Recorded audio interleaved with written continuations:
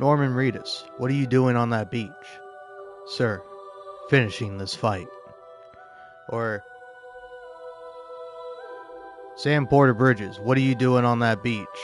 Sir, or Sir, man, finishing this road.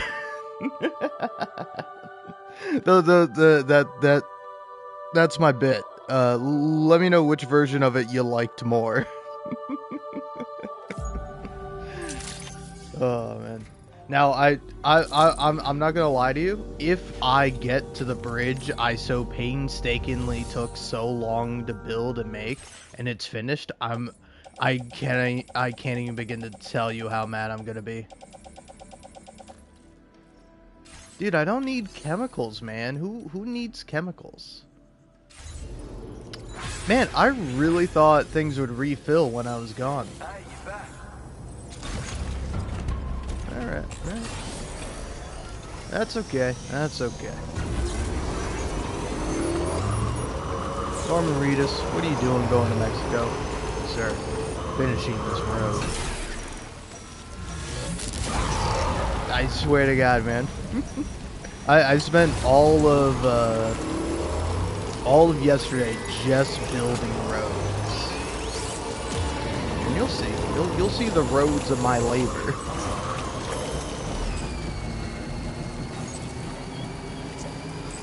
Yeah, I'm glad Lou's enjoying the ride.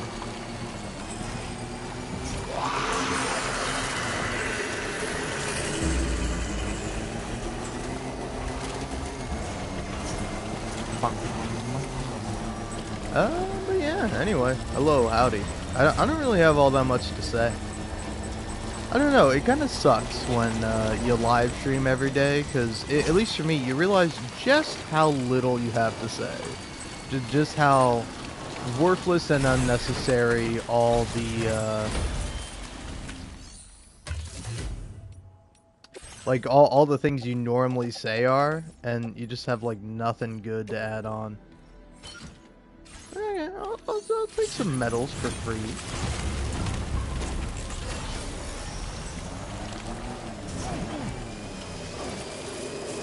Also, I will say something kind of interesting is that people are having like a very good reception to Death Stranding 2.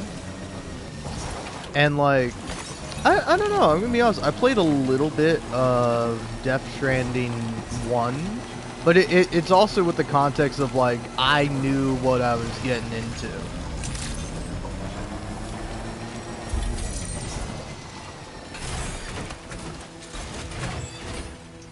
Alright, do you have any medals, Mr. Old Oz? I didn't even realize there were 7 people here. I really thought it was just this old man. It's just you, old man, and you don't have any new medals for me? Damn. Hey, Fast Cat Revolver? I'll take that.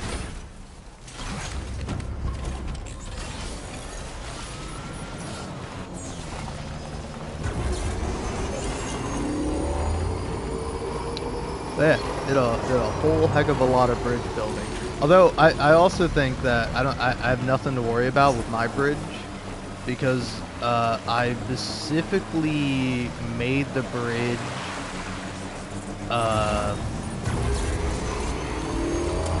wife's portrait. It's kind of messed up, man. You lost your wife's portrait? But yeah, no, I ended up... Oh yeah, the road I'm making is outside the chiral network. So, it's like, I think I have like free reign to lay claim to it, you know? And then, it's kind of funny too, because, before that, there was another bridge that was outside the network, and I'm like, ooh, let's make this. But then I noticed it was like, oh, someone else contributed to this, and there were like a few scant materials added to the bridge, and I was like, oh, interesting. And come to find out, after I built the bridge, and I'm like, is this one gonna have my name on it? No, the bridge doesn't have my name on it. You wanna know who has their name on the bridge? The fucking pizza chef. The pizza chef has his name on the bridge. The pizza chef contributed materials to the bridge. I haven't even met the pizza chef yet. I haven't done any of his funny Easter eggs or, you know, levels or whatever you want to call them, man. So all this pizza chef has done is fuck me out of a bridge. That's all he's done for me. He hasn't given me no damn pizza. He hasn't made me deliver a pizza, which honestly, I just kind of want to do. Hey, do you know that one cyberpunk novel? Not Neuromancer, Snow Crash. Like, I like Snow Crash a decent amount. Oh, look at this. What's that?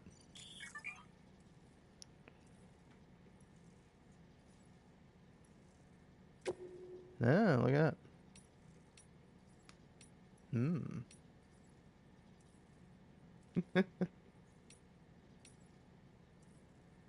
I ain't afraid of no ghosts. I mean, fucking... shout out to this guy, the only grateful man out there.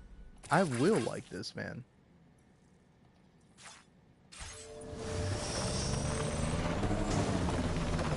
To be fair, though, I don't think you really have the opportunity to give likes to people you share cargo with. I'm sure some people would appreciate me sharing my cargo. I don't know, I do have, like... fun fact, this is my second playthrough. I beat Death Stranding, and I enjoyed it so much, I was like, you know what? Fucking run it back. Do it again, because it was actually really fun. I'm not joking, I'm not jesting. I'm like, man, this game's fun. Because, like, also, before this game came out, I was playing the first one, and I only got about, like, 10 hours into it, which is still a lot of time. But, like, even in that brief little 10 hours, I still liked it. I thought it was pretty fun.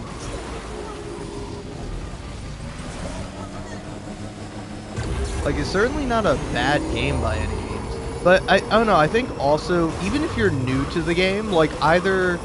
I think the reception to Death Stranding 2 is a lot better because A, people know what it's about, they're not expecting it to be like Metal Gear Solid 6. But then also, it's like, yeah, I'm kind of curious if there are people who are buying Death Stranding 2 without having played Death Stranding 1. Because I played a little bit of it, because I got it for, it's on like PlayStation Extra or whatever, which I have because it's like worth it for me. But, like, you know, I played a couple hours of it, so I at the very least knew what I was getting into. I knew what I was signing up for. I will say, though, it did, like, ruin the beginning of the game for me a little bit. Because, like, I will be honest. I don't know if Kojima's a genius or if he just likes fucking with me specifically. But, like, he changed the controls. And there's no option to change the controls. It's like, I think in the first game, like, X is climb, and then, like, square is pick up, or something like that. But then in this game, it's triangle to pick up, and it's square to climb.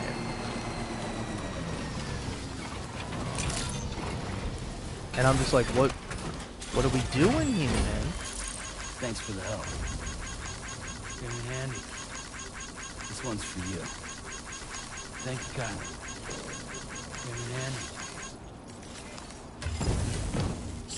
Didn't mean to do that. Let me out.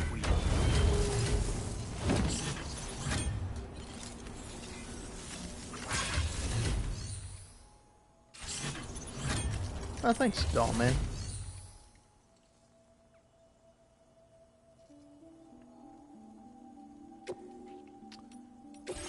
Any materials in here for me to claim?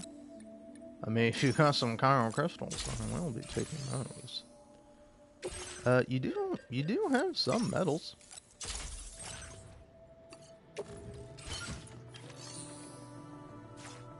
But yeah. Anyone? Ooh. Oh no, that's on my back. Staff card. Eh. Share cargo. Here, someone can have... Not that. Thank you for your cooperation. All contributions are welcome.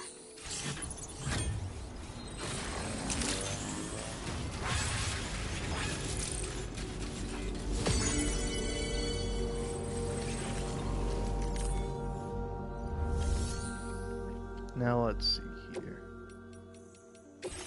Claim materials. Yep.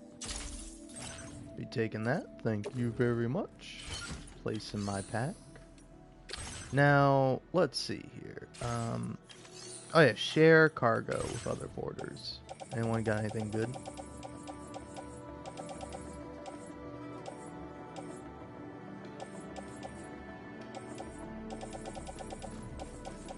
Oh ho, got some more medals. I'll be taking those, thank you very much. And then in exchange, let's see. Claim materials. Do you have any ceramics? You do have some ceramics.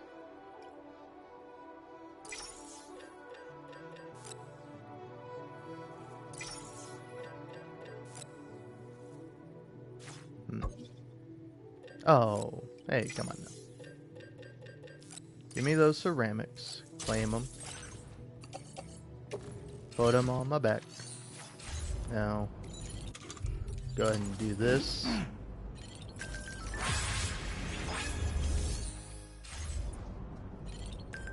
Damn.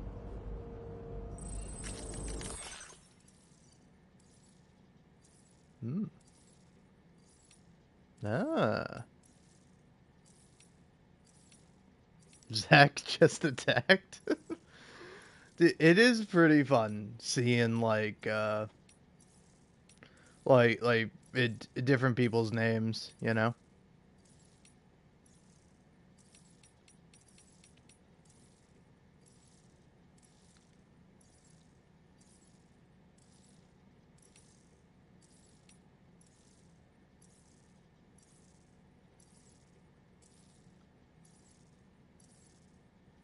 Okay, so yeah, this person's given me 131 likes.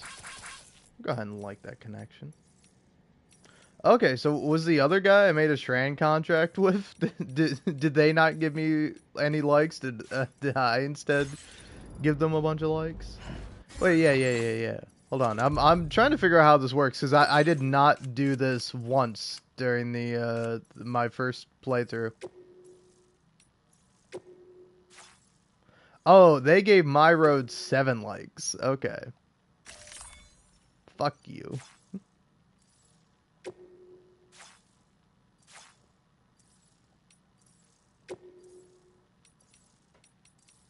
New connections, it says. I will say, it's kind of cool seeing, like, different profile pictures, because it's like, what even is that? It's like a... Is that a Mad Max thing? It's Final Fantasy... Yeah, what is that? That almost looks like a Death Stranding character, but I don't know if it is. Like, it kind of looks like Lockney. Like, it kind of looks like they have the what the odor deck or whatever it's called.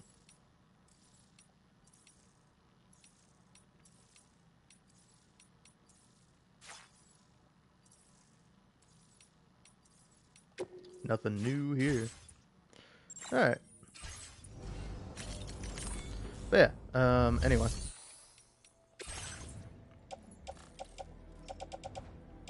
Everyone else can have my ceramics. Feel like that's a Thank you for your cooperation. decent exchange for the All metal I've taken. contributions are welcome.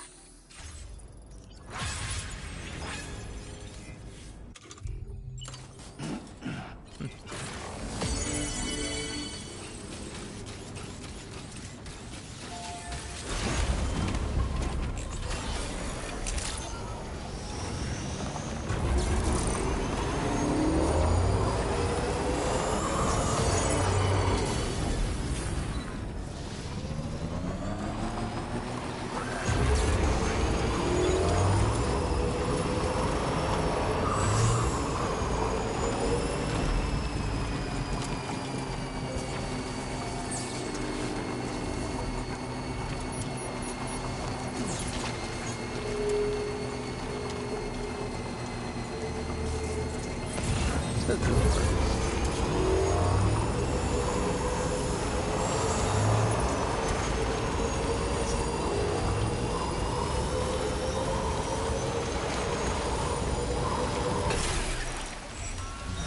Game,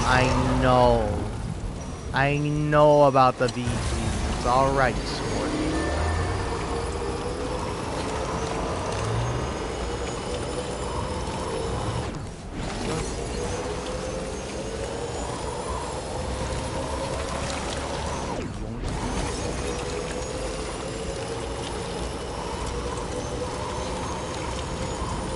Every time I see that, I think it's a car.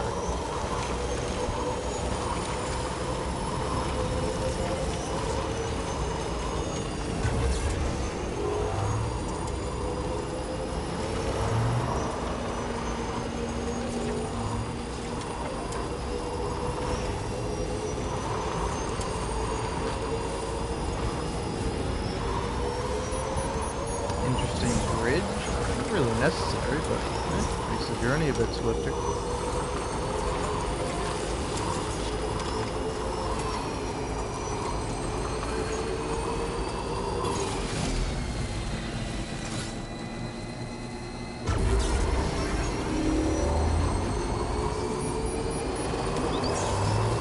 Also, I will say, cruising is so fun. Maybe this is just like a me thing. Hey, look at that. Hello. Alright. Delivering report. Nice, easy, simple little thing. No offense, but I do this for every character, even my favorite one. Hey, 200! Look at me go. It's a shame the weather's still bad. That's alright. I like the weather being bad. Yeah. Anyone here sharing any cool cargo? No, not really. I don't know. Maybe it's just me, but it's like I really like the I don't know. I really like the artist. She's like one of my favorite characters. Because no offense to everyone else here, she's the only one who has anything interesting to say and also does interesting things. Like when you help her out, she shares her art with you. It's like that's really cool. Wow, holy hell. Okay. Yeah, give me Cairo crystals. But yeah, I think I'll swing on back and grab some metal on my way out.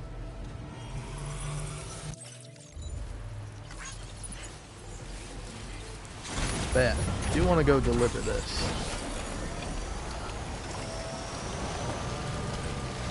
Oh wait. Oh no, yeah, I was just thinking, I'm like, you have any deliveries I can make?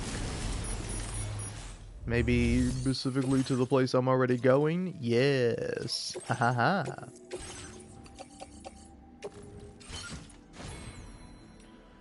Alright. Let's see.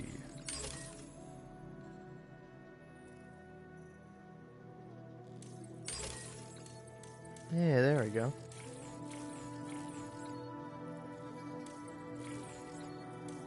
Ooh, I do want that one. That one I was really missing as I was going through different things.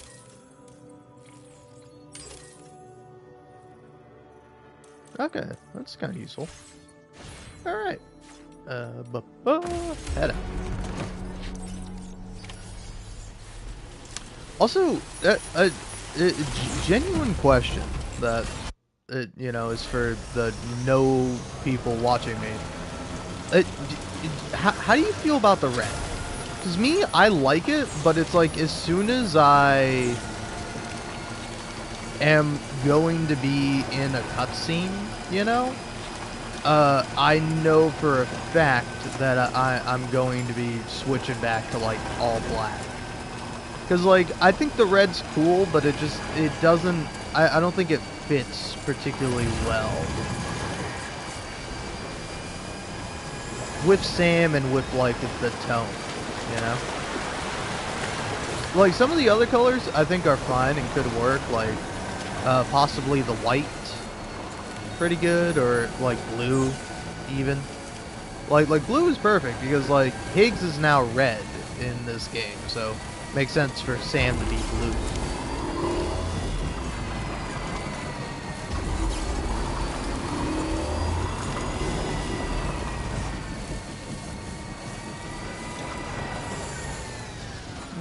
Ceramics. I'll take those ceramics. And I will donate them to whoever happens to stumble across this random post box. This one's for you. Thanks for the help. Thank you, Kyler. Came in handy. This one's for you. So, ooh. Now that's a lot of stuff for the place I'm already going. Thank you for your cooperation. All contributions are welcome.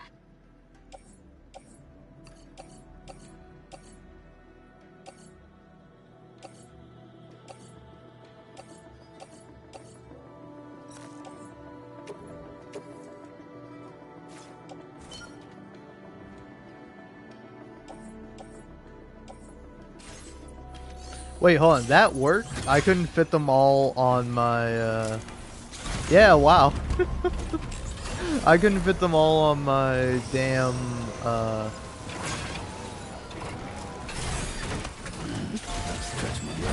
on my damn back, but I can fit them all on my, tri-cruiser. That's sick. Let's see. Oh yeah, I don't have a PCC. Is there a PCC in here, maybe? For me to take? No PCC. Damn. Oh, I could probably make one. Yeah, easy. Gimme.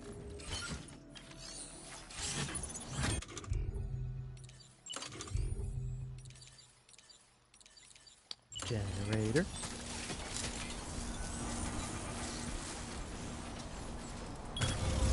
Looking good. I just want to make a generator here because I think it's a good spot for it, and also I don't see one here. Plus, I think considering I have a whole bunch of metals on me, I can just very easily upgrade it.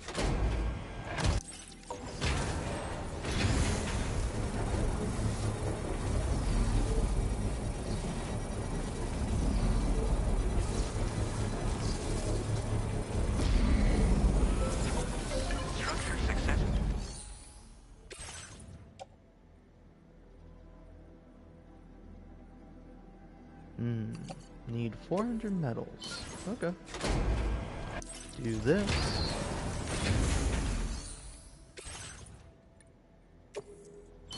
I don't want this fuck-ass old man here. Piss off.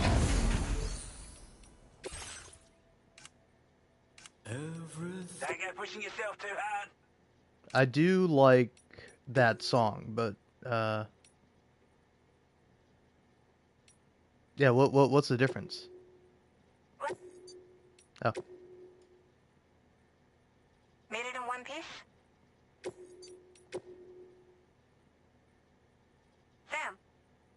Sam. Hope to see you again. Okay, you gotta go for that one. Take care out there. There we go.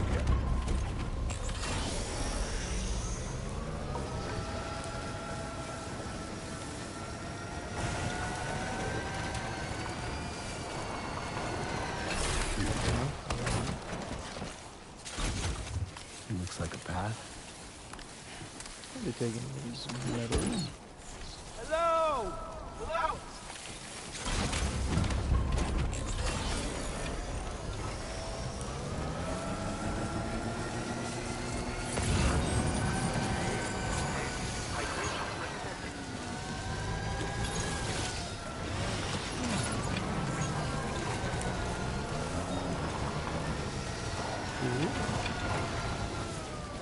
Can't tell if that's a shadow or a spider. Okay, there's a shadow.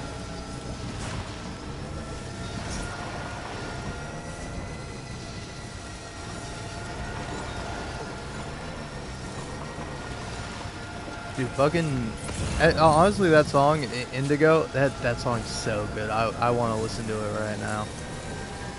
I don't know. The only thing is either it's like,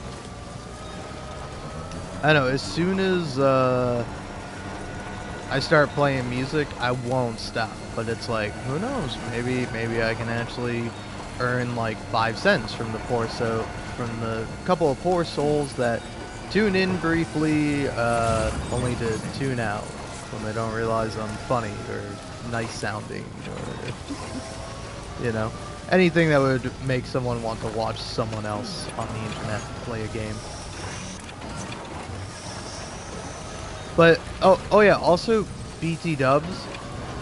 I think this game is like a perfect example of like why I think there should still be multiplayer games, but like I feel like every game should be cooperative, because it's like playing Death Stranding 2, unless there's like a vehicle in my way, which is like not necessarily somebody's fault.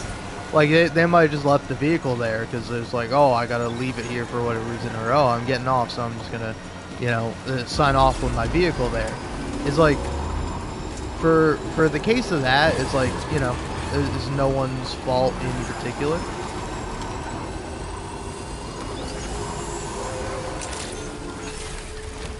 Oh, I'll fucking upgrade your structure, bro.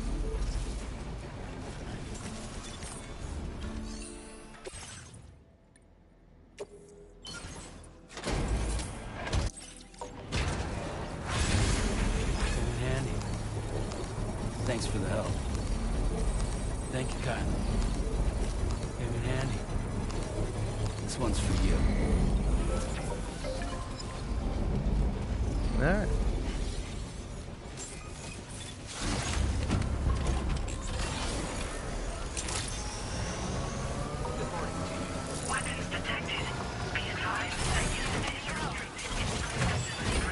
Access the delivery terminal to process your orders, Andrew.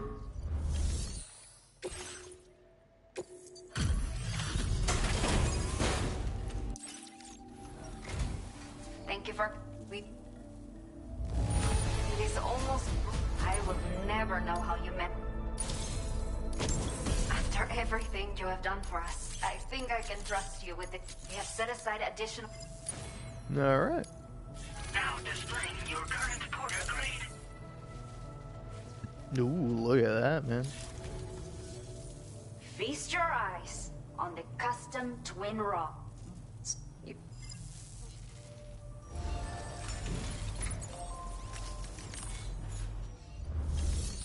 Okay, let's see here. Yeah, share cargo. See what else we got around these parts. Okay. I will be taking that. So, give me that.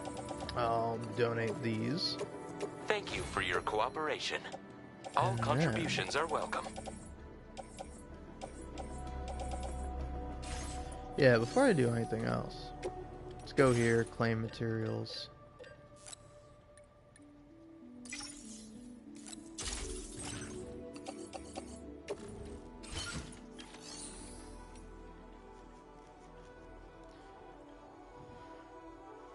So, see you now. There we go. For the one lucky person that's looking for ceramics. Thank you for your Or maybe for the couple of cooperation. lucky people. All contributions are welcome. Alright.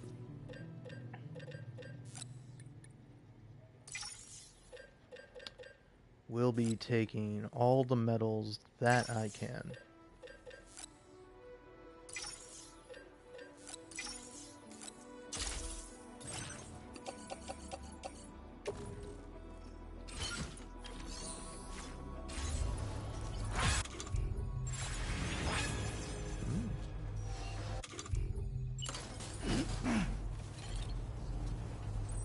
Alright. Seems pretty good to me. And now, since I'm going back to the artist, I mean, I don't necessarily have to go back to the artist. Let's see. Yeah, like, who has the most stuff to be delivered to him? Yeah, it's the artist. Although...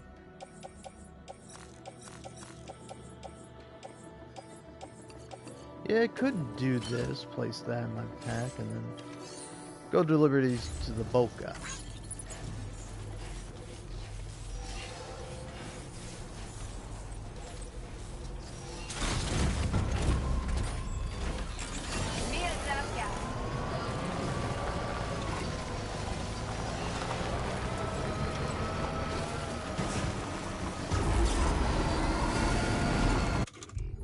Alright, so looking at my pack also,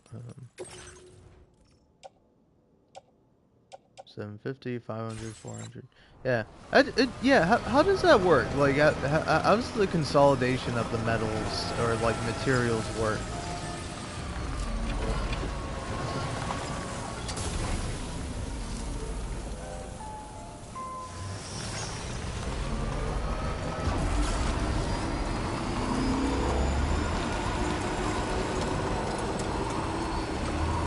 Something for another me to worry about. Feels good.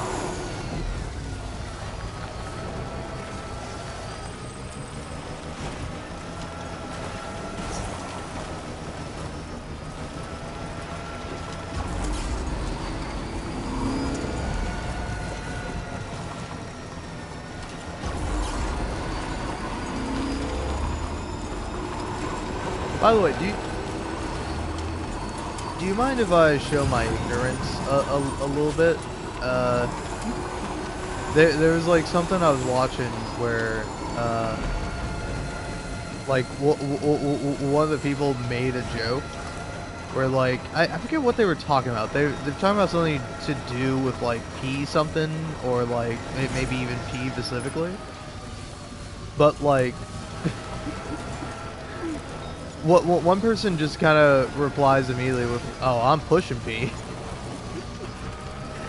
and like, I'm sure that has a specific meaning, but like, what does P mean in that context? Like, is P for like product? Again, I'm really showing my my lack of knowledge here.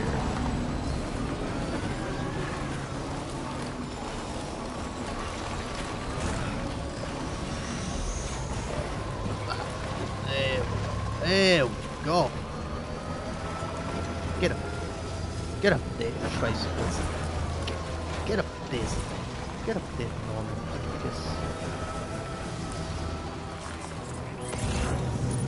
Yeah, do I have a gun on me? I don't. I don't have a gun on me.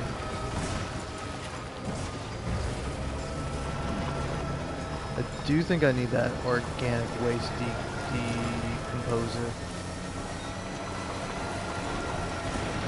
It for my job. You know what it's like. You know what it's like to be a single mother. Sorry, I'm just... I don't know, man. I'm just gonna be making donkey references. Go watch him. Stop watching me.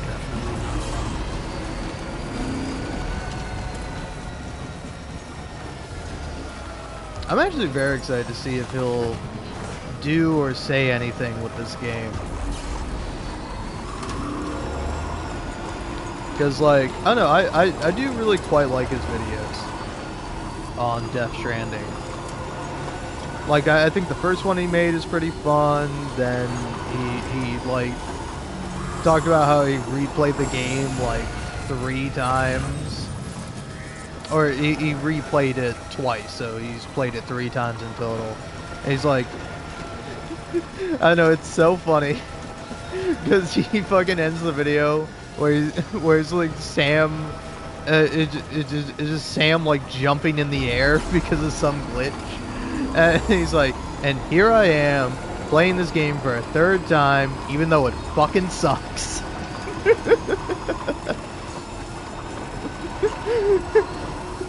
It's so funny, man. Uh, like, you can't tell me that shit is not hilarious. Here I am, playing Death Stranding again. Oh, fucking sucks. Oh, man. But yeah, it's like, honestly, as I was playing this game, like, mostly silently to myself yesterday, I already knew this, but, like, this game is honestly such a great podcast game. Like having the music player is also really nice until you get to an area you haven't connected the chiral network, and it's like, fuck you, and I'm like, okay, fuck you, Kojima. Good to see you, Sam.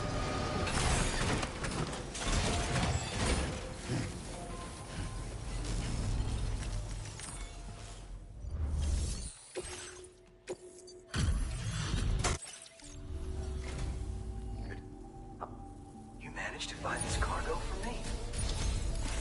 Oh You've been yeah, there I did. for me more than a few times. I've upped your allocate. Now displaying your current porter grade.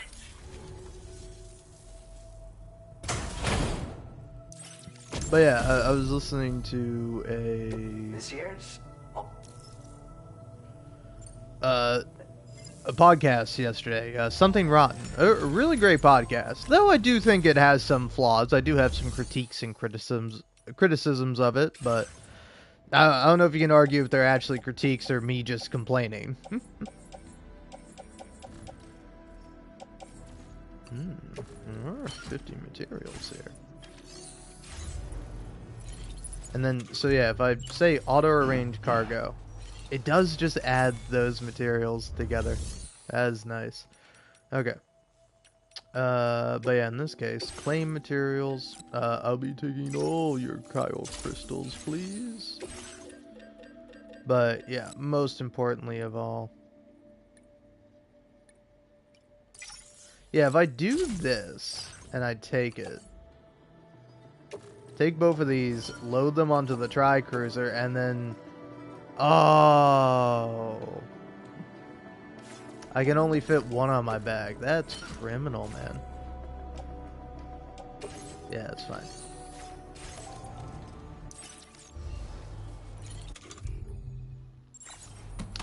No consolidation here, apparently. But yeah, I find to be interesting. Why can this have like 550? But like, I can't add more of these together. No, well. We're going. I got a shitload of medals. I'm a happy man. Back to Australia.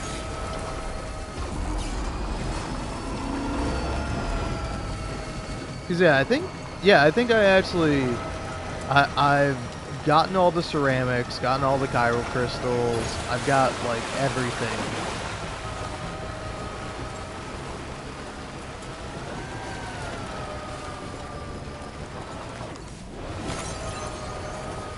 For the road I'm making, save for the metals.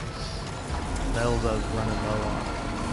And like I knew my ass was gonna have to come back to Mexico, and I was gonna have to go the fucking long way.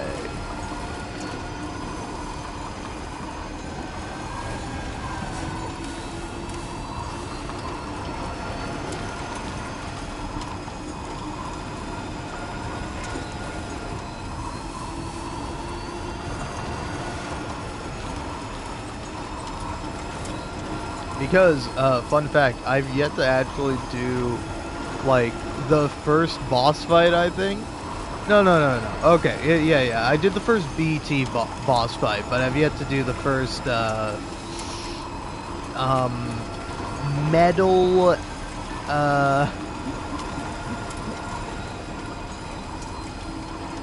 metal guy boss fight.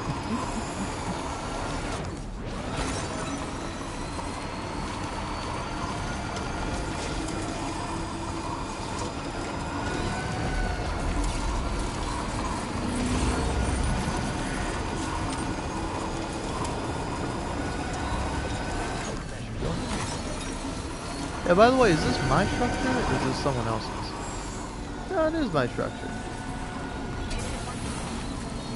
Hey, yeah, I do not remember getting that up to level 30, so someone else must have done that, which is interesting to me, because someone did do that.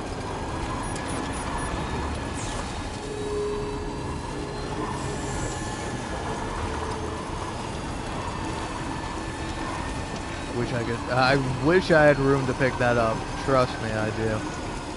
Yeah, there's no way to increase your, like, cargo capacity, is there? You can increase your weight all the live long day, but, like, cargo capacity, I don't think you can get that higher. Can you?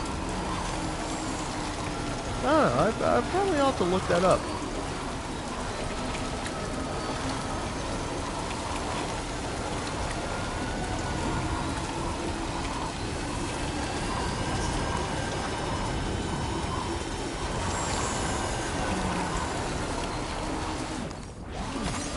Solid Snake old. Well, I gotta give props to that guy. He's old. Okay. Let's see. Anything fun in here? Yeah. Place in backpack. And then consolidate. Okay.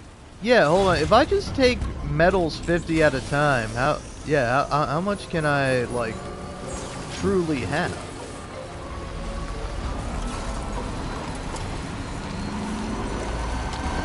I don't know, how many metals do you have? Fucker.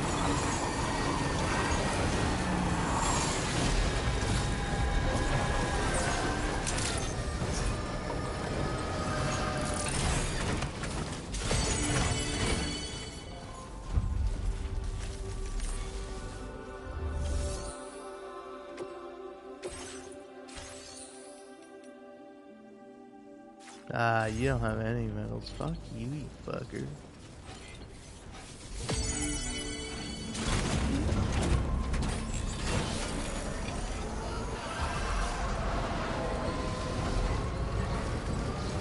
Oh, that's a little drop box.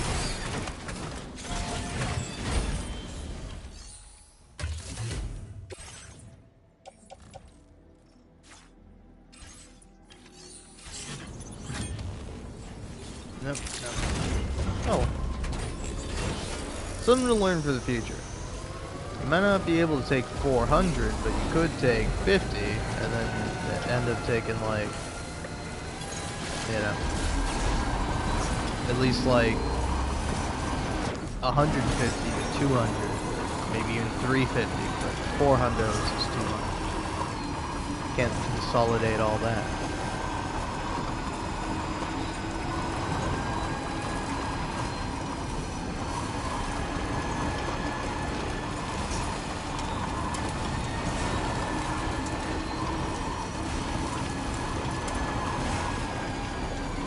I don't know, I also might have, like, more than plenty, because I have, like, 750, I have, like, 550, I think, and then, like, 400 flanked on either side of me. So, I got a lot of damn fucking metal, man.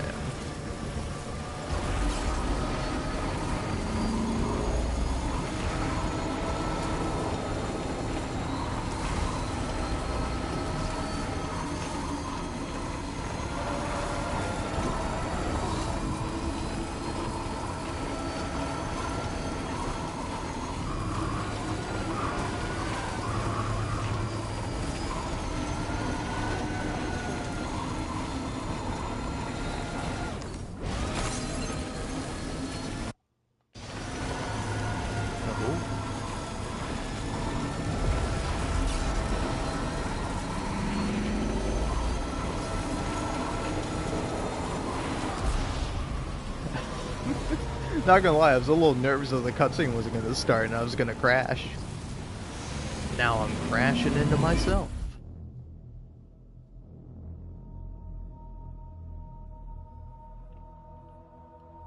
Yeah, is that like a big fish, or is it like a regular sized fish based on the angle? I don't know, because it has a fin, right? So that makes it's a fish. Because it almost looks whale-esque, but it's not a whale. Whales got 2 fins on their side, but they don't have like a bottom fin. A dorsal fin? Is that what that's called? No, dorsal is on the top, I think. I don't know my fins.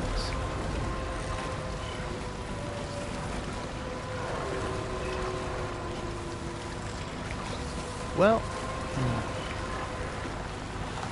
I'm trying to think. I think I can name maybe 2 fins, and that's Finn from Adventure Time, and then Finster, right? Does she still go by Finn? I think she does.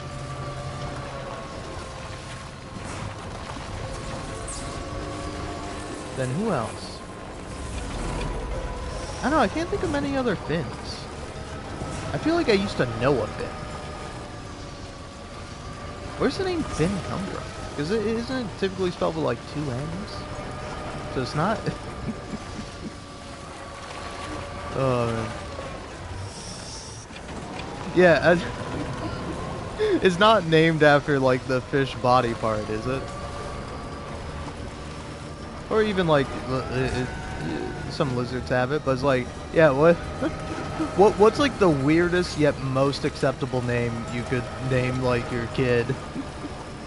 That's like an animal's body part, because I think Finn's up there. Finn's definitely a contender, but it's like, could you do like tail, claw?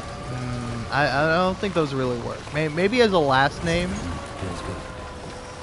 could work pretty well, but first name, no way.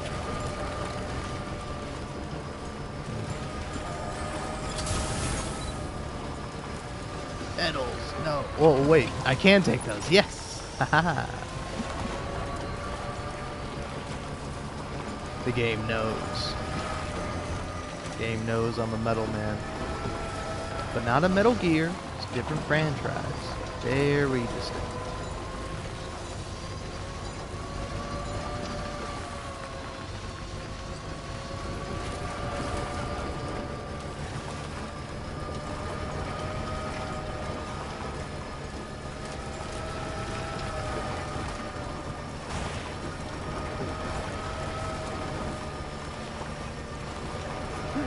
More medals.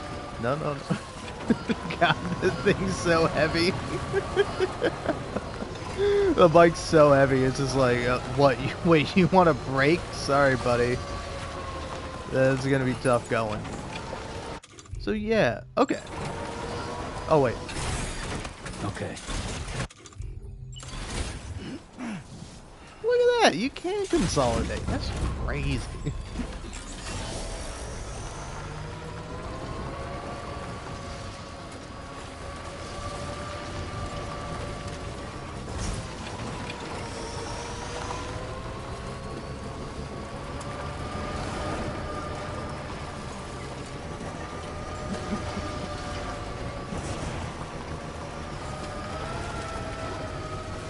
I find it so funny. It's like, this is such like a narrow pathway, and yeah, I'm still able to fit through my giant barrels of metal.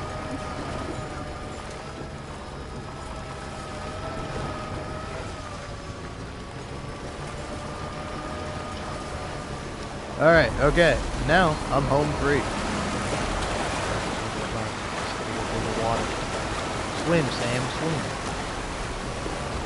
Alright. I see the bridge. I know I could have taken the bridge. Alright? I didn't see it until now. Here we go. Here we go. Finally. Now it's time to finish this motherfucking fight.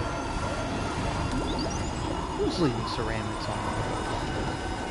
Doing that?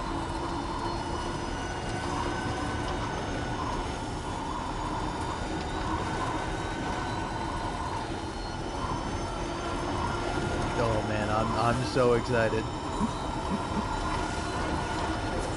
This is probably really boring to anyone else, but because like this is my second playthrough. I went ahead and beat the game, and I'm like, why the fuck would I ever make a road? I can drive along. I can drive up a mountain perfectly fine. I don't need no damn road. But the point of the road is not to make it easier for yourself, because usually by the time you finish the road, you've already done everything else in the area.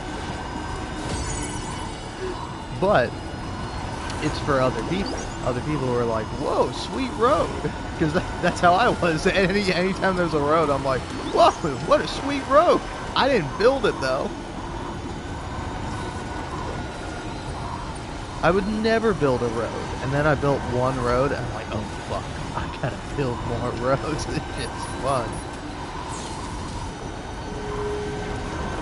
You'll see. When I get there and I put all these materials into this goddamn road, it's gonna be the most satisfying thing in the world. At least to me.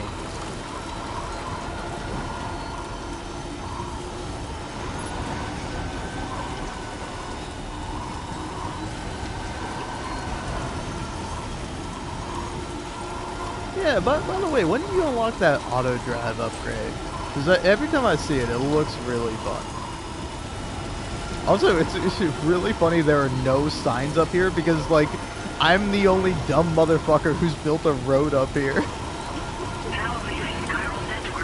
Because, like, I think later in the game, when you're actually going to the areas that are past here, it's well worth it. But you have to understand, I haven't even made it to the F1 area. But yeah, look at this sick fucking road. Look at that fucking road, baby.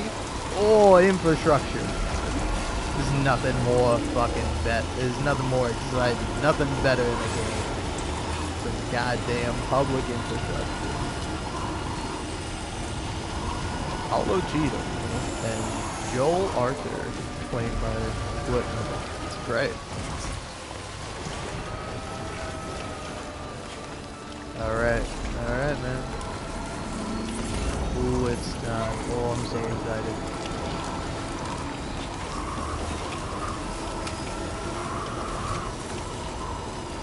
I don't even know if this is gonna be enough. Oh, is it going to be enough? Oh, is it going to be enough? I think it is. Stretch my legs. Yep. Really stretching my legs. Come on. Yeah. There we go. And restore this motherfucking road. And we're watching the cutscene this time, man.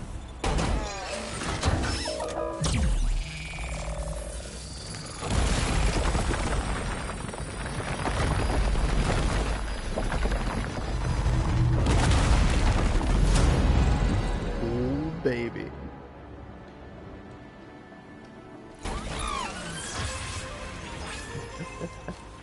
Hey, see this? This is my motherfucking road. I made this road. My name's gonna be on it. I think. I don't know. I don't see my name on it. But I think that's probably because I'm outside of the chiral network. Hence why I had to provide every single material for it. Yeah. Repair/upgrade material contributors. Me. I built this road by myself. With a box of scraps in a shed.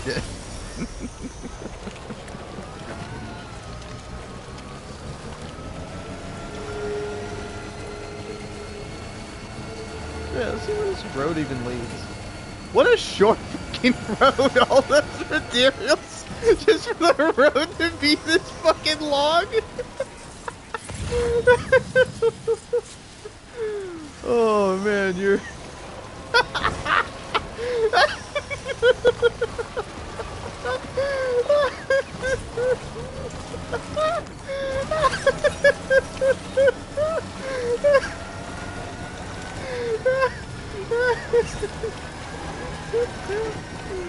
Oh man, it's so funny too, because like the previous road that I contributed everything to, I built it, and it's like, oh well, hey, thanks to the pizza chef for making this road, because he contributed like fucking 5 chiral crystals. And now I build a road with my bare hands in the woods with nothing. I finally do it. I finally build it, and guess what? It's fucking 5 feet long. Oh man. Well, on to the next road.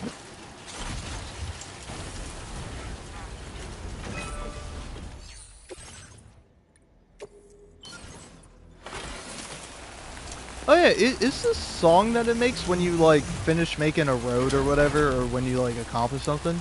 Is it London Bridge is falling down? The yeah. I don't think it is, but I don't know. Maybe I'm just thinking of London Bridge is falling down because of like because it shows up in the first game, doesn't it? Like what's her name? Amelia Bedelia, Amelie. She sings that song, and then probably Higgs does too, because Higgs is obsessed with Amelie. I gotta say, Higgs is such a funny character because he's like. I don't want to describe him as this because it's like Amelia and Sam are like siblings. They're like brother and sister. But I will say that it's like Higgs. Oh man. Okay, I got 2 people watching. I checked at some point. I had 3 people watching. It made me nervous. But if there's 2 people here, I'm okay saying this. Higgs is like a cuck in the first game. He's like doing all this shit. He thinks he's like the chosen one by Amelie. And then she's just like, but I like Sam though. He's my brother. I care about him. And Higgs is just like, what the fuck? And then he starts like trying to kill Sam, but he can't. Like, every time he comes to fuck with Sam, have, like, one final boss fight with him, say all his cringy shit, he still loses in the end, and he's just a fucking loser the whole time. Oh, man. Because, like, don't get me wrong, I like Higgs as a villain. I don't like, I don't like him personally, but I think it's funny seeing Troy Baker ham it up as the villain, and then he just says a lot of silly shit that's funny. But then it's like this always happens whenever you go online and you're like, oh, I like this thing. Oh, Barry the TV show? Yeah, I like Barry the TV show. I think it's a really great role. I think it's some of Bill Hader's best work, you know, and I really like Bill Hader. And then you'll like a normal post about Barry, and then TikTok will be like, oh, you like that normal post about Barry? Well, you want to see a bunch of Sigma edits of Barry? And it's like, no, Barry is like a poor, traumatized, tragic, like, sad person. Like, it's the story of Barry is a tragedy, and these people like, oh man, it's so cool when Barry kills a guy. It's like, Barry only kills people because his uncle manipulated him after he came back home from war and turned him into an assassin. It's a sad fucking show. There's also some really funny moments in it, but it's mainly sad. Oh, hey, upside down rainbow. Nice. Or is that a rainbow? I only see the gold. Is there even anything in these mountains for me? No lost packages, no nothing. Alright game, I'm reading you loud and clear. I'm not supposed to be here, but you can't stop me. I'm taking my ass back to Mexico, and I'm going to, in probably 3 or 4 trips, deliver all the materials to this location.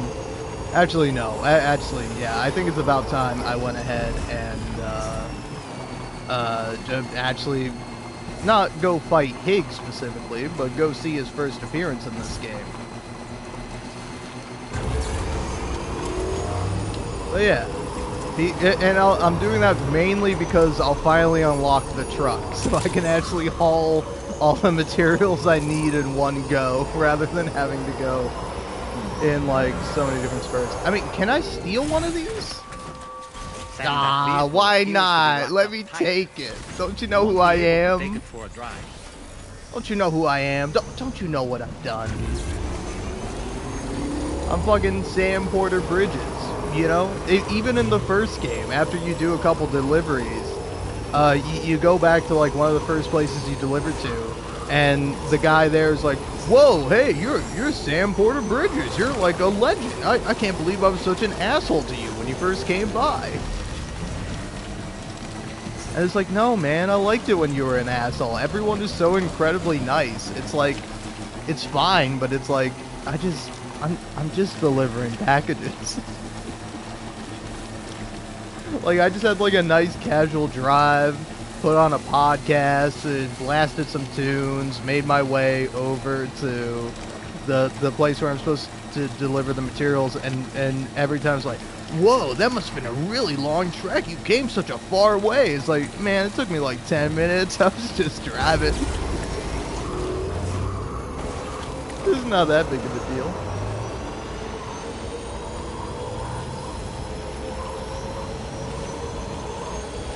Alright. Boss fight time.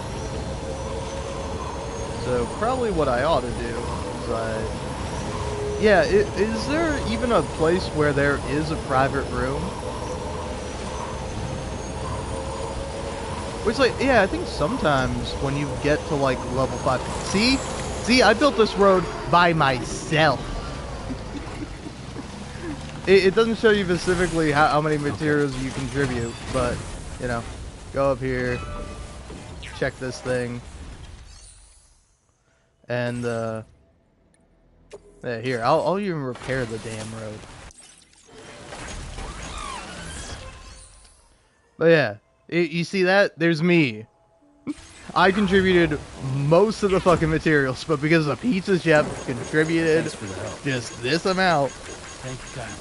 and the road gets named after fucking him. Thank you, Kyle.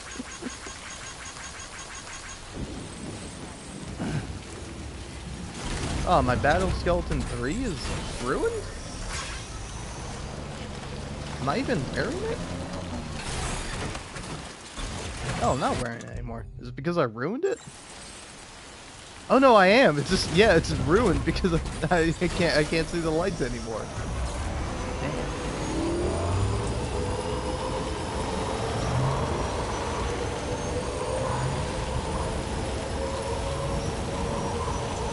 Back to the guy woman.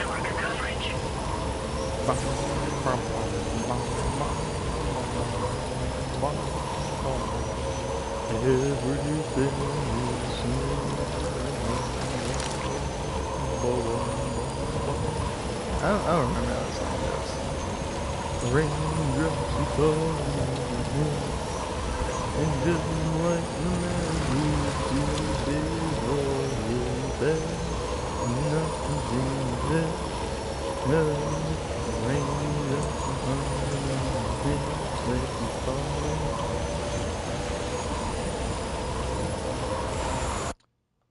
Okay, I got one viewer. That means I get to do something I've wanted to do for a hot minute. Okay, I gotta look up the raindrops are falling on my head. Okay. Now, I'm just going to be doing a Northern Lion bit. So in case you're like, hey buddy, what are you doing? Go watch Northern Lion. He'll do it funnier than I ever will. But come drops are falling on my head, and just like the guy whose dick is too big for his ass, too big for his hole, too big for his ass, nothing seems to fit. Oh, those come drops keep falling on my head, keep falling. So what did me some talking to the it's sun, and I mean I suppose if you wanted to be real fucked up with it, so it did me some talking to the stepson. But no, oh yeah, obviously.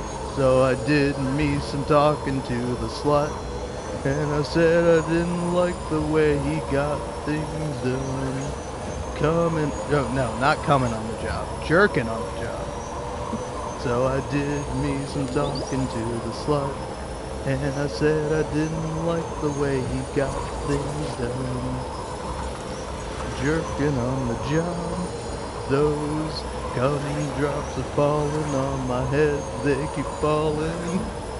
But there's one thing it sucks because I'm forgetting the cadence of the song because I have no fucking musical talent.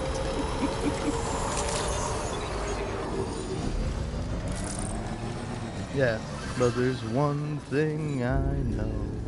The blues they send to meet me won't defeat me. It won't be long till happiness steps up to grief. Yeah, I can't get the cadence of it right. I'm fucked up, man. There's something wrong with my brain. Gumdrops keep falling on my head, but that doesn't mean my dick will soon be turning soft. Jerking's not for me, 'cause I'm never gonna stop to come by jerking. Because I'm free. 'Cause oh man. Alright, sorry. I'm gonna stop doing that. Oh man. Alright. Why did I even come back here? Oh yeah, I'm doing the main mission. But, before I go do the main mission, I ought to get some fucking weapons on me. And then, I have this facility maxed out, don't I? I do. Am I able to rest? Yeah, facility features. Rest in shelter.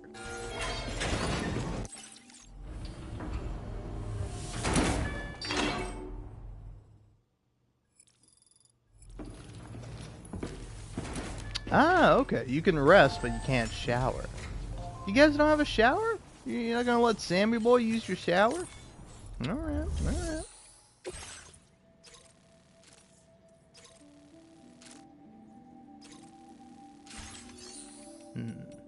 Could go do that, but let's see here. Oh, I can't make a higher level battle skeleton. Well, in that case, maybe yeah,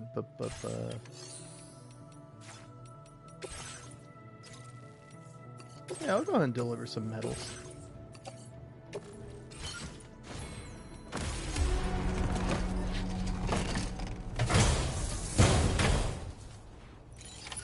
Order feels good. Thank you.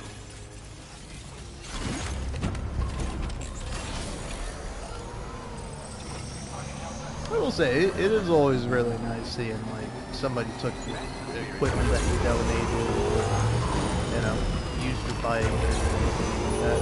It's always fun.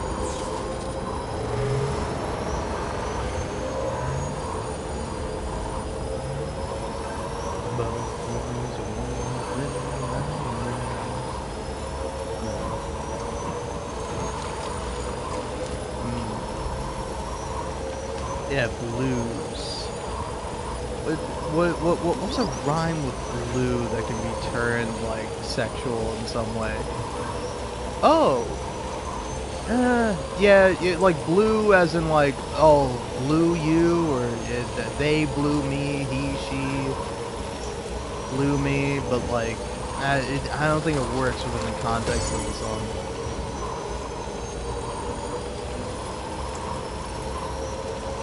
Blue, true, Sue.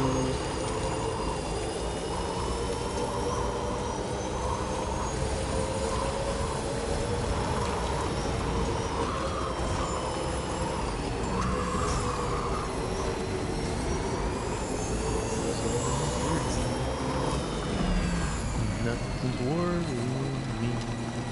Bow, bow, bow. Yeah.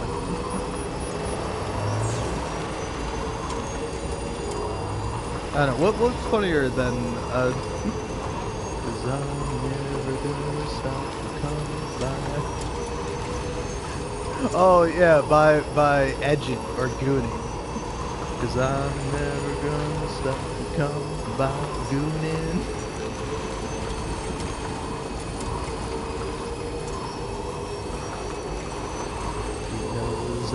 gay. Nothing's worrying me. Bow, bow, bow.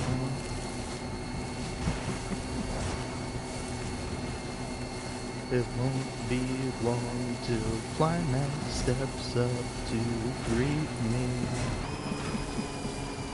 Yeah, wait, is there like a long enough word for like a oh Sam, is that you?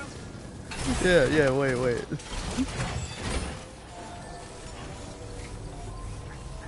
Yeah. It won't be long till semen steps up to cover me. Till semen comes up. Comes up to greet me. Gumdrops keep falling on my head. But that doesn't mean my cock will soon be turning soft. Jerkin's not for me. 'Cause I'm never gonna stop the cum by jerking, because I'm gay. Nothing's worrying me. Boom, boom, boom. Well, we meet again. Just bringing up yours.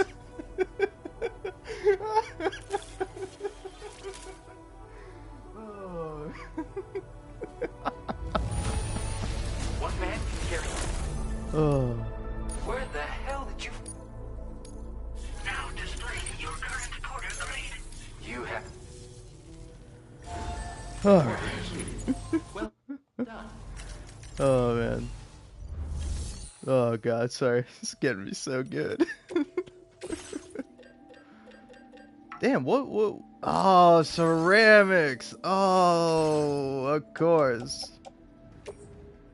Well, maybe I can recycle this and it can give me enough ceramics. Nope, still barely enough ceramics.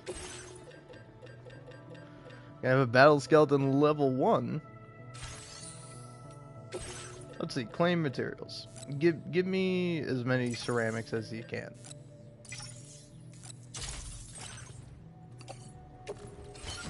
Oh, and there's also the ceramics on the road that I passed by. I could go grab that.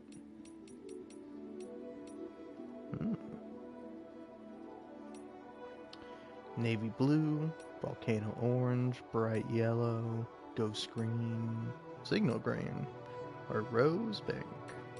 Nah, going with that.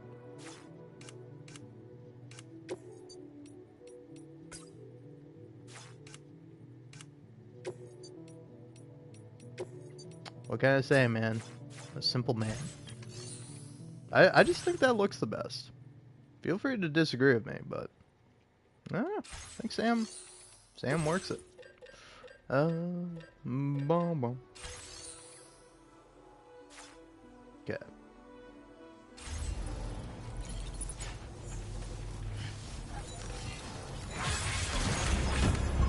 Hey, let's get 169.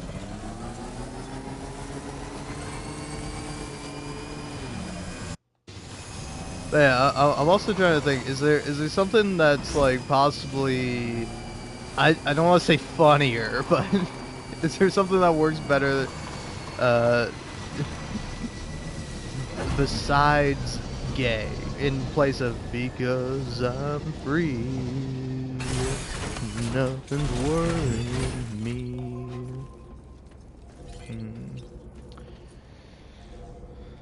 Yeah, I don't know. I don't think anything works better. I'm trying to think. Free me, see. Yeah. Wait, yeah, what rhymes with gay? Day, say, may, fay, tay. Okay.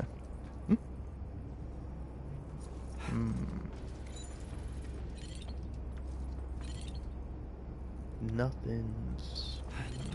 I don't know. Gotta think on it.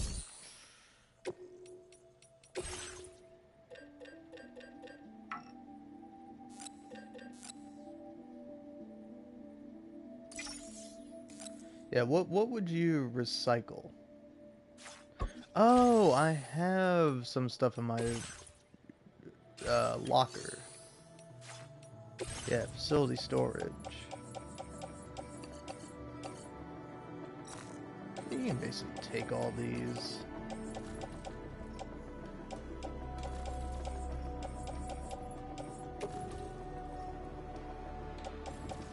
Cycle them.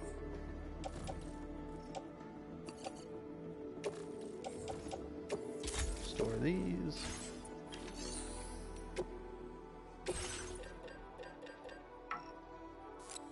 Damn.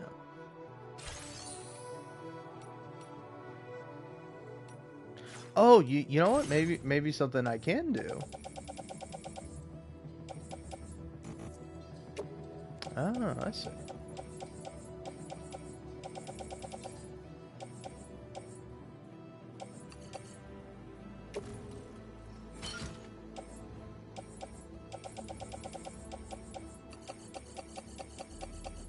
Give me all you got. And now, go here.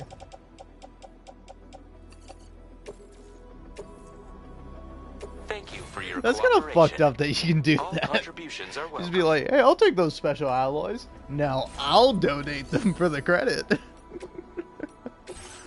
When you think about it, that's how the economy works.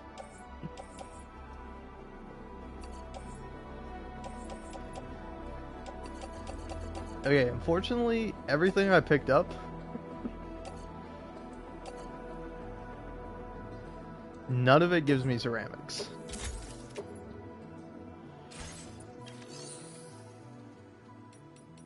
Okay, well, I'll make it with a level 2 battle skeleton.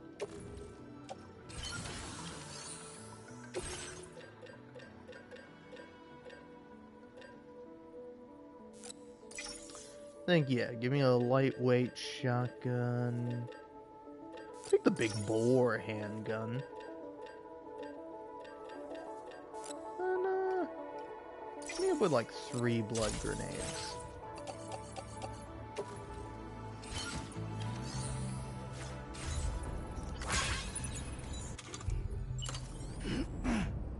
Alright, now I'm ready to go.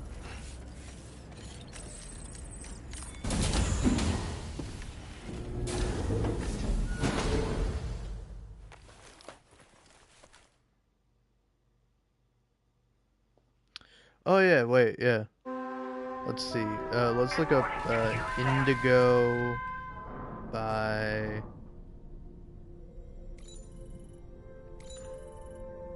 Wait, is the song called Indigo? Or is it called something else? Hold on a moment.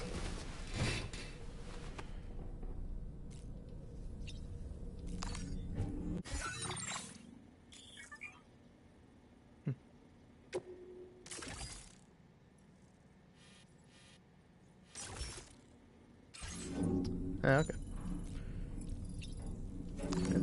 Go on. Let me take a look at the music player. Yeah, it is called Indigo. Indigo... Magnolia. There we go.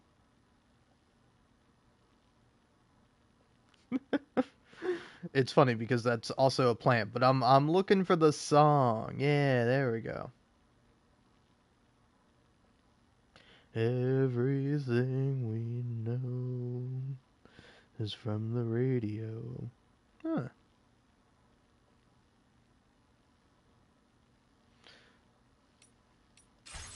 Alright.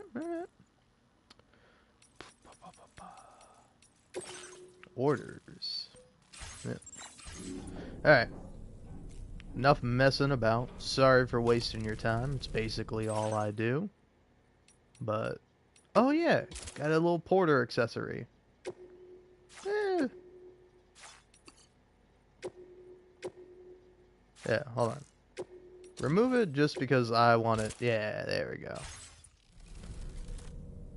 I know why. Oh yeah, I was like, why does that feel and look better to me? And it looks better to me because I'm really not shaking my controller that hard, but Oh, I'm sorry, buddy. There we go. Is that better?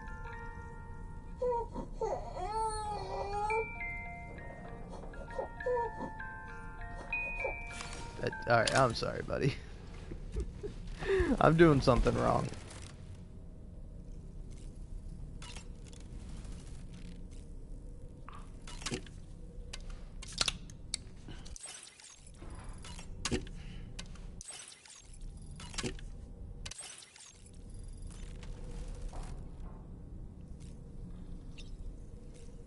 Alright. Anything to say, doll man? Good morning, Sam. Oh, thanks.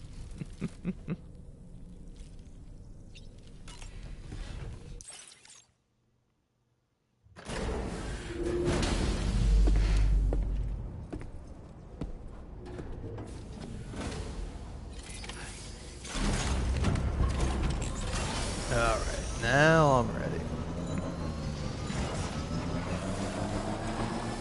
Feels good.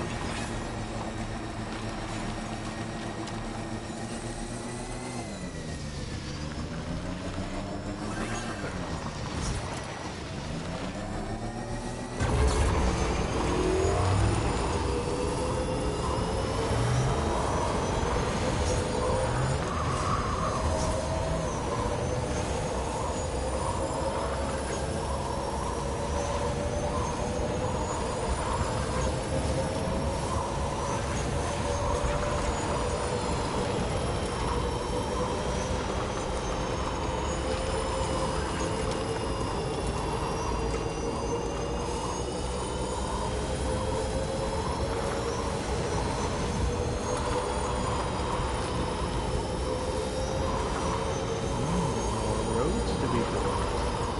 Fun.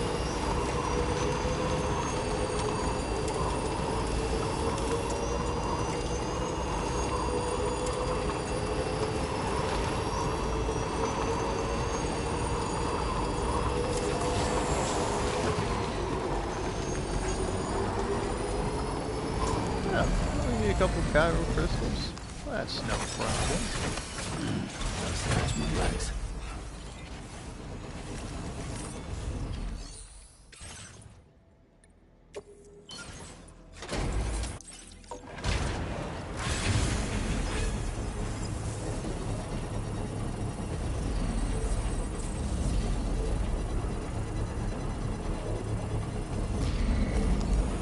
This one's for you. Depth Force 94.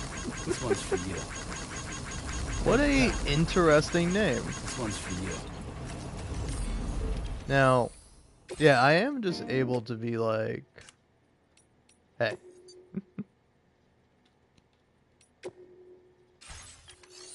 But my favorite character, so far at least.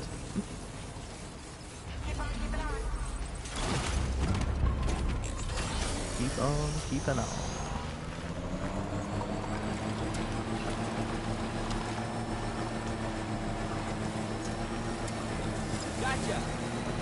Now leaving chiral network coverage. Nearly at our destination. Do you see anything suspicious? Security Not at measures all. lifted. Weapons detected. Be advised that usage Except is for maybe all restricted in this some talk. facility grounds.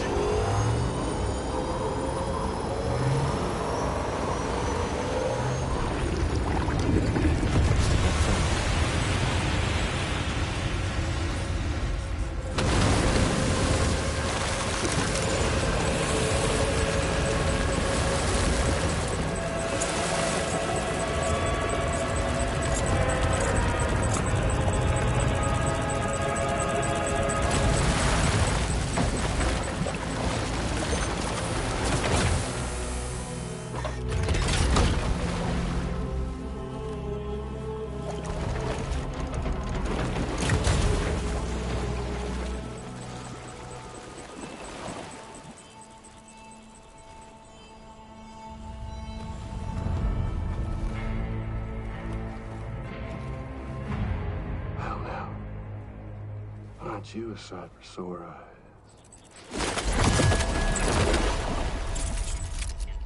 Been a long time, Sam. Fuck. Are you still alive? Oh, no, I'm just a ghost.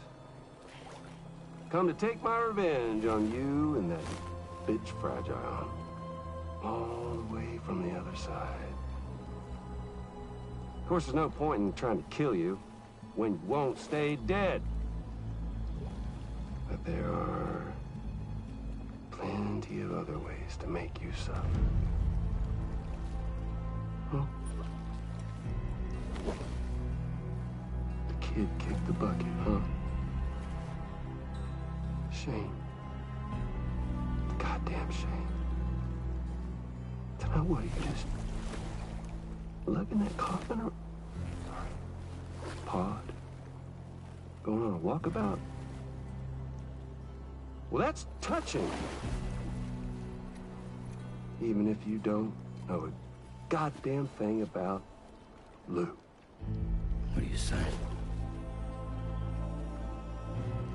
Huh? Maybe I can't kill you, you won't die, but you can lose everything you love. And torture yourself for the rest of time, knowing that death will never come for you. So you go on your little walkabout. Go wherever you want, but I will be damned if I let you link up this continent. Not because extinction's my creed, though, no. I want to build a world where fear and violence are king. And who do you think will come out on top, Sam? You? With your hippy-dippy network? Or me? With my more rough and tumble methods? I can't wait to find out. Just a good old-fashioned boss fight.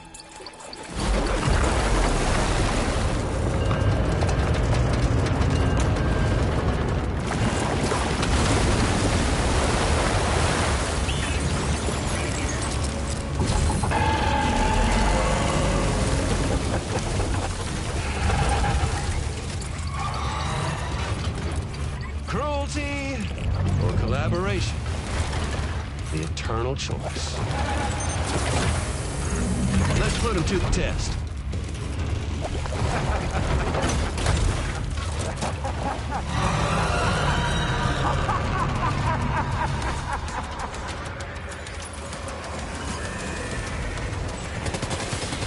What a hit! Cliche, but that one's gotta hurt.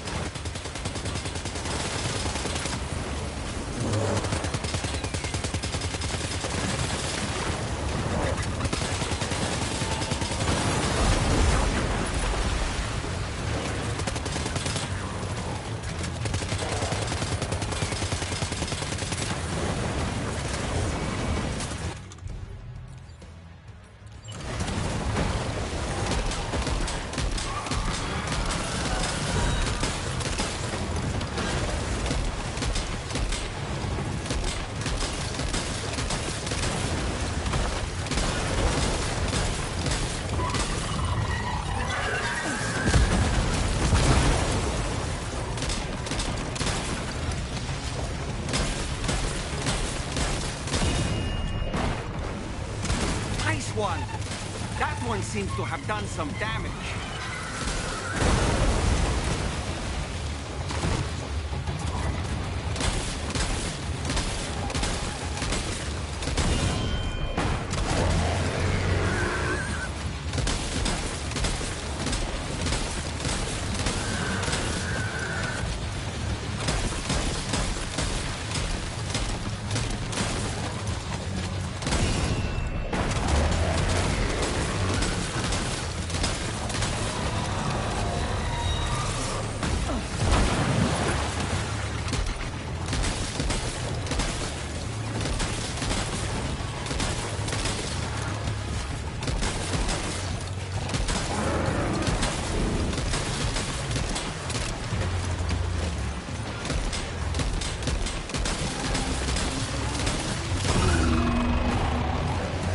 Well done, Sam. That last attack of yours seems to have left a mark.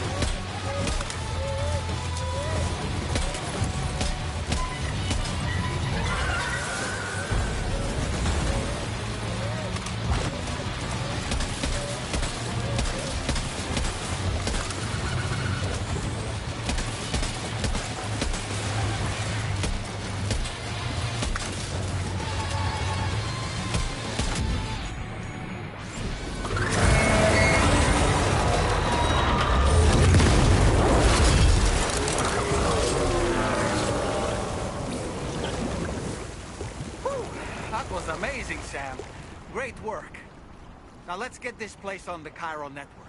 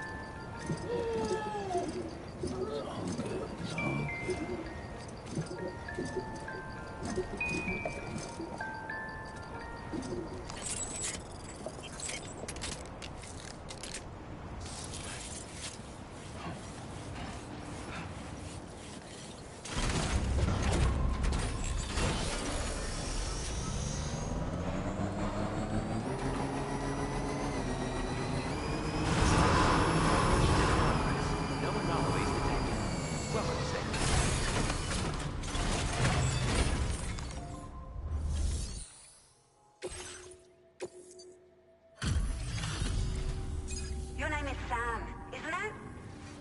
We owe you one. What in the hell was that thing anyway? It looked like a machine, but none I've ever seen before. Right. We need to assess the situation. I can tell you gave it your all. We appreciate the help.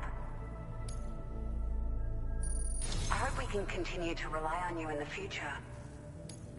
This moment's been a long time coming. Please use your Cupid to connect us.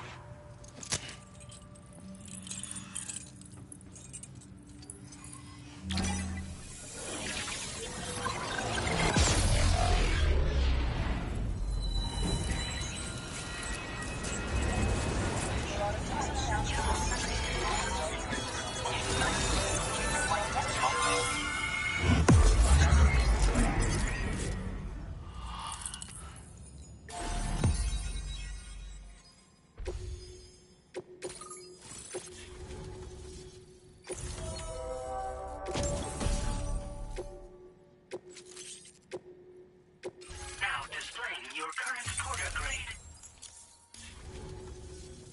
Great. No issues establishing a chiral network connection.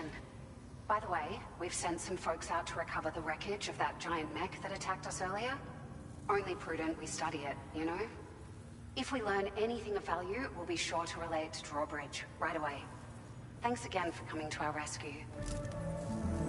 Sam, this is the President. Due to your tireless efforts, West Fort Knot is now part of the chiral network. A great achievement.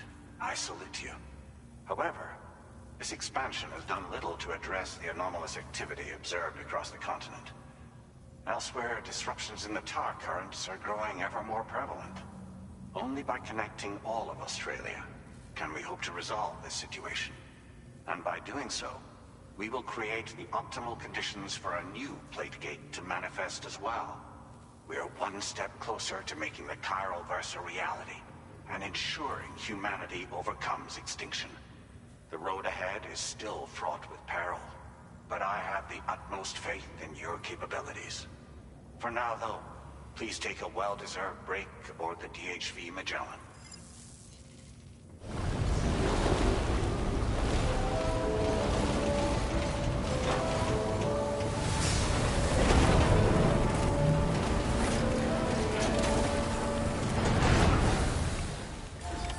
Order completed. Well done.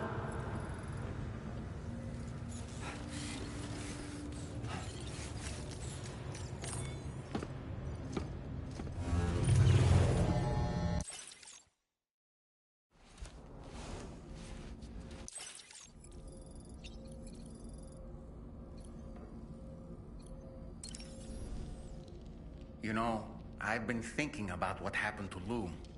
Fragile holds herself personally responsible for those tragic events. If Higgs was indeed behind the attack, then I can understand why she feels that way. why she blames herself for setting everything in motion. But she's resolved not to let any of it show, to bottle it up and put on a brave face. She didn't used to smoke before, did she? I suspect it's a form of self-punishment she's adopted. Vengeance gives rise to a cycle of violence, and Higgs wouldn't have it any other way. But she's committed to helping you complete this journey, together with Lou, to get you back on your feet. And if she believes she has to bury her emotions and play the part of a hard-nosed commander to do that, she will. That's what I think, anyway. I'm sure you can understand her position. Why don't you try freshening up with a shower? That masked man, that was Higgs, wasn't it? I had no idea he commanded such terrible powers. To summon a giant mech single-handedly. I expect he's behind recent disruptions to the tar currents, too. Well, you don't have to face him alone, Sam. You have me for backup.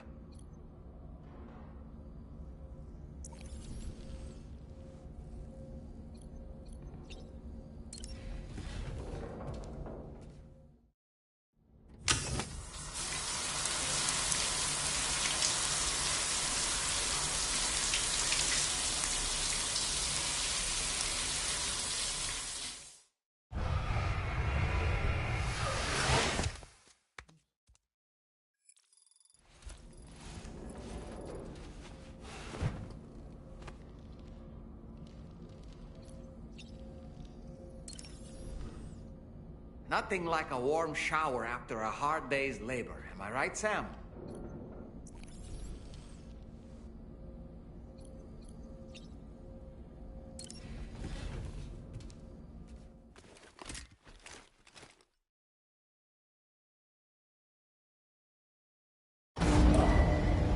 Departing facility.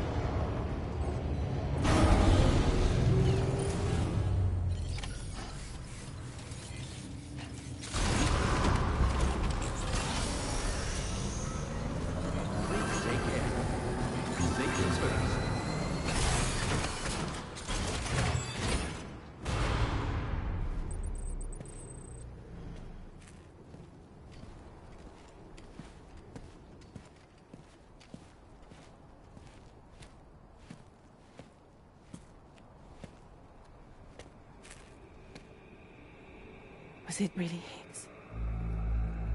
He's alive. He called himself a ghost, but He found a way back from the beach just so he could kill us. it was definitely his voice I heard. I didn't get a good look at his face, but yeah. He said he came back to get revenge on you and me. Screwing with our plans to link up Australia was just another way to do that. They were all in red. Just like the ones at your place. That could have been him too. You think that was Higgs? Did you see him hurt Lou? I'm not sure. Fragile, I need you to remember. I only caught a glimpse. But they were all wearing red.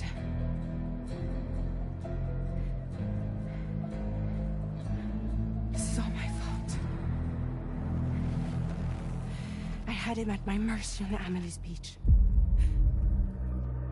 If I'd only finished him off, none of this would have happened.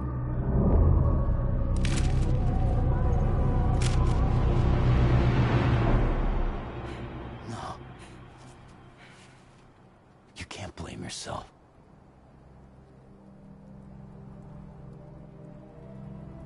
You know, something's been bugging me. Something he said. You don't know a goddamn thing about Lou. It hit me after. He's absolutely right. I mean, the kid's whole life is a total mystery to me. So I gotta ask. Can you look into Lou's past? Find out what you can? Charlie, you, the ship's crew, you all have connections within the UCA, right? And at least one of you has to have access to the UCA archives that were recovered by the chiral network. right, Sam. Let's see what we can find on you.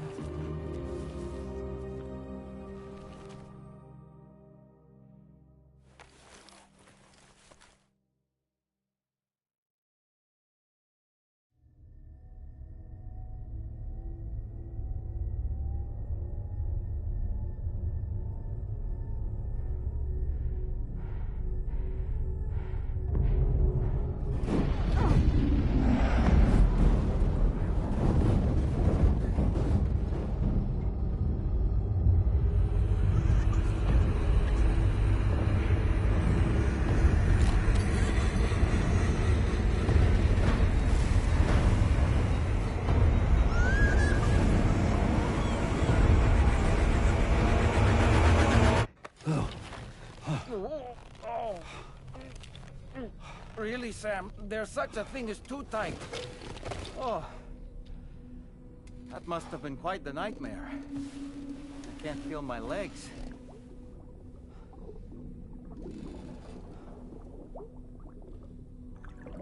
Ugh.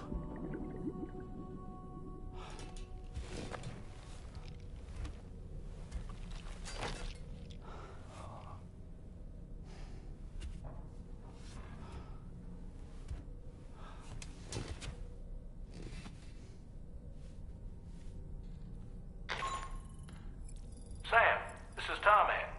Feeling refreshed, I hope? Thanks to all your hard graft, the DHV Magellan can get around a lot more freely now.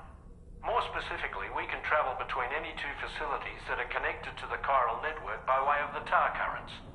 Naturally, this includes Mexico as well. If you're curious about how the folks in the places you visited are getting on, you can catch up on any recent developments by accessing the Corpus via your ring terminal. And to have the Magellan travel to a given facility, simply open the map with your ring terminal and chart a course to your destination.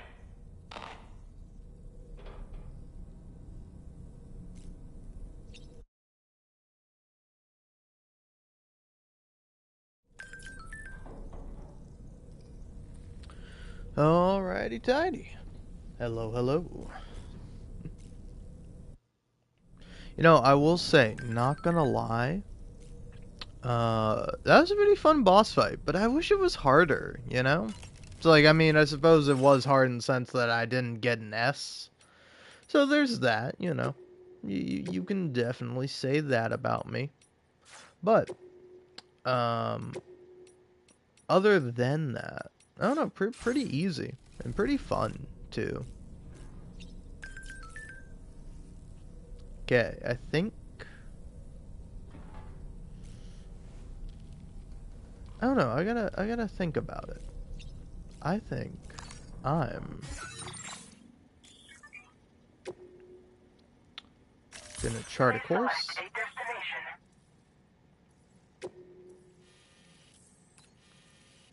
And I'm gonna go back to Mexico.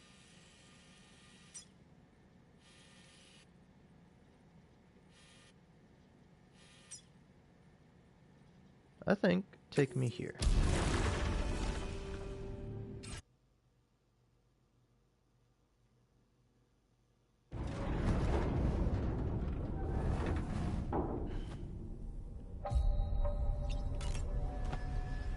Oh, I didn't mean to sleep. Skip.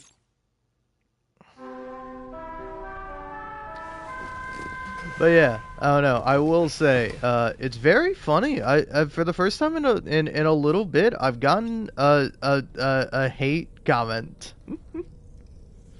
and honestly, it's really funny.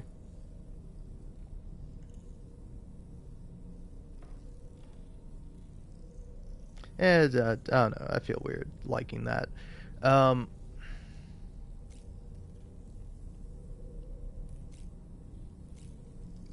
But yeah, anyway.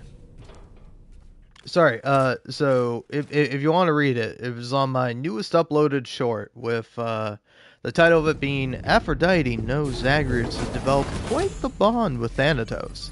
Which, like, honestly, I think it's a pretty good delivery. And, ooh, hold on.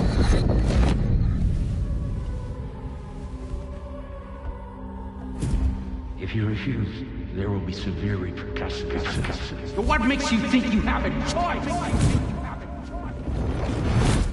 What an asshole.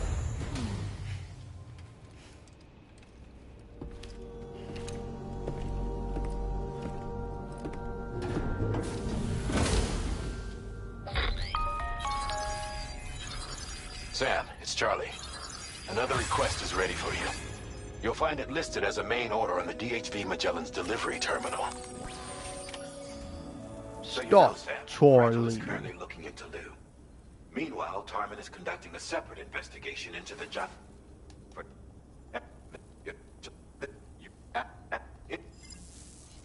I'm sorry, Charlie never has anything relevant or important to say.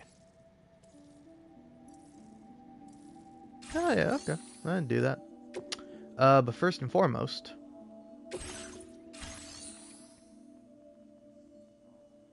it's kind of interesting.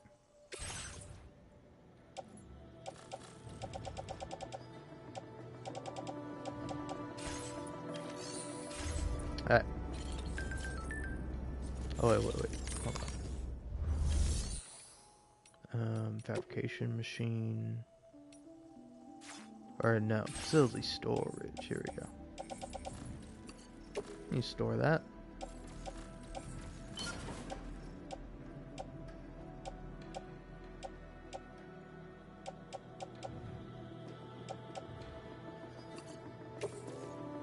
Recycle that.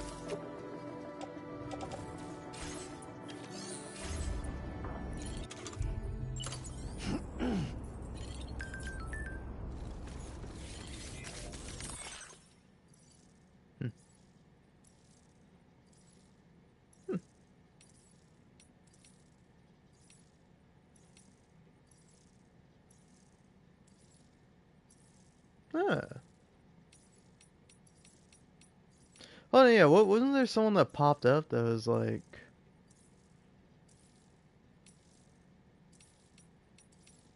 It was like, hey, this person really liked your stuff.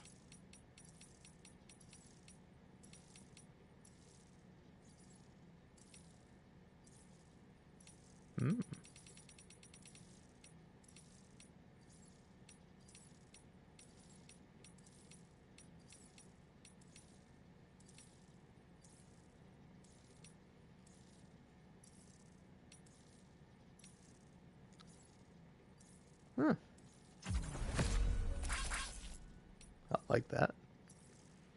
Little Pie Face. Gotta look out for him. Gave me a lot of likes, man.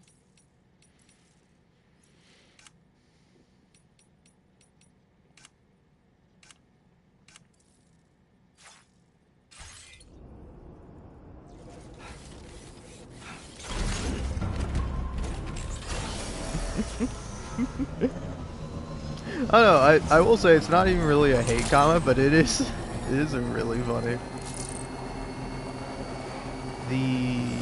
Oh yeah, also bleh.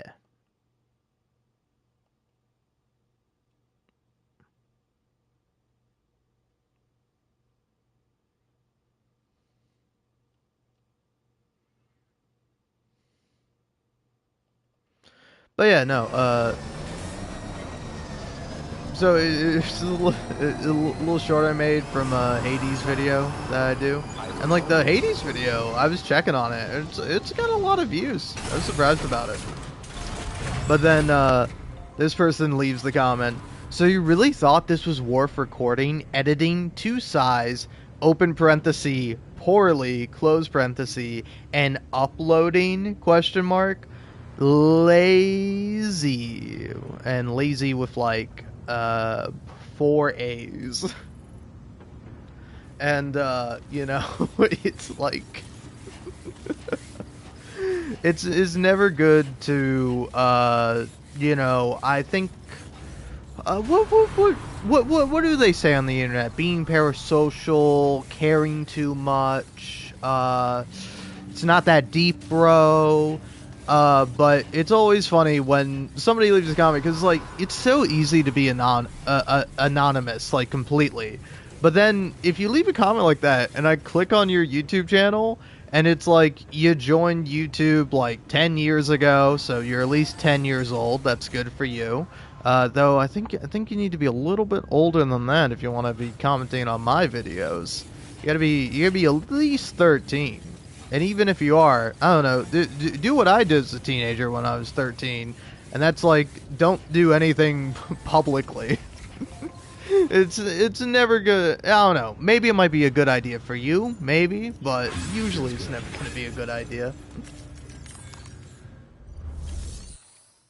All right. So, facility storage. Claim materials. Here we go. You got any Cairo crystals? Whoa, you got a lot. Anyway, now metal time. Whoa, holy hell in a handbasket. Oh yeah, am I able to make cars now?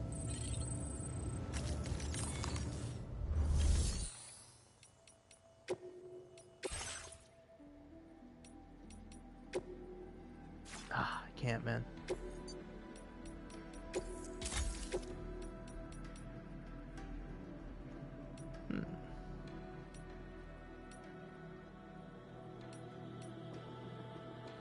Oh yeah. Yeah, take that one.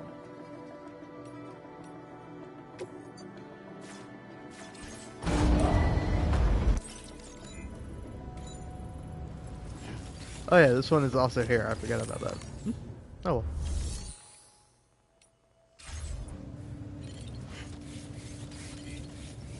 It's like, Thank you, Kyle. if I think This one's for you.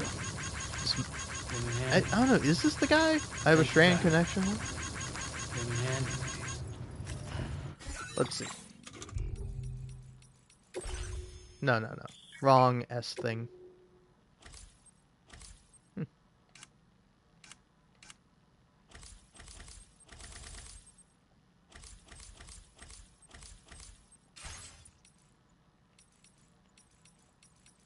There it is. Yeah, it is this guy. Okay, cool.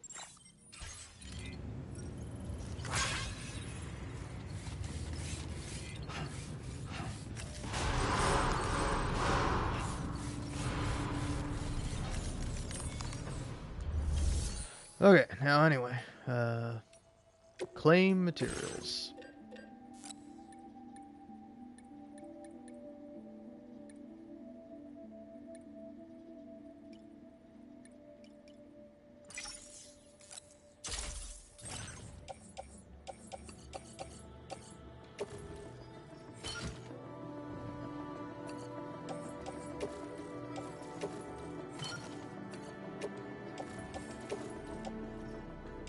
Oh wait, got the middleman here.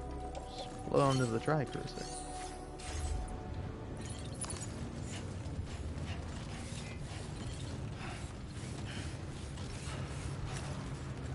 But yeah, also before I do anything,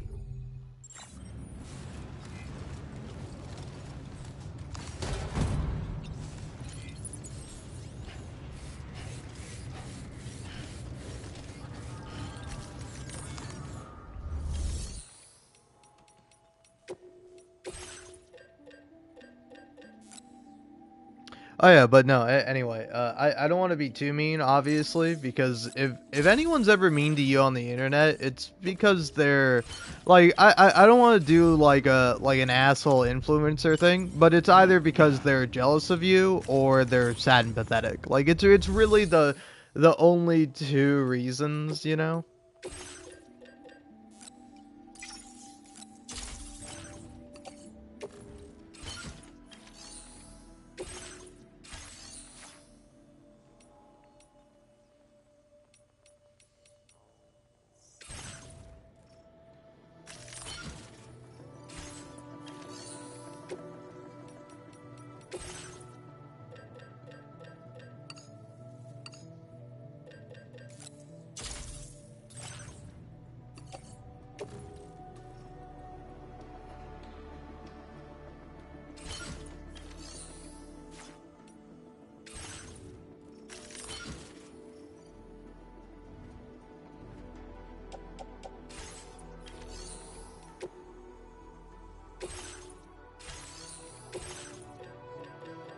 So yeah, say for example, I take this.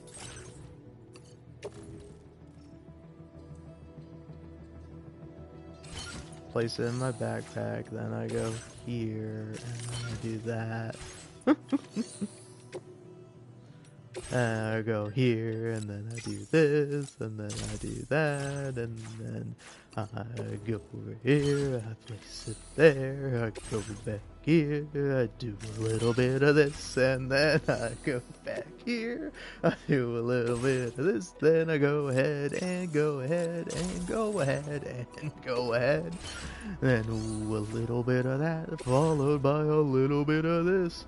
Okay, no more says the game. The game says, fuck you, stop doing this. Which, honestly, fair. I'm gonna make it. I'm gonna make it. Don't worry. I'm fine. Don't worry about me. Oh, I got it. I'm good.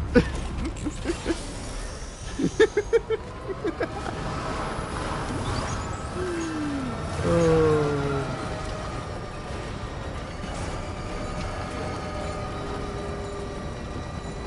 It's so funny for so many reasons. But yeah, I don't know. It just... it's like... I don't know, it's also kind of funny. It's like, if you insult me in my, like, during my live stream, you come in during my live stream and insult me, I feel like I have carte blanche to insult you right back. But, like, otherwise... here, hold on.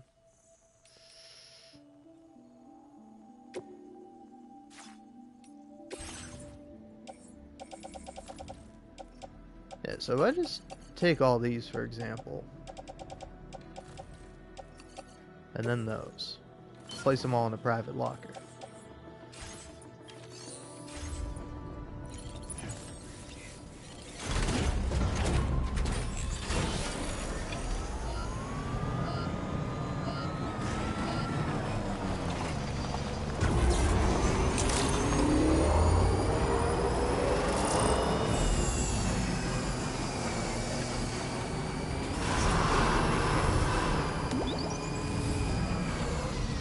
But like, if you leave a comment on like a YouTube short, I don't know, it's like I think it's on me to let that go, even if I can click on your YouTube channel and see that like you post yeah. Oh, let's see. Again, I don't want to be too mean, but yeah, posted a Fortnite video titled 12 a limb, no builds that I totally win, trust me.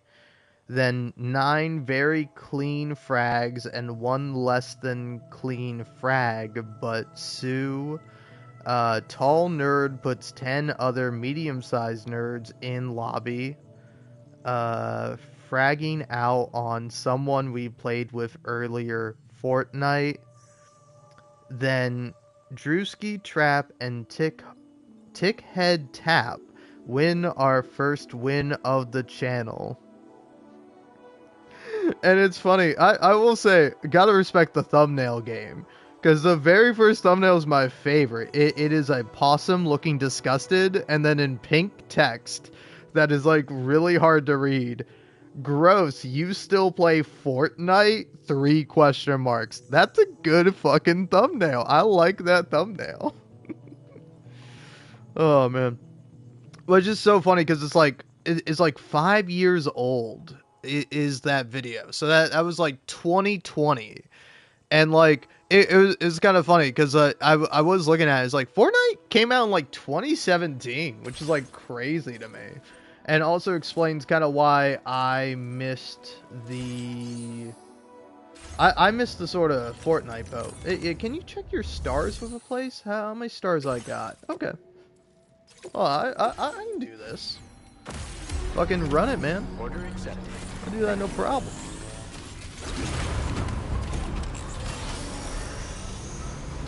But yeah, it's like,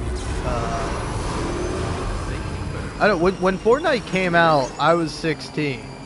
And it's like, I was gonna say until I saw his bottom video with the cute little possum looking grossed out saying, Oh, you still play Fortnite? Because it made me go, you know what, there's nothing wrong with playing Fortnite. But, do you mind if I say something? I feel like it's stolen valor to say you're fragging out on Fortnite. Like, that's a Call of Duty term, man. You know? You can't be using that for Fortnite. Like, I don't know what people who play Fortnite use in terms of, like, doing well or killing big or whatever it is you do on the Nights of 4. But, oh, personally, it wouldn't be me, man.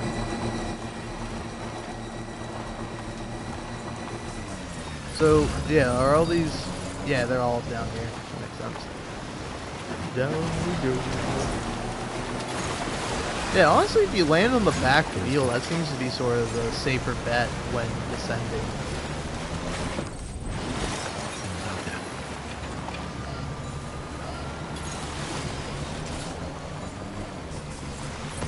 Show me those packages.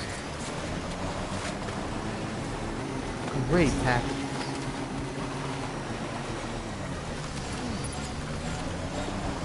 Okay, video game. There's me making a mistake, and then there's you fucking. That was you fucking. But yeah, I don't know, man. It's like, it's like, I don't know. I also can't be too mad about it, because he is right. I am lazy. Or they're right. I don't know who they are. I don't know what their deal is. I see profile picture of man, and I assume man. Sue me.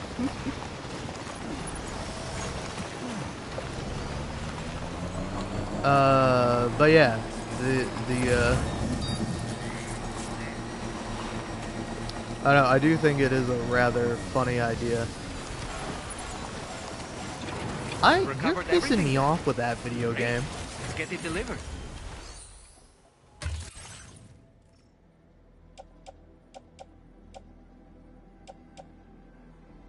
Okay, at least they're under 5%. If they weren't, I would have been pissed.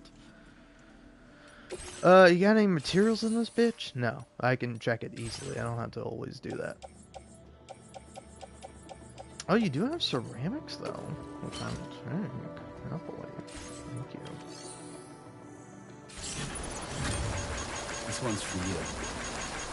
Come on, man. Thank you, kindly. This one's for you. Thanks for the help. Alright.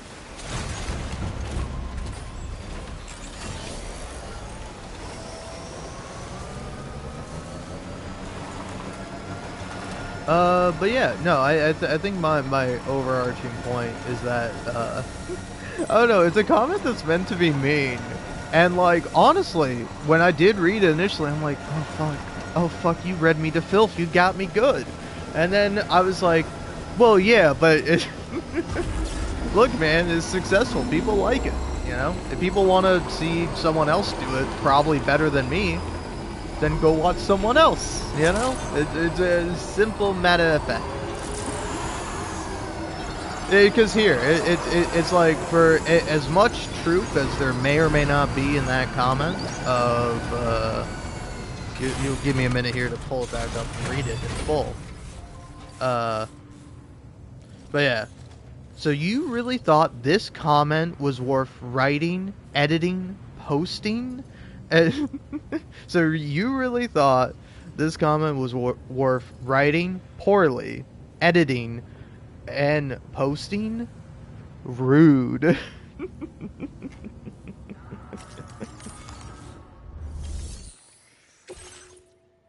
Oh, dude, wait, that's my response. Hold on.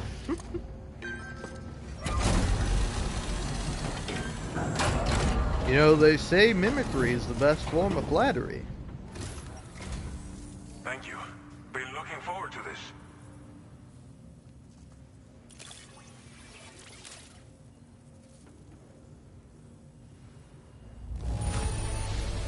Que chido. There's hardly a scratch on this cargo. You are incredible.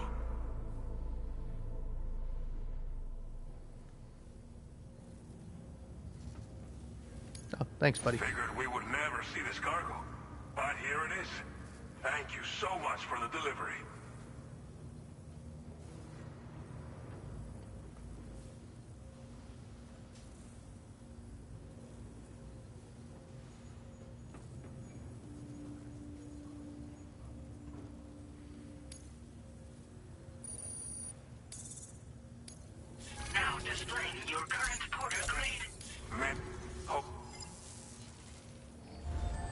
Order completed.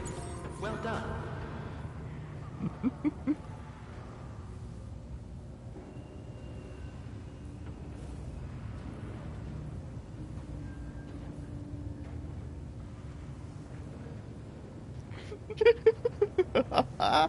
Oh, it took me a minute. It took me a minute, man, but I found a funny fucking way to reply to that comment. Oh god, man.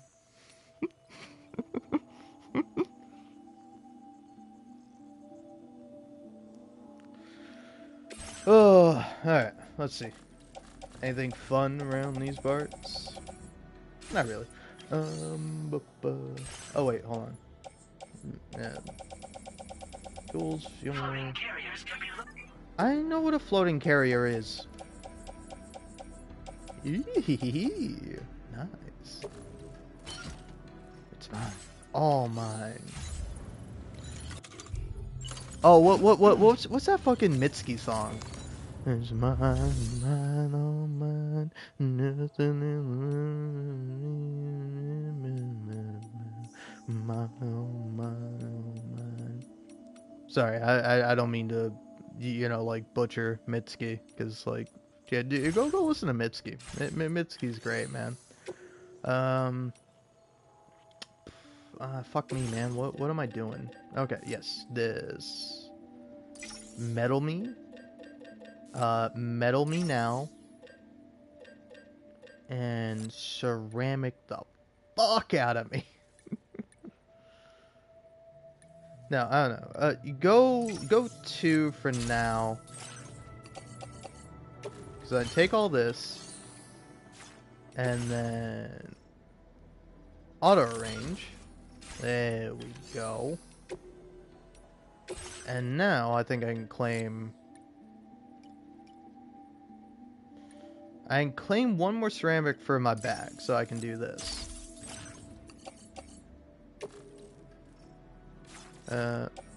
Place on dry cruiser. And place in backpack. Alright. Funsies. But yeah, so how many ceramics do you have after all this, partner? You have 694, which is, you know, not bad. Certainly a decent amount. Certainly nothing to balk at, I would say. So, I'll be back. I'll be back.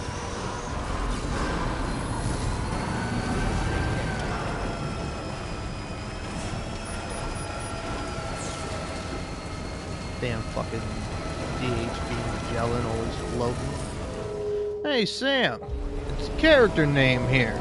Have you gone to the DHV Magellan yet?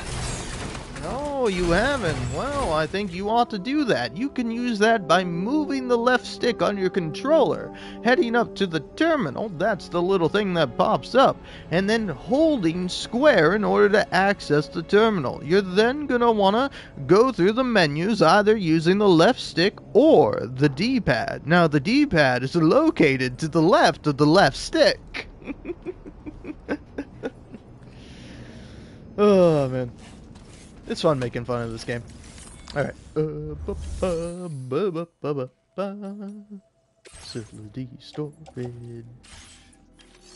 Oh, wait, yeah.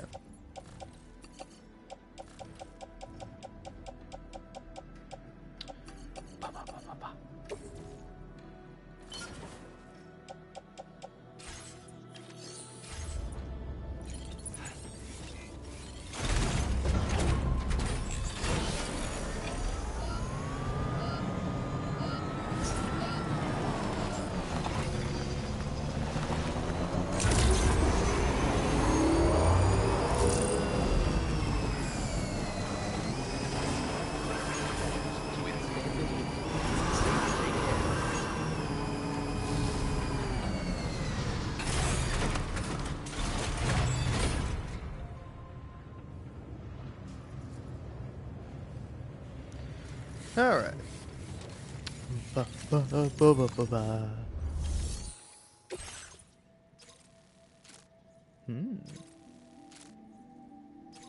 Could do that. I could. But why? Why would I do that? Why would I do any of that?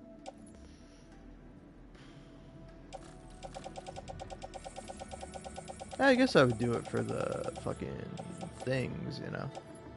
For the 5 stars, and also, yeah, I'm in the wrong menu. Here we go. Claim materials. Give me all the ceramics you can.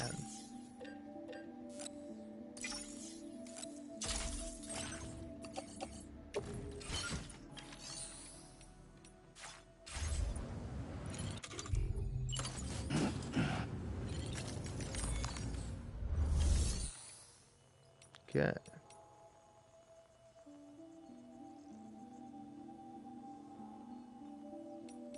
Now I think. Give me that, that, that, that, and not that. Alright.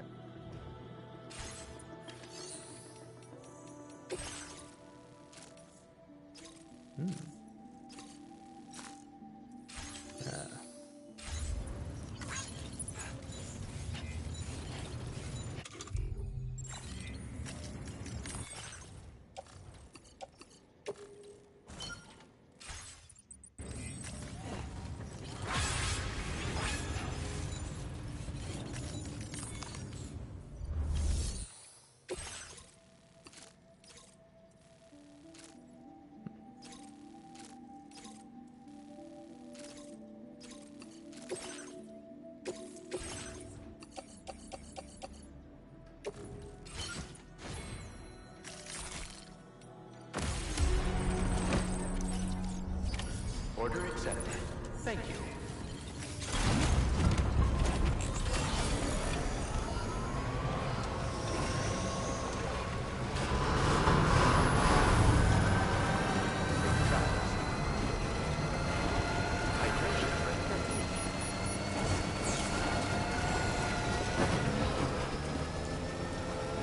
Sammy boy. Fucking Sammy boy. This one's for you.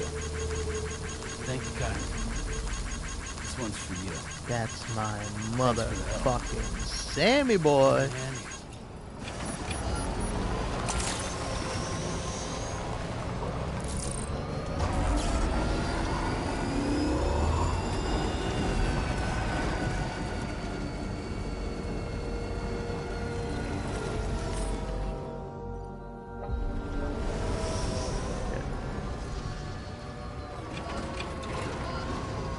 You know what?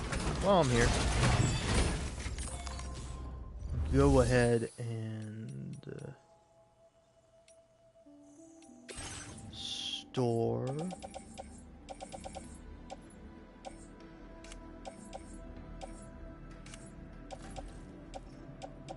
my damn quesadillas. No. Ceramics. Wait, yeah, no. Let's place them in a private locker, and then open this up. Give me 400 medals. Put them on my back. Cause you know, Sammy boy, Sammy baby, he's got back. Sorry, I don't know why I said that. I'm sorry for several reasons. I'm sorry for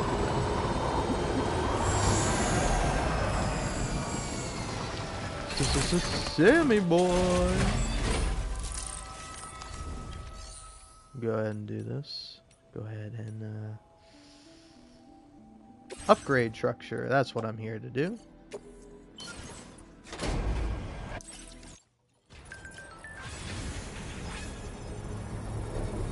Wow, look at that.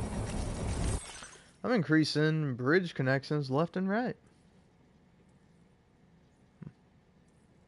Oh, they've enjoyed my materials. Well, hey, I love that for you.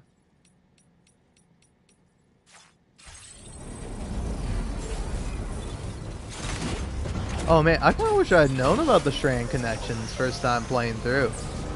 Cause that's like a lot of fun.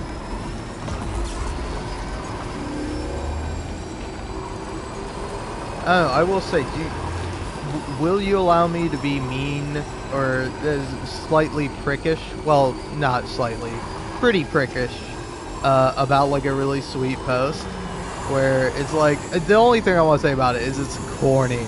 It's a very cornball post, but it is, I saw like a post on Reddit where somebody sent somebody else a message being like, oh hey, I saw your thing and I made a strand connection with you, and you know, I got all the way to the end of the game and there was your generator to help power my items or whatever, to power my vehicles, and I knew I wasn't alone. And it's like, it's a really sweet message, but it is like, I don't know, it's a video game, man.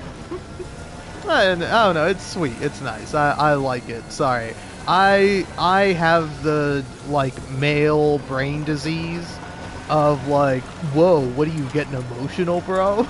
Because it's like, I get emotional all the time, but I see that as a flaw and a weakness, and I shouldn't.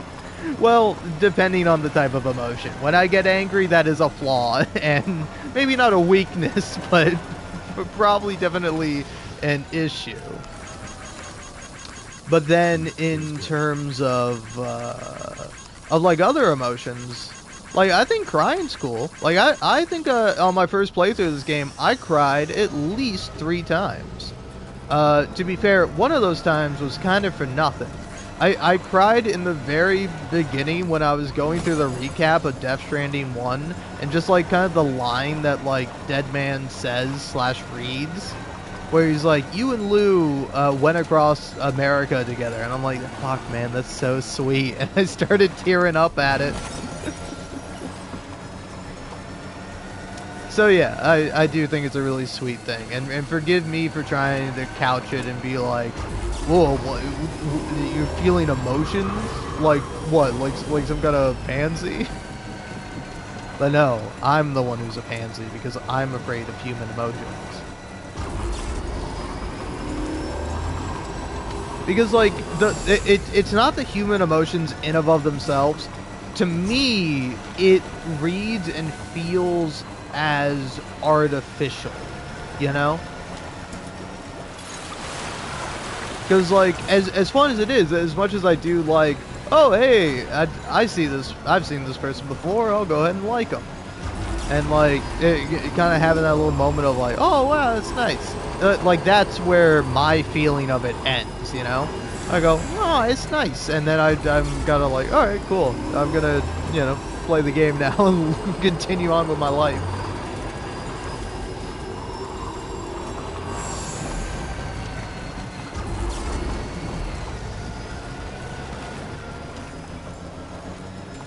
Because don't get me wrong, I'm not anti-friend or nothing, but it's like, you know, there's a difference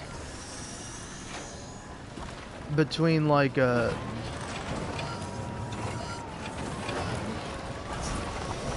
Okay, wow, I'm surprised my cargo didn't take any damage from that.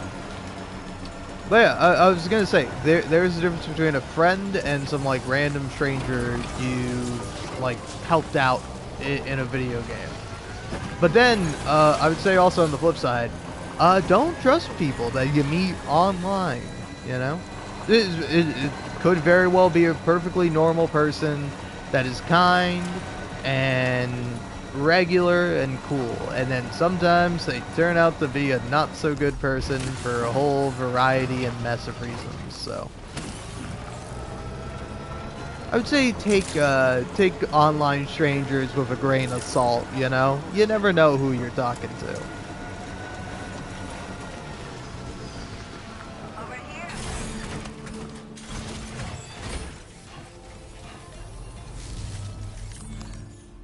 Sorry, are all these packages not for you? Or, yeah, I guess the ones that are glowing are just the ones for the main mission.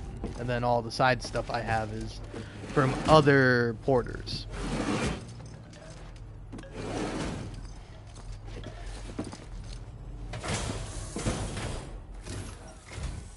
Well, looks like someone's burning the midnight oil. You are a trooper.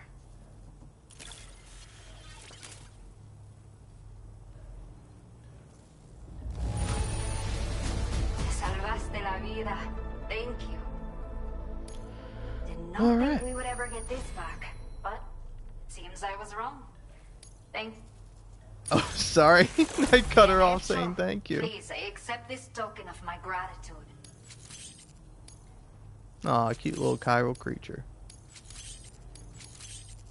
We have set aside additional materials for your use. Now displaying your current order grade. Sam, we are so grateful to you for handling all those orders for us. But nothing compares to when you first brought us those remote medical units. Ever since then, the people of Villa Libre have been able to live healthier and more fulfilling lives. I can't thank you enough for that. Please come and visit us anytime. You'll always be welcome here. We've set aside a place where you can rest in between runs. If you ever need a break, just say so. Everyone here is looking forward to the day we see you again, Sam. Order completed. Well done. You know, I will say, on TikTok, I do, yeah, what, where the fuck are these packages for?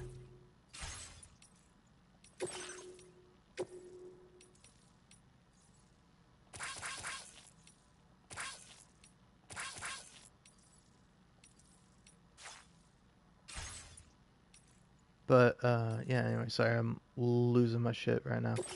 Yeah. Oh, it's for the Boca. Yeah, I gotta go back to the Boca. But before I do so,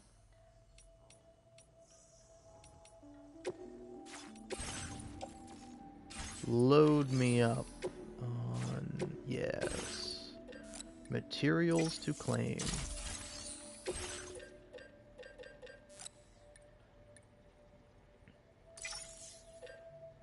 Okay, not all that many medals, which is cool. And fine by me. Place them here. Then you go here. And then you hit this. Haha. And then you go here. And you say, give me all these ceramics.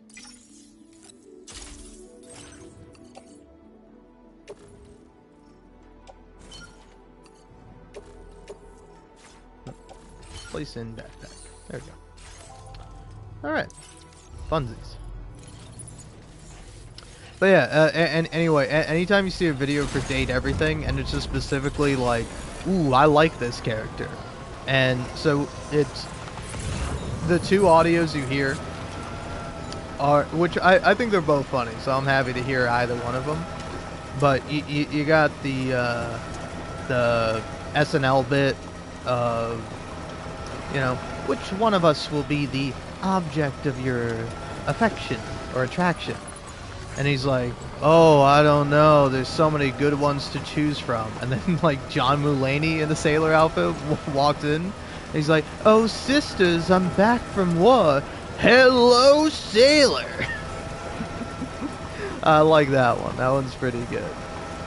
And then the other one that you see a lot is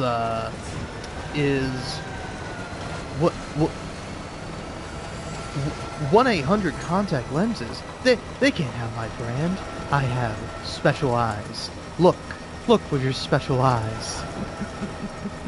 My brand. I think I love that one anymore because yeah, Hello Sailor is like a classic. Like we're all familiar with Hello Sailor. It's been done before SNL and it'll be done again after. But it that motherfucker going 1-800 contact lenses. They can have my brand. I have special eyes. And then like his wife or whatever going, look with your special eyes. My brand. Like the way he says my brand is so good. Oh god, I gotta look that up like right now. I need to fucking hear that, man. My brand. So fucking good. Oh man.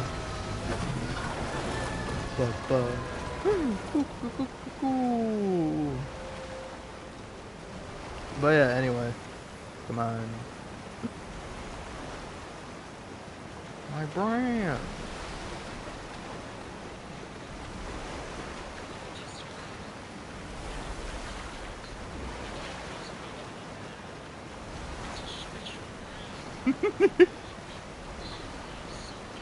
I have special eyes. Look at these special eyes. My boy. Oh man, holy shit, this is so good. My brain. Oh god, I fucking love that, man. Oh, I'm so sorry. So sorry, this is not the content you want to see when you tune into my channel. But this is, for better or for worse, what you get. My brand. My brand. Sure, 1-800-CONTACTS. Surely they can't have my brand. I have special eyes. Look with your special eyes. That shit is so funny. Oh man, saying look with your special eyes is so fucking unbelievably good. Oh man. Oh hey, also a more fun, nice, positive comment that I get that I've been meaning to talk about. I'm sure I've mentioned it before, but like it's just something that I keep seeing on occasion, and I always feel weird when it pops up. But there are like 2 or 3 videos of mine where I didn't realize I had my mic on when I was recording. Because in case you don't know, pretty much all my Hades videos, and also just most of my videos in general, if you see any one of them, are usually just like recording, me recording while I'm live streaming. And so,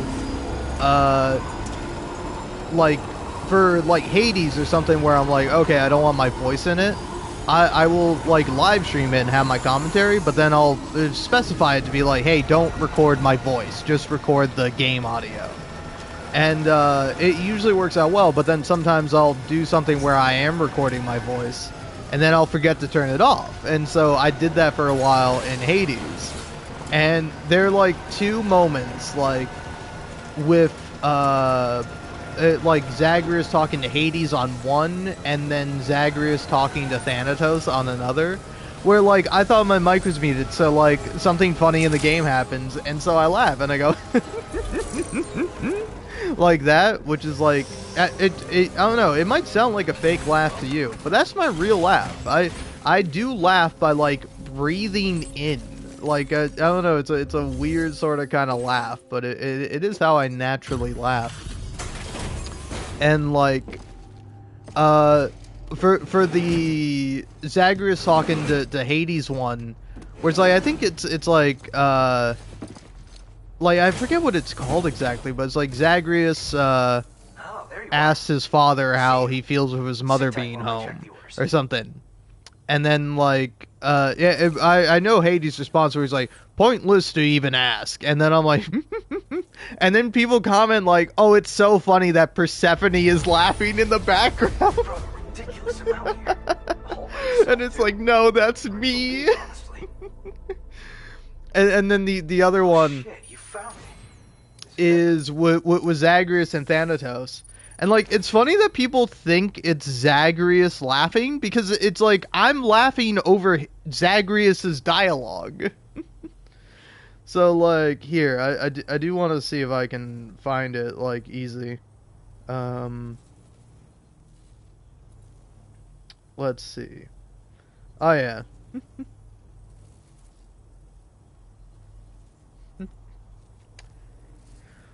But yeah. So like, yeah, it's Thanatos asks Zagreus how the rail of adamant is working, and so like, Zagreus ends up saying something like Thanatos is like, oh, I was looking at your records and you seem to be using the rail of adamant a lot. That's not how Zagreus sounds, but that's just my sort of reading voice. But sorry, Thanatos is like, Zag, I couldn't help but notice that you've been using the Rail of Adamant quite a lot lately. And then Zagreus is like, oh, glad to see you finally prying into other people's business, Thanatos. And I'm like, that's funny. And so I chuckle. And so there's a comment where it's like, yeah, it's 11 days ago. And the comment reads as follows: his chuckle, exclamation point, question mark, exclamation point, question mark, exclamation point, question mark. Gods, he's so cute. And then somebody replies to it, what's your profile picture? Okay, I don't know what that is. Ooh, you have public subscriptions? Dude, it's always fun when I look through like people's subscriptions as like I don't recognize a single person. Like I know none of these people that like these folk are subscribed to, and it's really funny. But yeah, anyway, somebody replies to it saying, "That's the player reacting to it." Skull emoji. Skull emoji. Liz, do you have to have the skull emoji, buddy? And then somebody else replies to that comment saying, then player needs to know he has a cute laugh. And then it's, like, I don't know, how do you describe this emoji? It's like closed eyes, like sort of angry, like huff, like kind of there's air blowing out of their nose, you know, going like, or something like that. And can I just say, it's nice. Compliment me more. I have low self-esteem. Well done.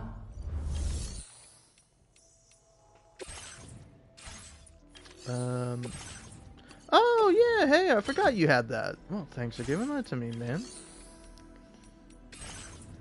Let's see, anybody got any fun stuff for me? Nope. Fair enough. Where is facility storage? No. Silly me. Fabrication management. Claim. Lay claim to what is yours. Give me that 2 hundo. Place it in my back. Then place it.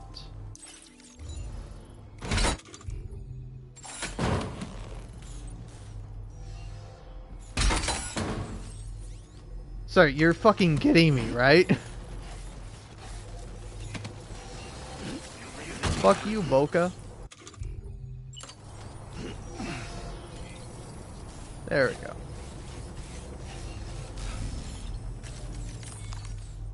I'm gonna have to crouch when I leave.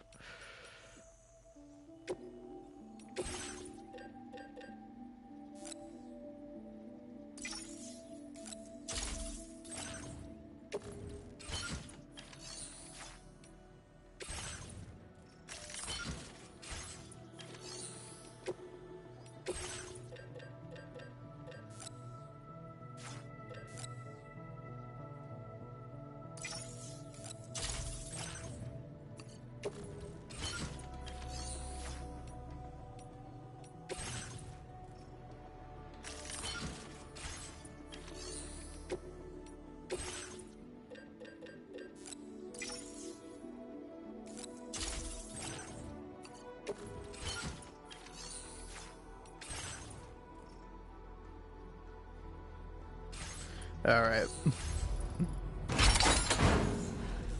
The game did say that's enough.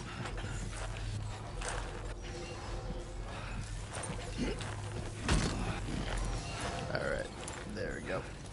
Bop.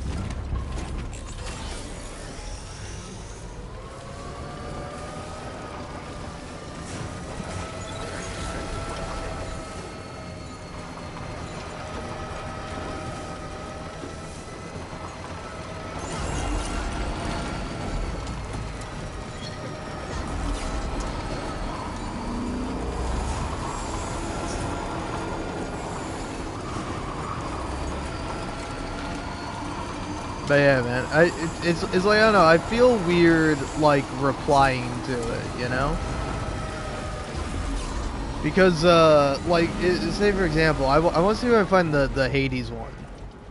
where it's like, no, I shouldn't look up Hades. I should look up Zagreus. Well, that's probably no better.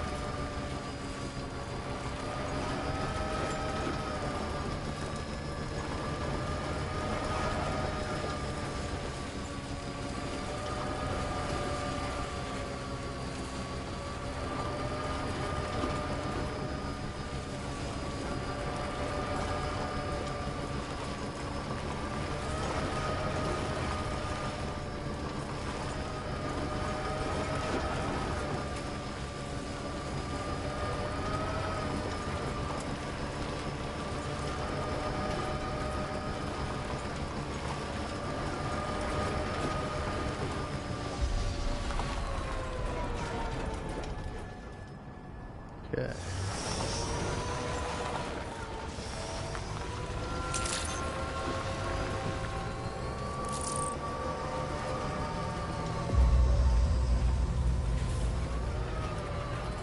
Please give it your all.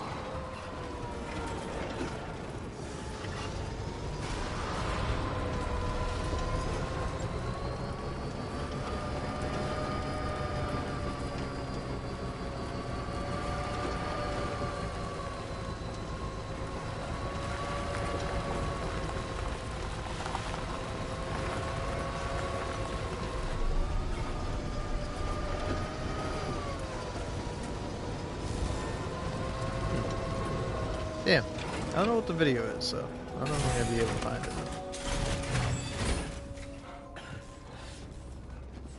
Oh wait.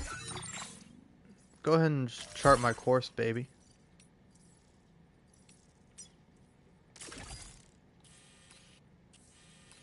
Yeah, go ahead and put me here.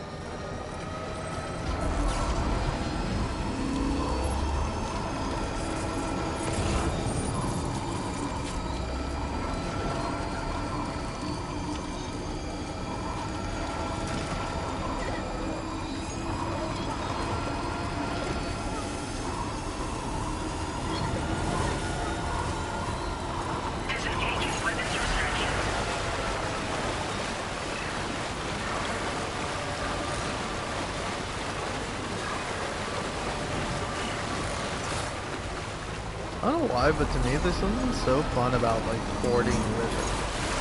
Just going like straight through that shit. Sick.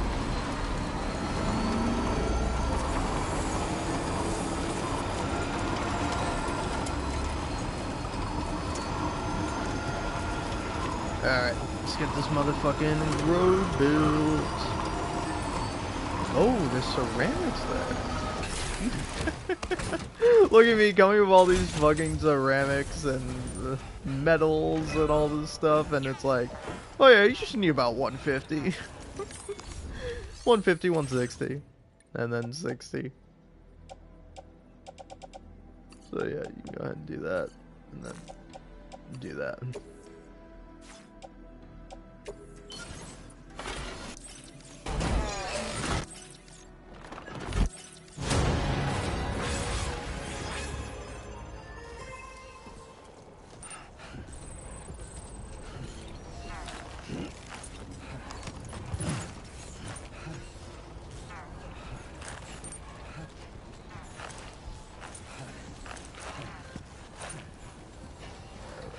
Alright. Okay. Alright. Alright. Okey-dokey. Artichoke.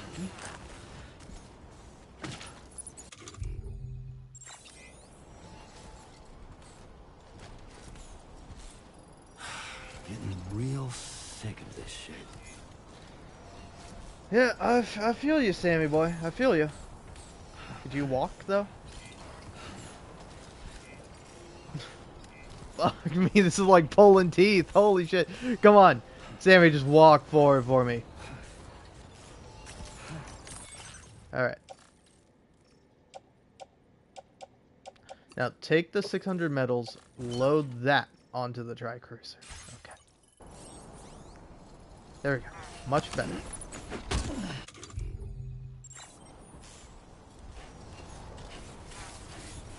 Really, I can't auto-arrange it anymore? Dude, that's fucked up. You're being fucked up to me right now, video game.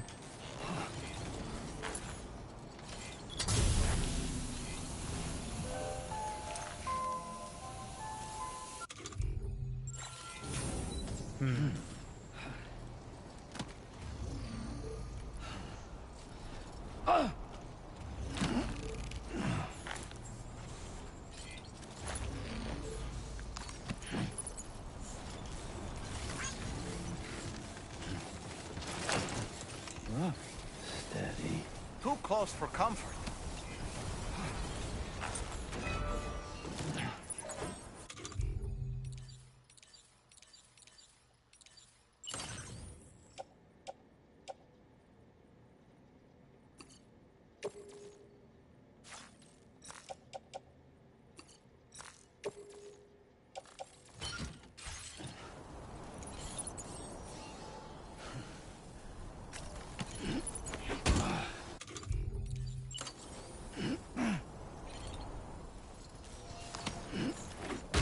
There we go. There we go. We got it, man. We got it. Now it's fucking cruising. Gumdrops keep falling on my head. And just like the man whose dick is too big for his ass, nothing seems to fit. Oh, those gumdrops keep falling on my head, they keep coming. So I did me some talking to the slut. I said I didn't like the way he got things done. I didn't like the way he got himself off, jerking on the job. Those gumdrops keep falling on my head, they keep falling.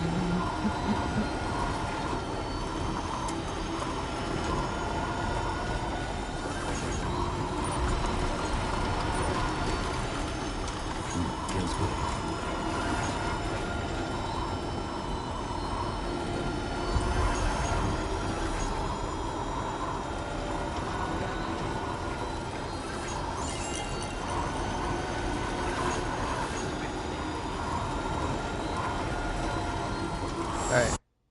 Okay, cool. Nobody's watching. It's podcast time. I'm listening to a podcast. I might chime in occasionally with comments, either about the podcast or just about the game or anything in general.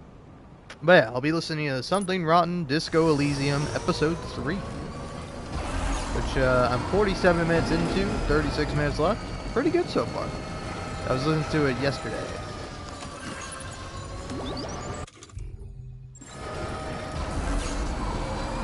Dude, look at how much fucking shit I have. I'm fucking trucking, man.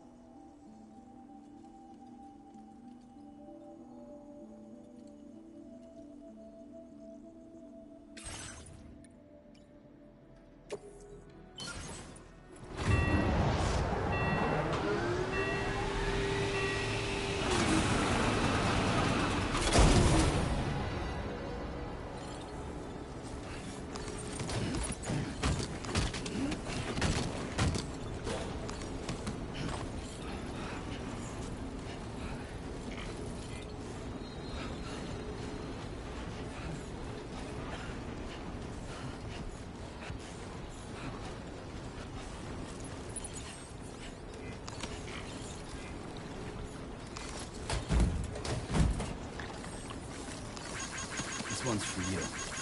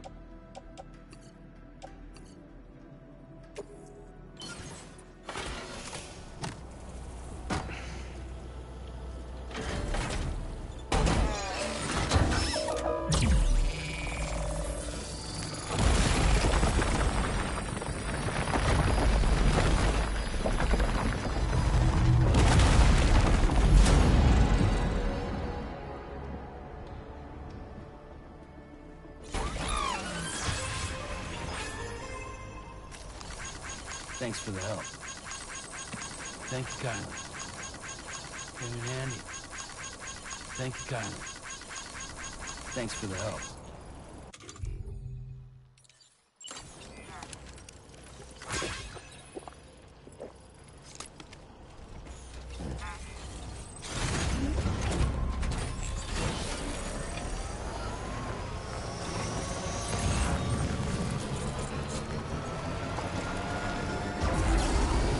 Now leaving chiral network coverage.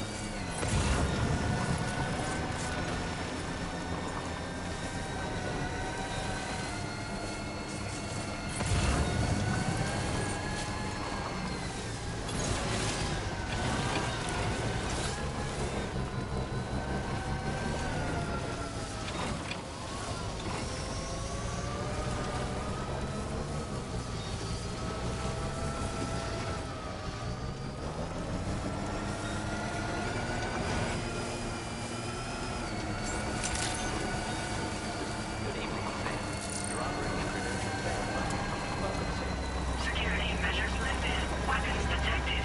Be advised that usage is restricted inside facility grounds. Disengaging weapons restrictions.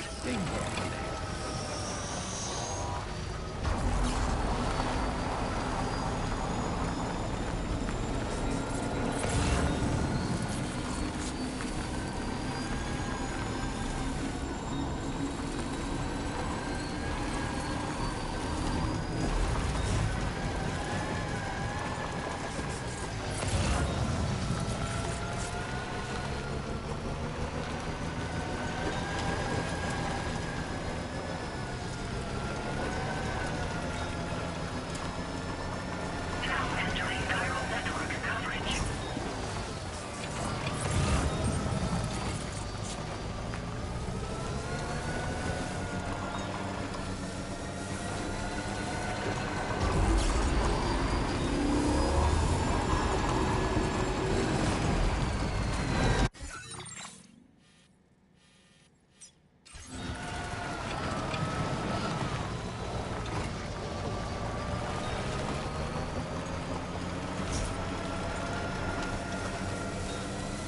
Now leaving chiral network coverage.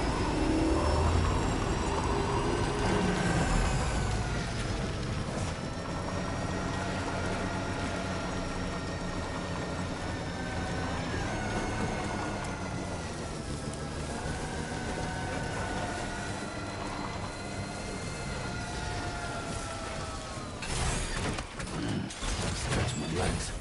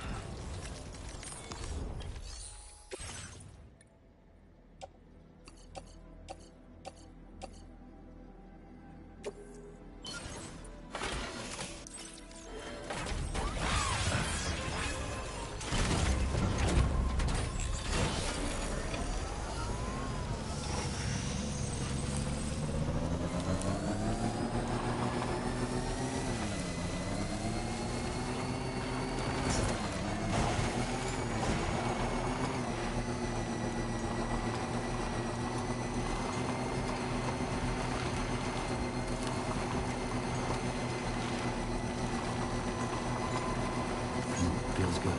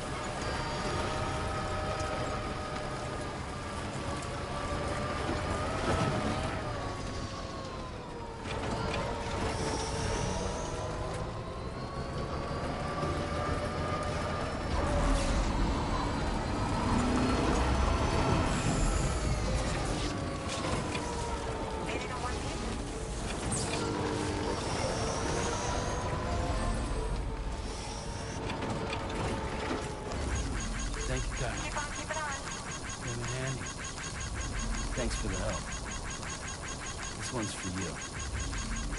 Thanks for the help.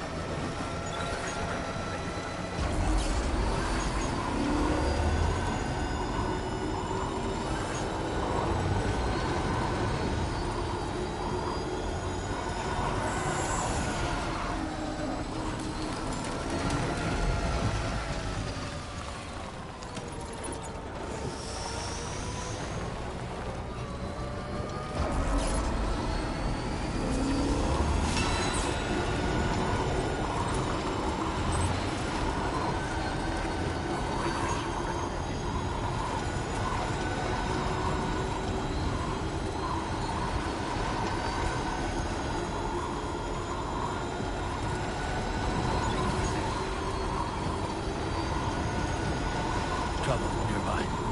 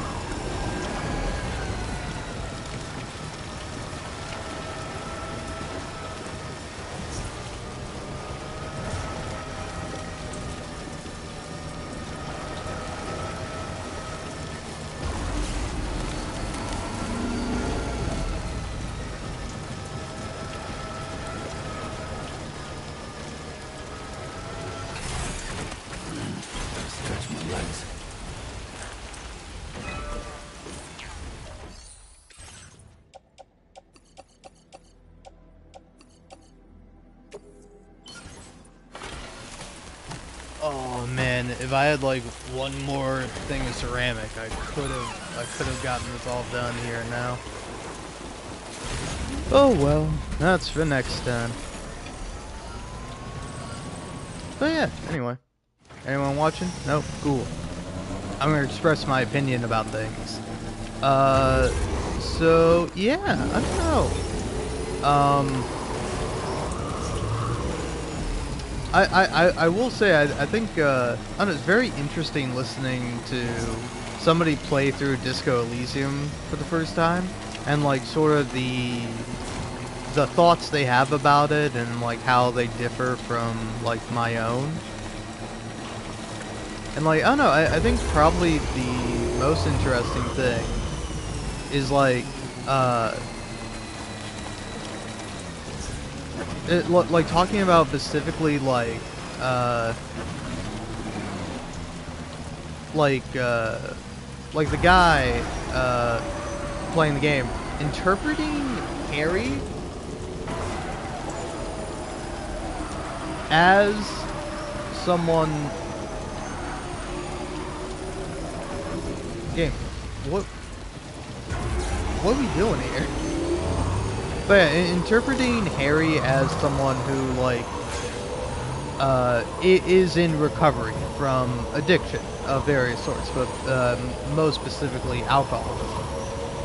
And like he mentions that like you know, part of like the 12 steps is that, you know, you have to go around and try to make amends with people that, you know, it'll kind of hurt you to do so, to see them again and like you know, talk to them, but it's something you ought to do. And like it's kind of interesting where it's like only at like a pivotal part of the game does he start to think that like that Harry finally realizes that with seeking that, you know, or like giving out that apology, or doing that, like doing that work to find forgiveness isn't necessarily going to result in forgiveness, in like people being okay with you. Like it's just something you will have to deal with. And it's like, I don't know, it's kind of interesting that he got that from the scene where like something actively bad happens. And depending on how much you want or don't want spoilers for Disco Elysium, I can keep it vague. Like it won't be anything major, but you can sort of you know, skip forward to where I'm out of the pause screen. Screw it, I'm just gonna spoil it in full. But like, there's Ruby, a woman you can find from the investigation, and she has like a gun to her head, or well, she has a gun to you initially, but then if you kind of get the upper hand on her, she puts the gun to her own head, and you know she's going to fire it, and it's not until that like Ruby fires the gun because she thinks Harry is a corrupt cop that she that Harry realizes that. But I'm like, wouldn't Harry have realized that the very first time he tried to apologize to someone? Like I kind of think that's like the game immediately sort of guilts you and kind of like even makes fun of you when you start apologizing for things that Harry did when he was drunk, even though he can't remember them. And it's like particularly with Sylvie, where it's like, you know, you apologize to her, and then she does not forgive you, and then you sort of just have to deal with that, kind of as Harry and as like a player.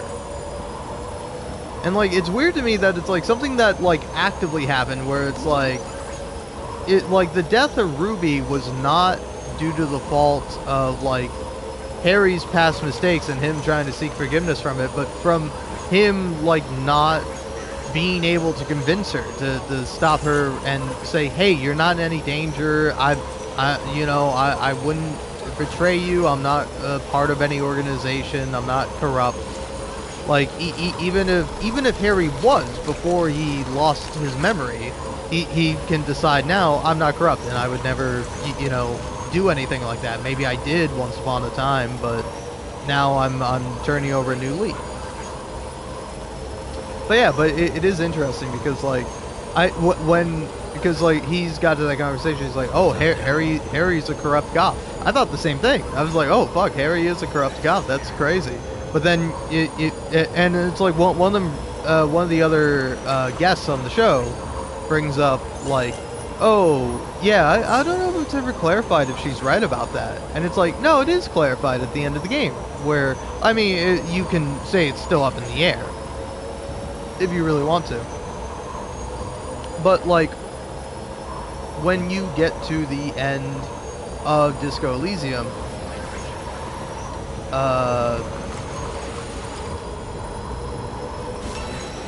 you can ask John Vicmar, like, hey, am I corrupt? Do I work with La Puta Madre? That's the you know, drug pin's name in Disco Elysium. La Puta Madre. It's a pretty good fucking name. And like the funniest part is like, I'm pretty sure La Puta Madre is a he. Wow, look at that.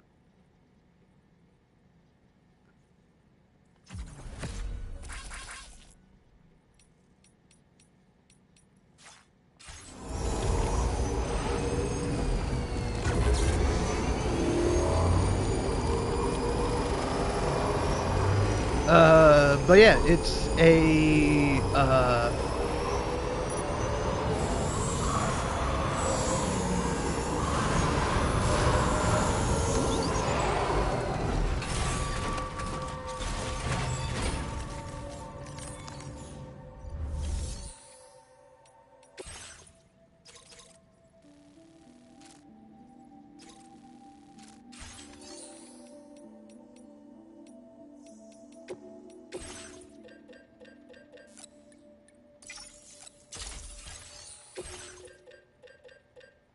can always preemptively do that. Claim that. Put them on the trike.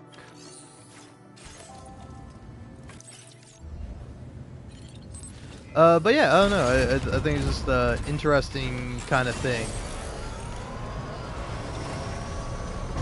to add on to with, or to talk about with Disco Elysium is like different interpretations, and like how it's like, oh man, I believe this about the character, and I believe this, and I'm like, oh, it's interesting, you know.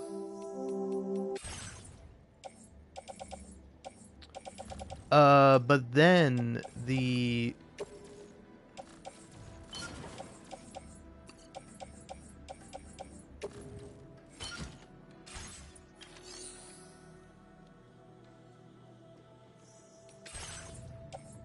other thing that I thought was like pretty interesting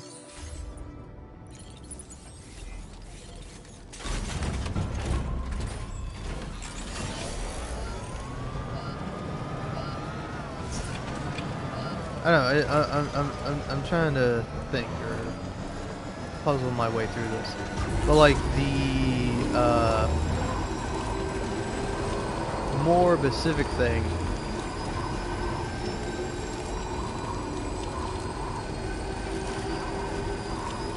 Oh yeah. I guess the other thing is that it's like, I don't know. I have a question. So take for example, I'm not a gay man. You know, at least not supposedly, not public. In private, sure, why not? No, I'm kidding. But sorry, I'm thinking of a pun with like private and privates. You know, only in private around men's privates. Yeah, that's it. Oh man. But yeah, but I would not call myself a gay man, that's for certain. Though others, who can say?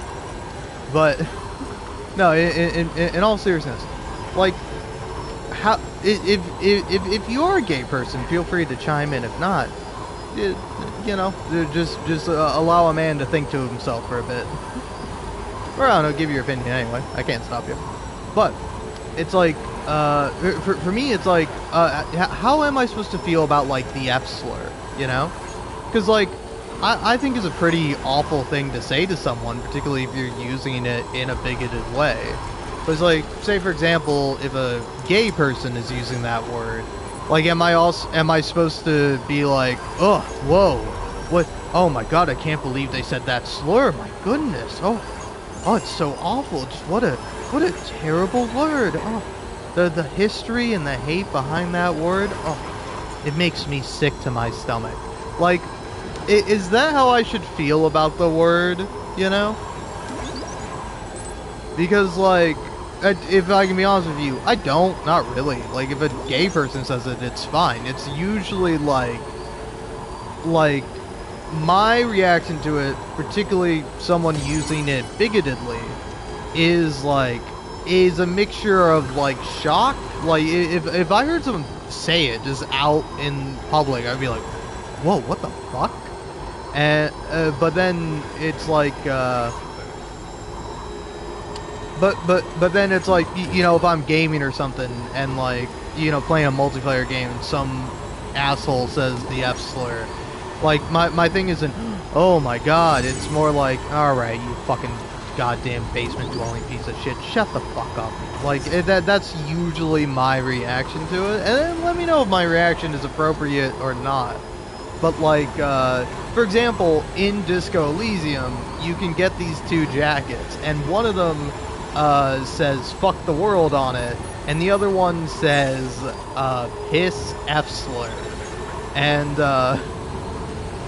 I mean, I don't know. Again, I don't think it's my place to say. I feel it is an iconic jacket, and you can convince Kim to wear it. And it's really funny, because I remember when I did it in my playthrough, I was like convincing him to wear like the jackets with me. And you can be like, yeah, I think I'm more of a piss F slur myself. And Kim's like, no, I'll take that one. And honestly, that's like so funny to me that Kim kind of insists. It's like, well, between the two, I'm gonna wear the piss F slur jacket, you know. And Harry definitely, I think, fits a bit more with fuck the world, but I think you'd also be a piss F slur, you know. But yeah, but like again, it's like, I don't know. For example, like listening to the podcast when one of the hosts was talking about it, they mentioned, it's like, oh yeah, I got those jackets, convinced Kim to put them on. You know, he put on the one that has that awful word on it, and I'm like, yeah, it's a bad word, but I think it also depends on the context in which it's used. Like, I don't know, this is also something I probably shouldn't share, but like, I enjoy Kuno a lot, and I think it's very funny that Kuno is just constantly like dropping the F slur. And like, at least to me, I like Kuno a lot, because he's like, you know, very much like he's like an annoying loudmouth kid, but he also has an abusive dad. He's like doing speed at the age of 10, and so, you know, he has a fucked up, terrible life.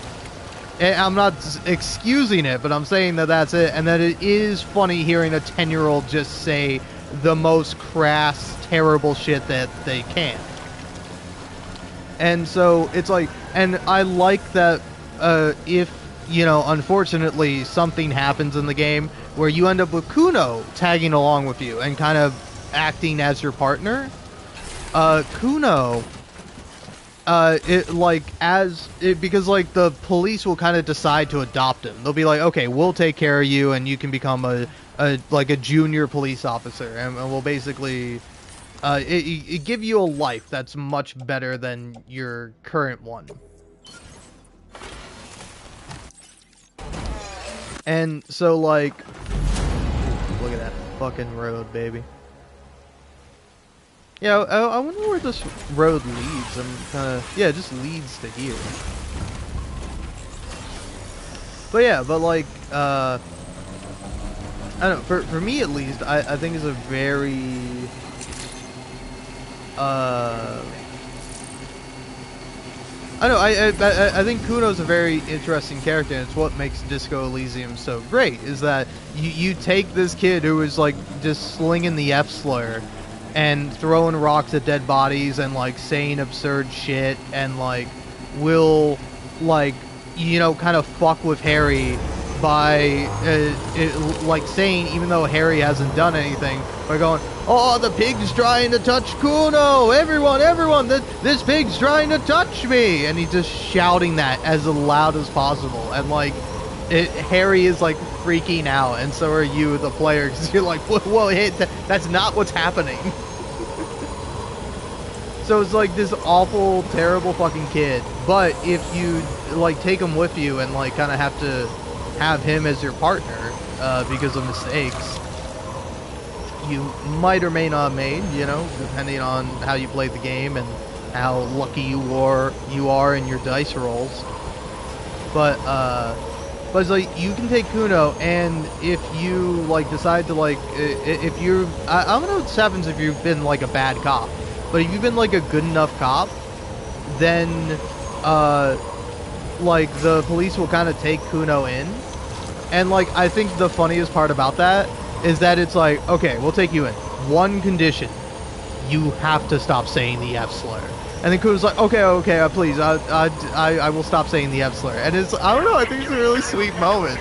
It's, like, a nice little, like, character arc for Kuno, where he's like, okay, I promise I won't say that word anymore.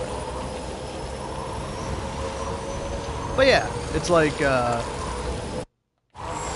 don't know, at risk of doing the White Boondocks teacher bit that was based on a real teacher in reality. But it's like, say for example, if I hear, like, the N-word, or, like, any other slur that's coming from, like, the person who, you know, would be affected by that slur, it's like, I don't really balk at it. You know, it's like, you know, black people are saying the N-word. It's like, am I supposed to be like, oh my god, what a word? It's just like, no, they can say that. You know, I can't say that for obvious reasons. But like, it's I don't know. I think it's an interesting reaction, and one that, like, I'm like, okay, I can see it, but, like, to me it feels ever so slightly off, if you'll allow me to say, where it's like, I don't think it's, like, really, yeah, hold on a sec. Let me turn around. I don't think it's necessarily, like, indicative of anything, or, like, not that.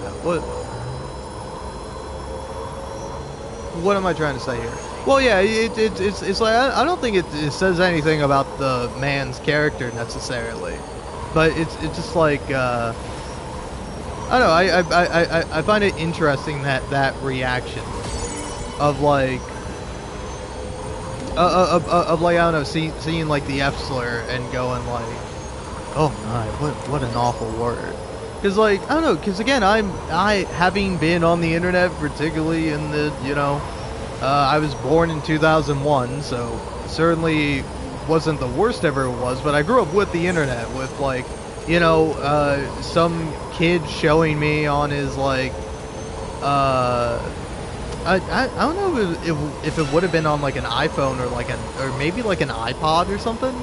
But, like, some kid showing me on his, like, iPhone at the time, like, Shane Dawson doing blackface. Like, it's like, that shit is egregious, and it's insane that, like, just Shane Dawson is still around, and, like, his more recent stuff is him doing, like, I don't know, if you want to actually hear about it from somebody smart who actually, like, went through and kind of talked about it thoroughly, Big Joel made a couple videos on Shane Dawson that I really like, where, he did one about, like, Shane Dawson's, like, 9/11 conspiracy trooper thing, that he did where like like Shane Dawson is essentially doing like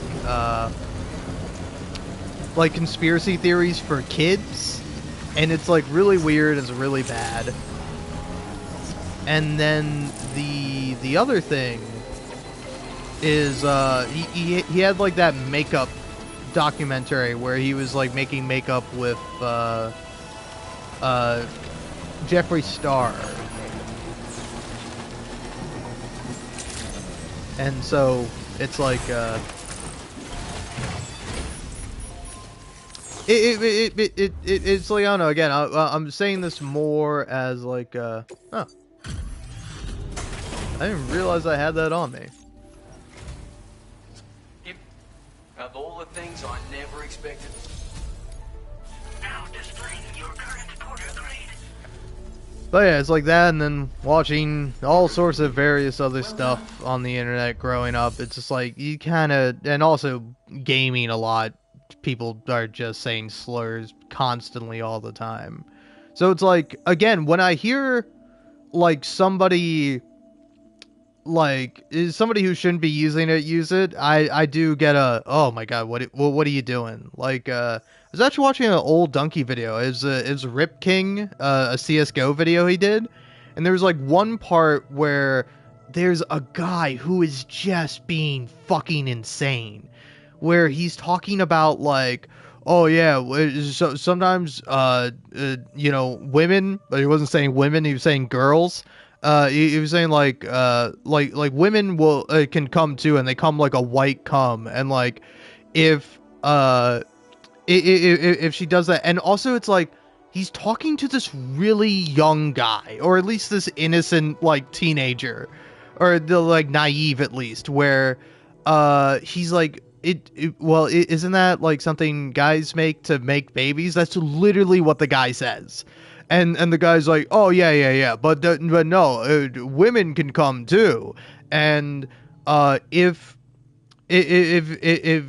you're banging a girl and you do that and you look down and you see that, that means she really likes you. That means she N-word, or sorry, that means she love you N-word. And I was like, whoa, that guy's, I don't know. Maybe he's not. You don't see his face, but it's like, I don't think that guy should be saying that. So yeah, it's like, I don't know. For me, particularly, it's like, context matters, particularly with words like that. Oh, shout out to you, Graham Cracker. Shout out to you.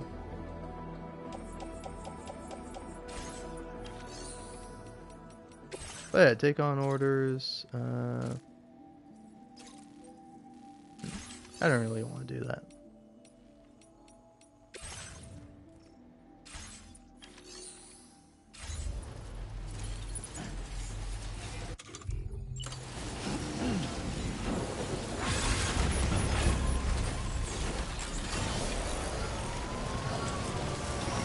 Yay, my roads are getting used.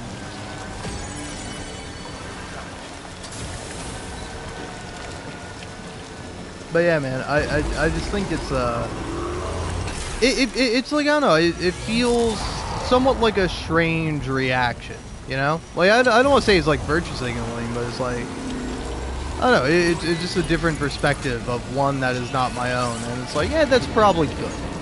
Like it's probably good that when you see a slur, your initial reaction, just even no matter the context, of going like, what an awful word. Because like I mean, again, this might just be a me thing. I don't think, oh, what an awful word. I think, man, people are fucking awful to each other. That we like make these words and use them, and it's like, take even for example the F slur, where it's like, I don't know if the context of it has like changed throughout the years, but like, where it's like, originally wasn't that word meant to be like a bundle of sticks? And then also, like, British people use it as slang for cigarette. And it's like, again, it's like, if I hear a British person saying that, it's like I would probably go, you shouldn't be saying that, buddy. But it's like I don't go, oh, you're an ontologically evil person. It's like you know. It's like I think it's a particularly different context. Like for example, it's like it's much different hearing like an Australian person say the C word than it is like an American usually. Usually, if an American is saying that shit, they're being like they're being fucking grass. Yeah, here we go. That's what I'm looking for.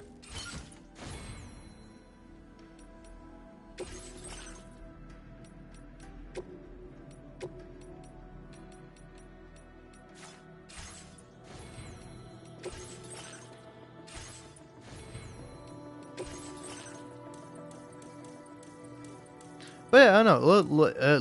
Let me know for future use. Oh, that's pretty good. Ooh, that's nice.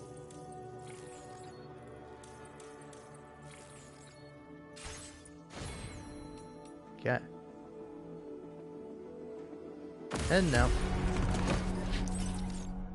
It's like, just checking, man. You don't happen to have any ceramics on you, do you? You have 48. I mean, I'll take it. I'll take it. Oh yeah, maybe you got some here.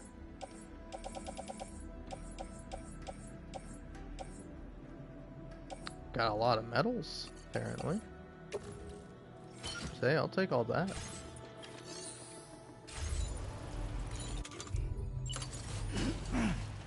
But yeah, I don't know. It's like I would say I'm not scandalized when I hear that word. It would only be within the context of it being used in a hateful way.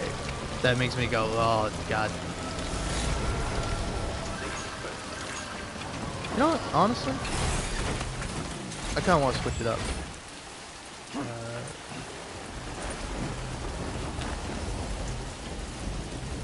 Give me this.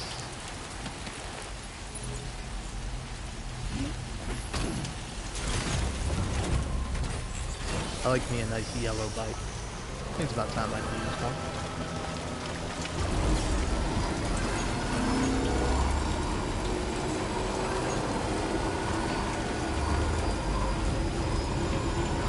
But yeah, it's like, I don't know, if I see the word just like on it written as text in something, I don't, because like it's very interesting how Disco Elysium does it, where it's like even on the jacket, it's like the word is like censored out, like it's smeared, so you can't actually like you don't actually see the word.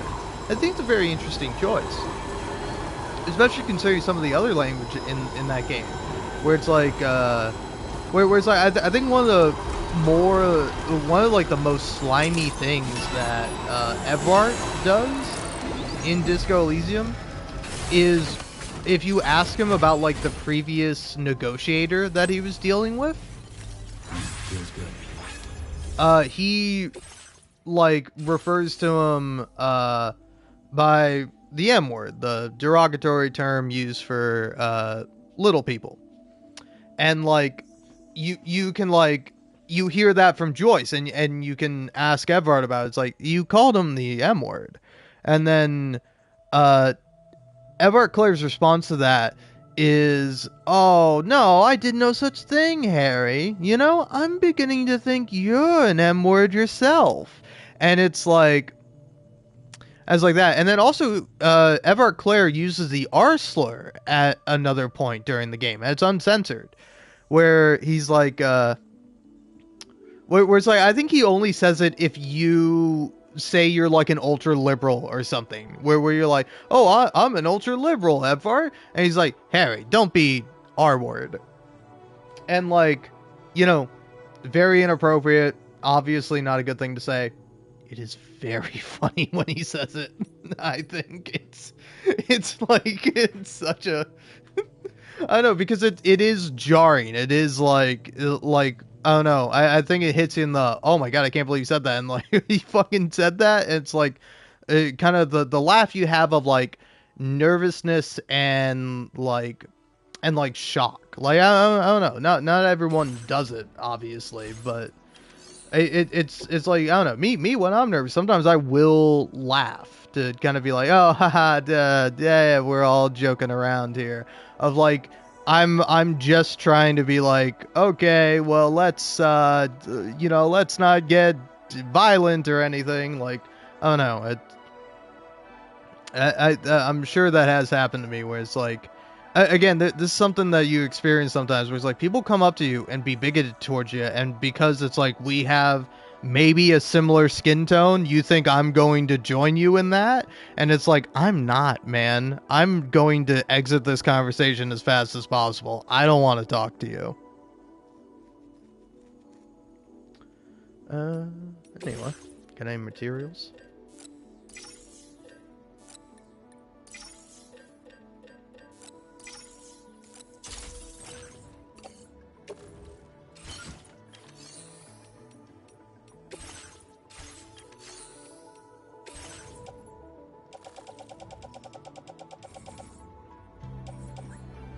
Oh.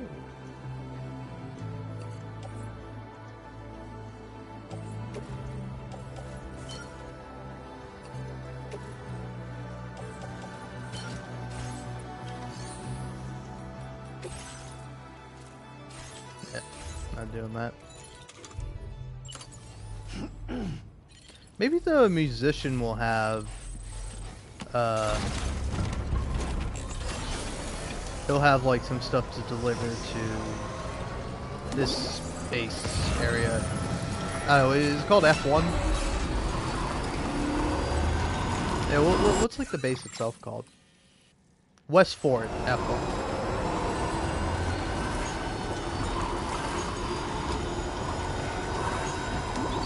Is it just West Fort, or is it like?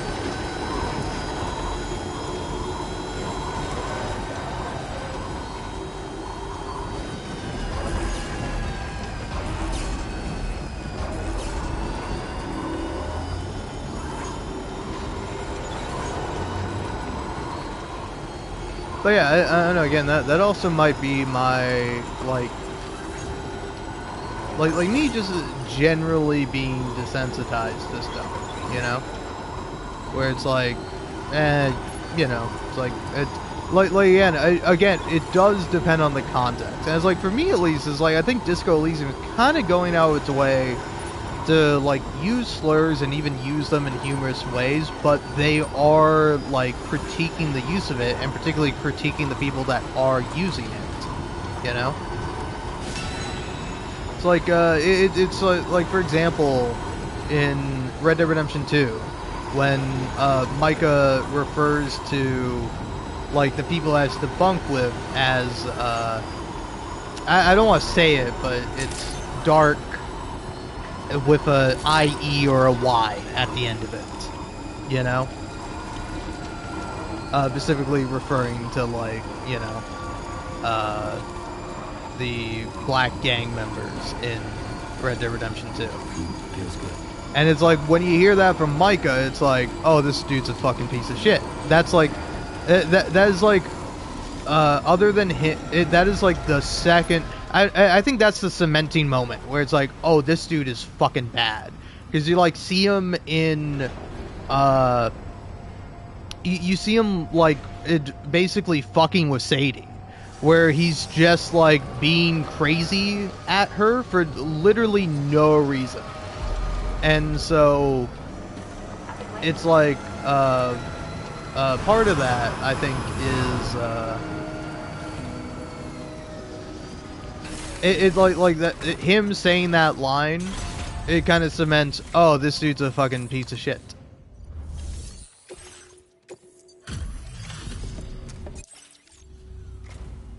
Good. Bring. Well, I wasn't expecting. We've made some great strides in our research, thanks to you. Just wanted to let you know that we're. Hey, that's good. If you what might. Order completed. Well done.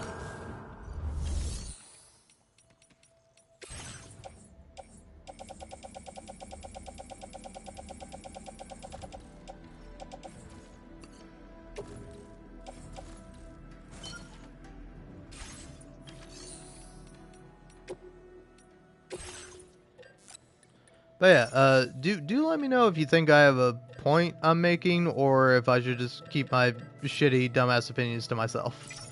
Because I'm more than happy to do so if you think I am legitimately wrong.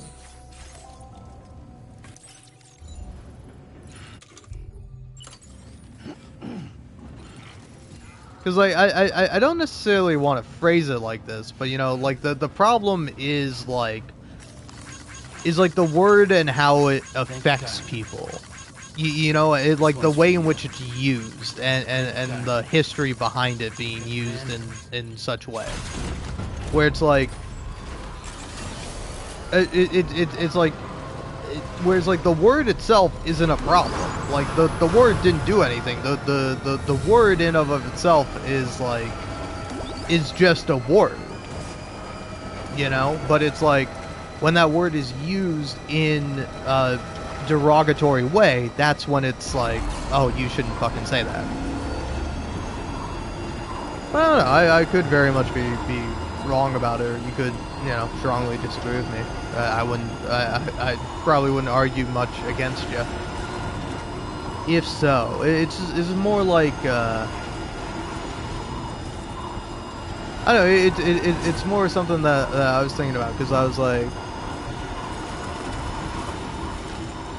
yeah, I don't know, because it's like, again, for me, it's not, I don't think it's my place to really give my opinion either way of like, I think people shouldn't use slurs. I don't think people should reclaim slurs because they're bad words and you shouldn't say them because of the history associated with them. And when you do so, you also embolden people to use that slur themselves, even if they are not a part of the affected group.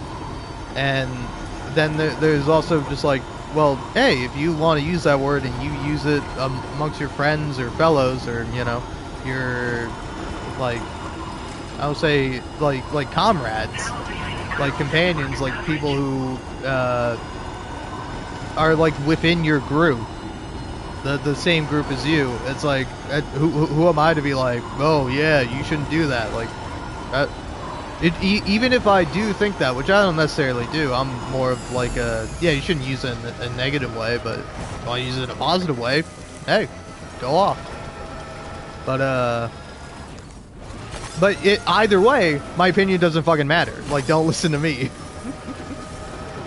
Do what you want to do because you want to do it, because you have decided that, like, oh, I'm fine with this, or actually I'm not fine with it. I don't want to use that word. Like, it's not for me to say anything about it.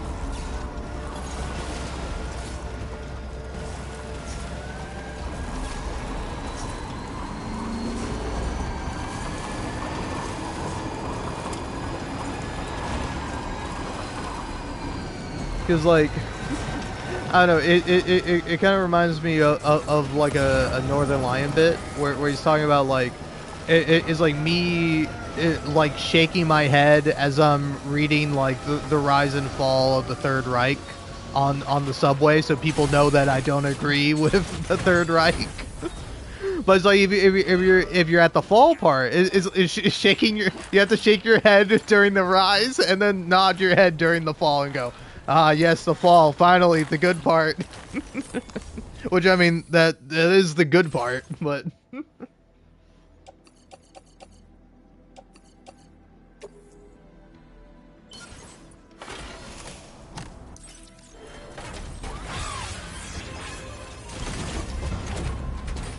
Oh boy, I can't wait to have this fucking highway fully built.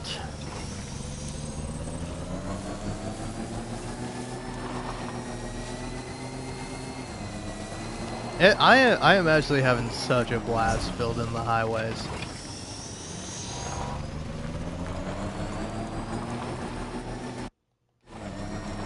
But yeah, it's like, I don't know. I think different people have different opinions on it, different takes for it, and it's just like, I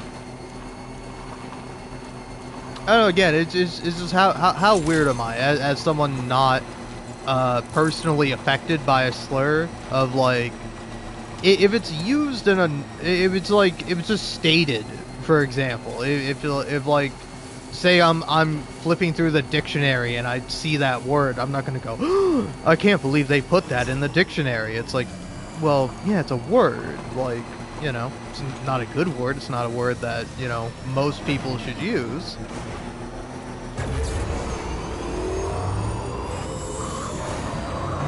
But it doesn't necessarily scandalize me, is my ultimate point.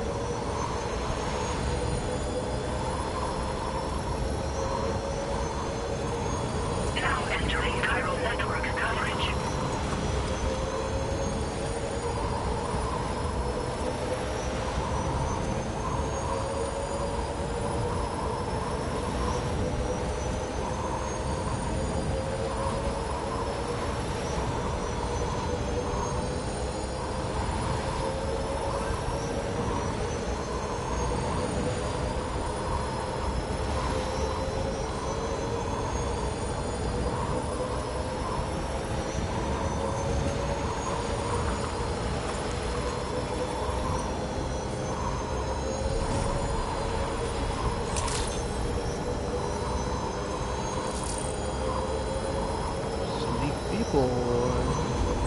Fun fact, anytime I say Sleepy Boy, I'm like kind of subtly referencing Disco Elysium, because at the beginning of the game when like Harry's like in the bed, or hey, yeah, I forget if it's in the beginning of the game or in like the one of the later nights where you're like going to sleep, where like your limbic system is like Stinky Boy, and it's said in such a fun way. I'll be honest, I don't like the word stinky. I think it to me it has an immature kind of aura to it, and I don't like saying words that are immature. You might say that's immature of me, and I would go, yeah, you're probably right about that. I'm not going to disagree with you on that.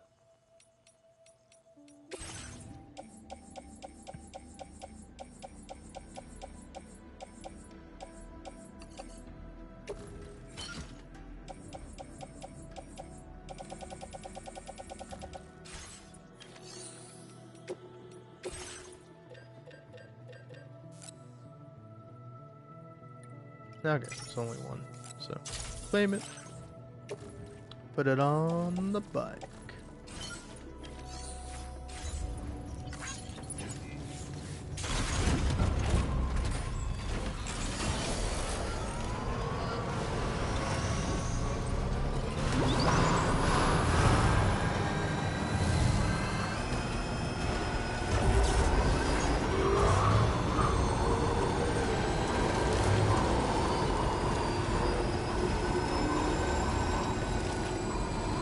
Anyway, I think I'm going to get back to listening to the podcast. Because again, it is very good. I happen to have been thinking about that, where it's like, I don't know, I think it's an interesting reaction. Because like, I don't know, like say for example, nobody else said anything. Like nobody like agreed, and it's like, even if they might agree, it feels weird to say that, right? To be like, yeah, I too also think slurs are bad. Like, yeah, obviously, I would hope so. Like, I tend to kind of think that should go, you know, unsaid. Yeah, I gotta look out for road forks here. I see them, or something that they put down.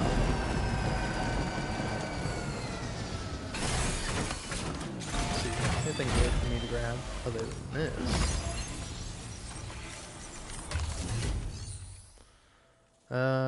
You do have metals, which is something I will take actually.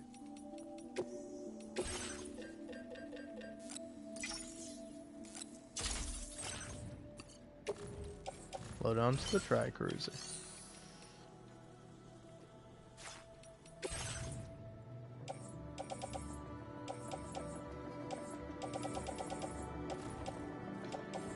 Ah, more metals.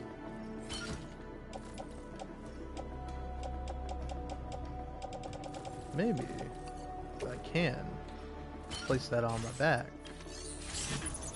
and then auto range cargo, combine it all into one. Yay! But yeah, I don't know.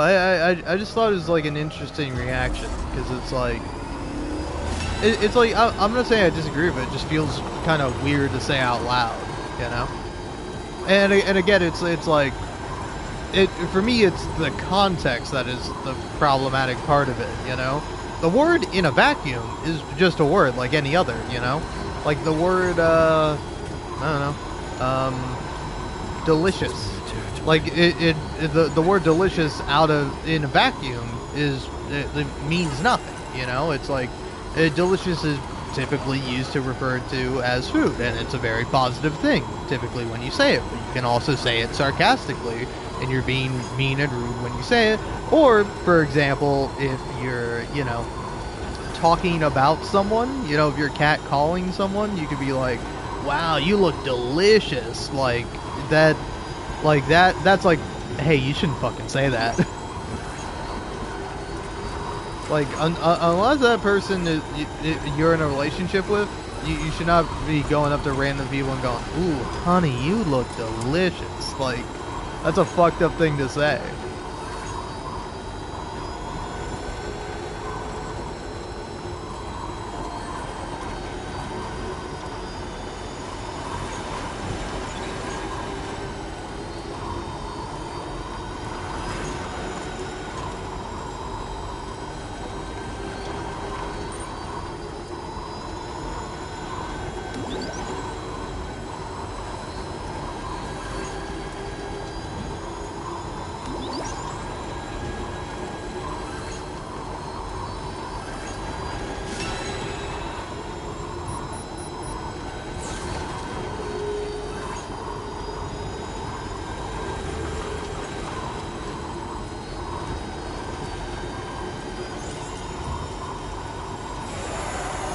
You know what? I've passed by these special alloys so frequently for so long. I'm finally taking them, and of course now they get fucking damaged. Fuck you.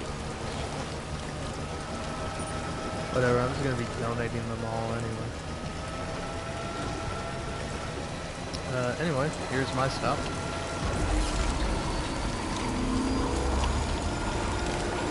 This is definitely not the most efficient way to go about getting to where I want to go, but it's the way I took it.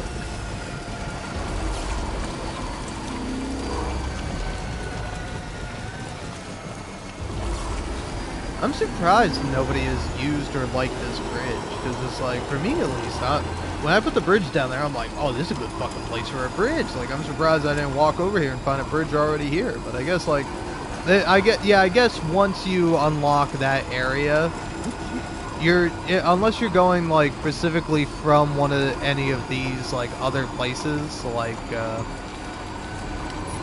the Lone Commander or the Government Guy or the like West Observatory area, it's like I can see why you would never need to use that bridge. But for me at least, I'm like, yeah, it's a good fucking bridge.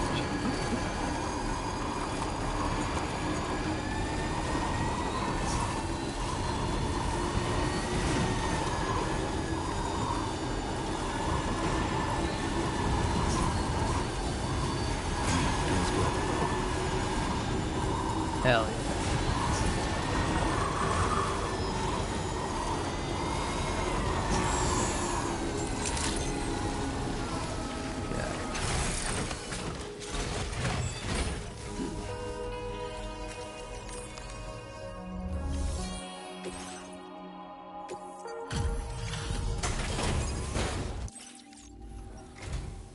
Still pretty dark out. Thank you. Let me... Everything's in pristine... Where the hell? Now displaying your current porter grade. The roads around here aren't safe after dark, so keep your eyes peeled. Until next time. Order completed. Well done.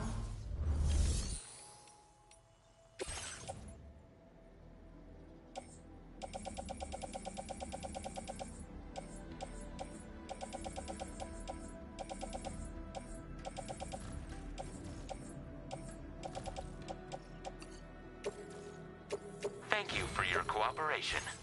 All contributions are welcome.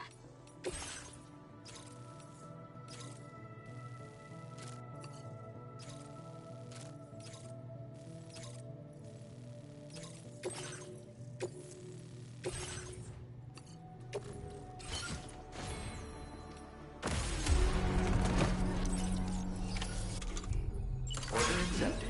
Thank you.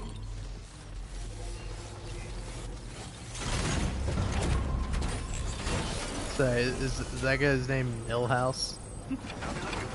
Millhouse Thrill Ho. Millhouse Thrill Ho?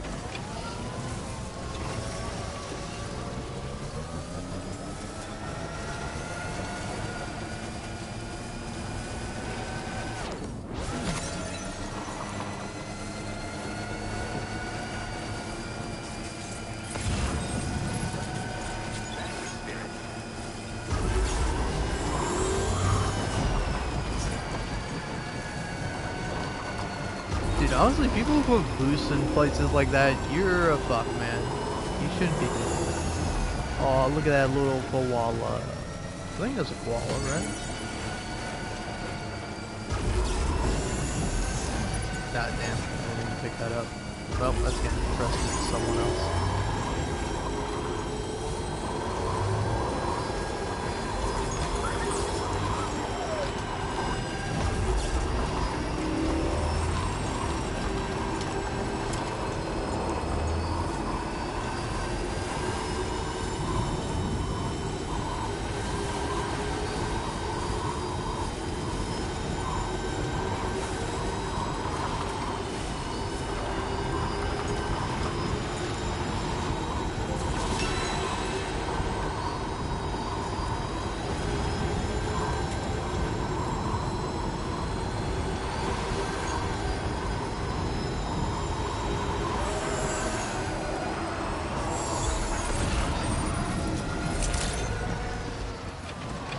I was like, surely that's a West Observatory thing. Nope, just for this place.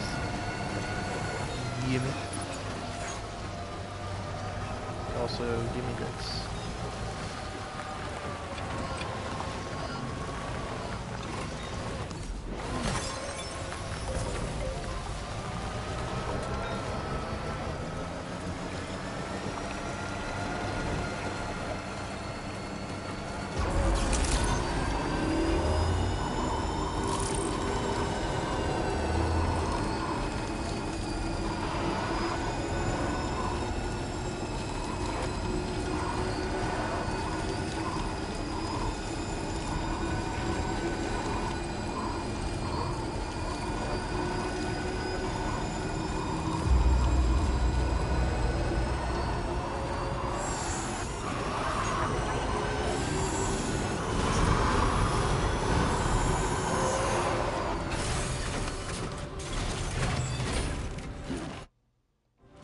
I've been going for 4 hours and 22 minutes. Nice. Thanks. Kim. No, found some of our missing. It feels as though we're always leaning on you for support. Just wanted to let Yeah, you it's know. kind of crazy. I feel like I'm jamming through this. No. Order complete. Okay. Well done. Now, I'm gonna entrust Your service in transporting this cargo is appreciated.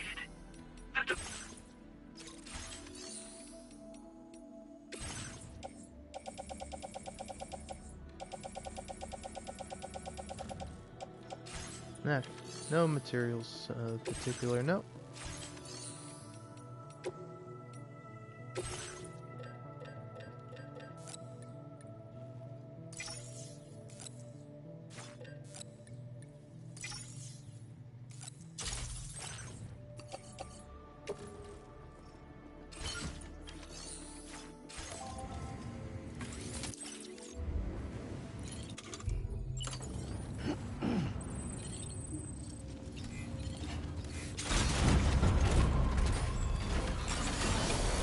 I'm gonna go load up these ceramics. I mean, honestly, before I go, just give me 400 metals. 400. Ba, ba, ba, ba, ba.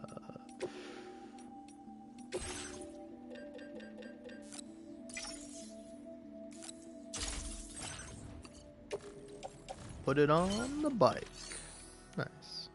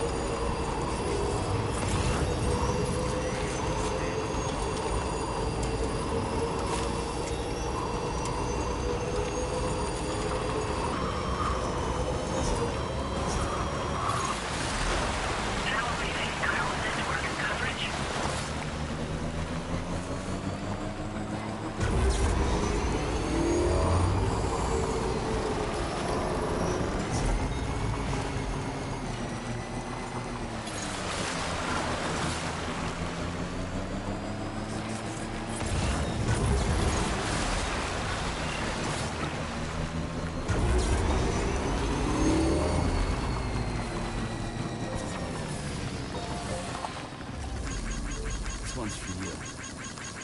Thanks for the help. Tim and Andy. Thank you, Kyle. Tim and Andy.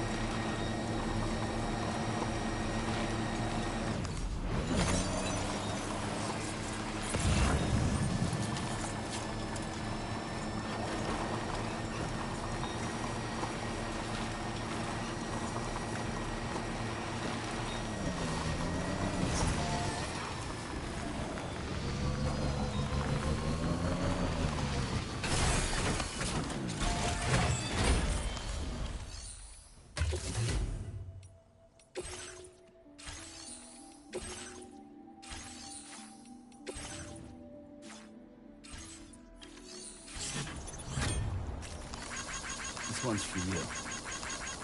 Thanks for the help. Thank you kindly. Thanks for the help. Thank you kindly.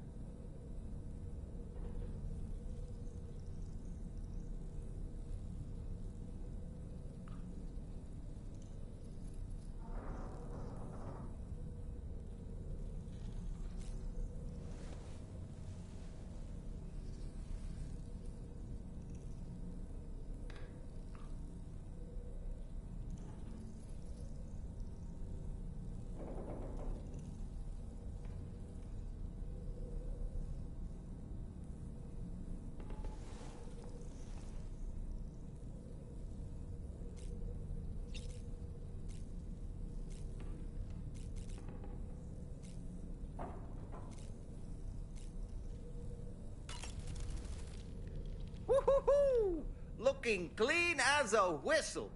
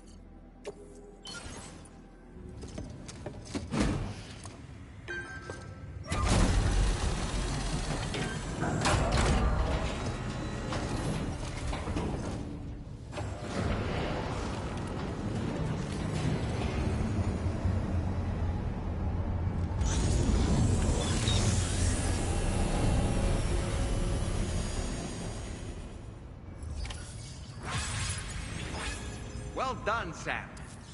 I've never seen a working monorail before. Think of all the stuff it could carry. All right then, why don't we extract some materials?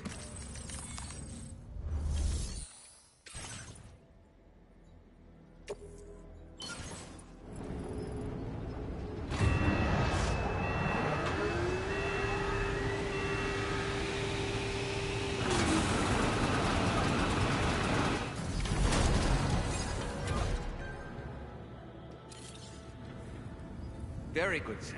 Now all you have to do is load the extracted materials onto the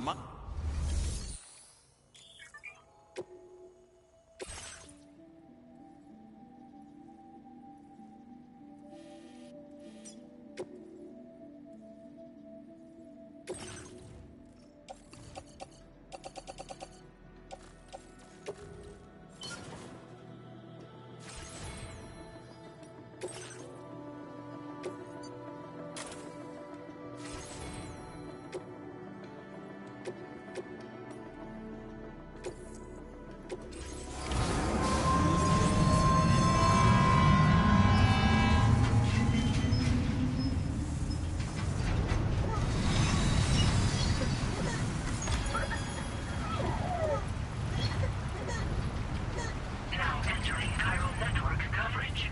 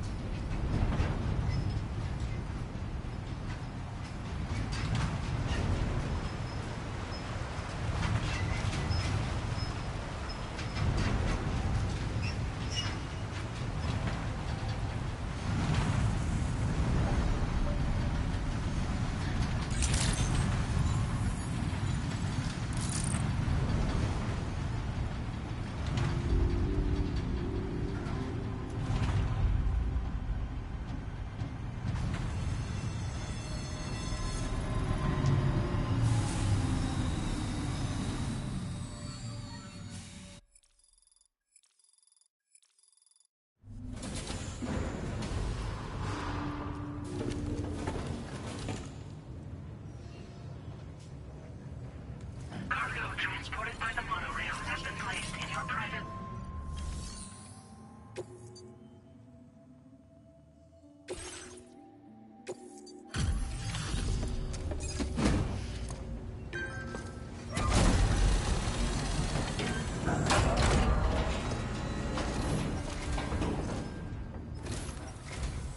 Did you actually manage to restore the monorail? Awesome! With it back up and running, you'll be able to transport materials from the mines. Right. Sorry. Let's take a look at these materials you brought.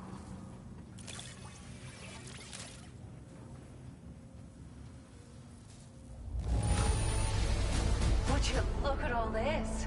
I think it's safe to say we'll have nothing to worry about for a while.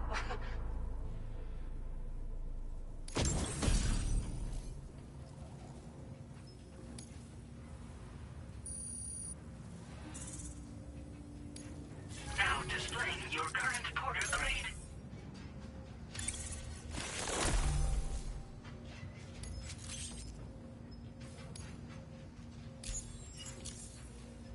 Oh, here's a little something extra as thanks. I got them just for you. Figured they'd suit your style. They sure weren't easy to come by. A real collector's item, I hear.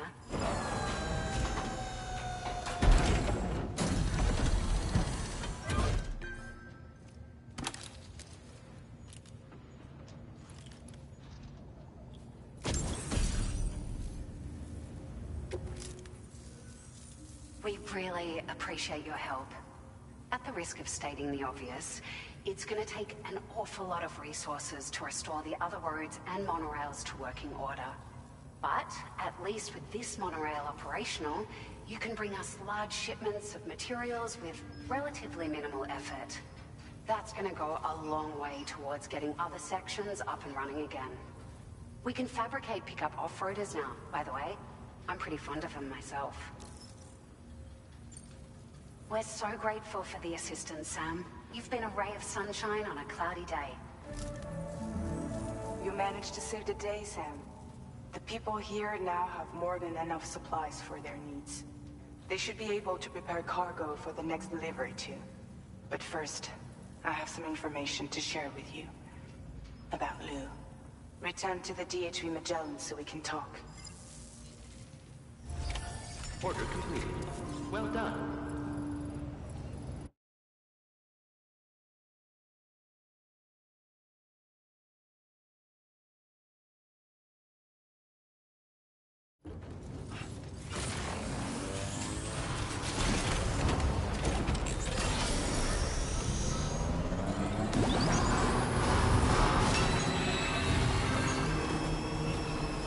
Sam, there's another porter here.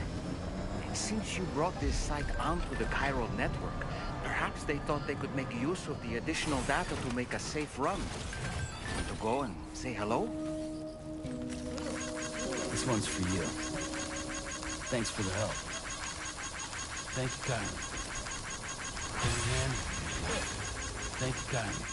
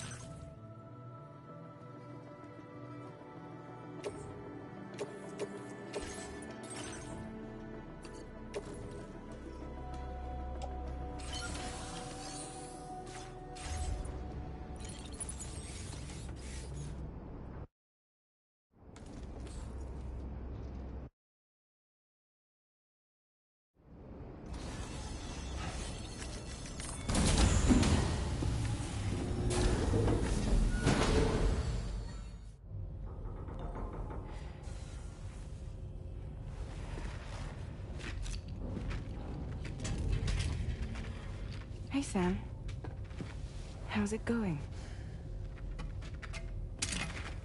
I have updates for you, if you have time. I take it you've learned more about Lou? We followed up on the message Deadman left for you at the lab. About how there was another BB-28, not Lou, who, according to the records, was decommissioned 4 years ago. The first time you and Lou met was about 2 years ago now, when you were entrusted with the BB previously issued to Bridges Corp's disposal.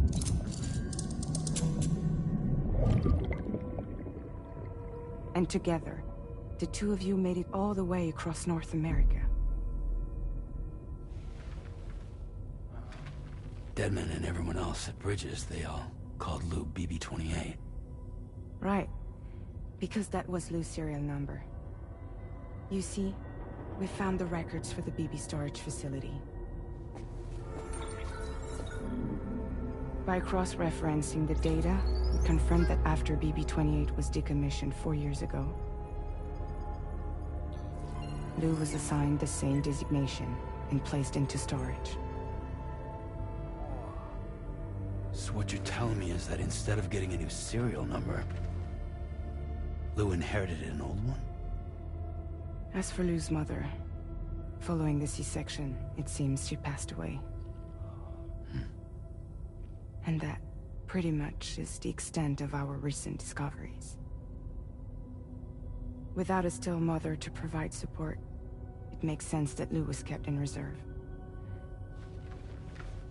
But we still have no idea who approved the serial number reassignment, much less why they did it. Higgs said there were things I didn't know. Maybe this is what he was talking about. I think it could be.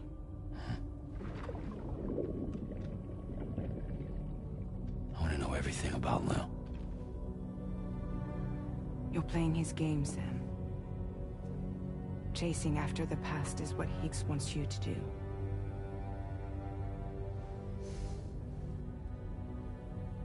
I need to know where Luke came from. I have to know.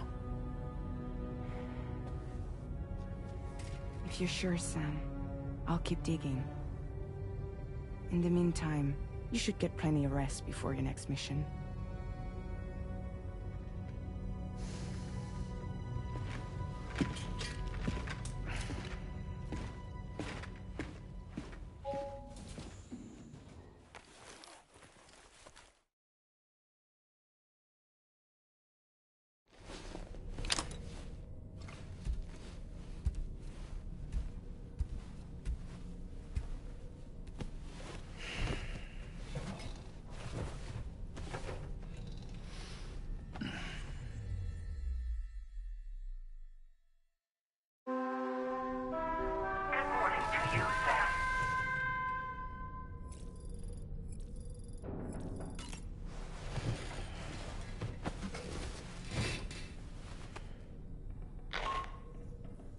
Sam, it's Charlie.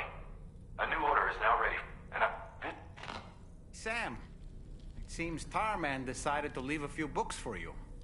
Right there, by your bed. Reading is a wonderful way to take your mind off things. Trust me.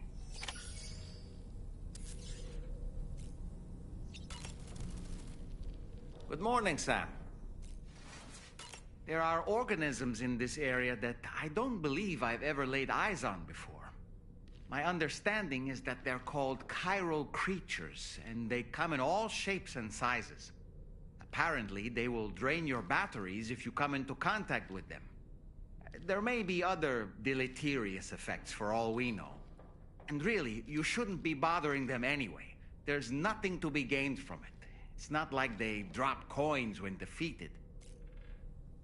I don't really have anything else to say right now.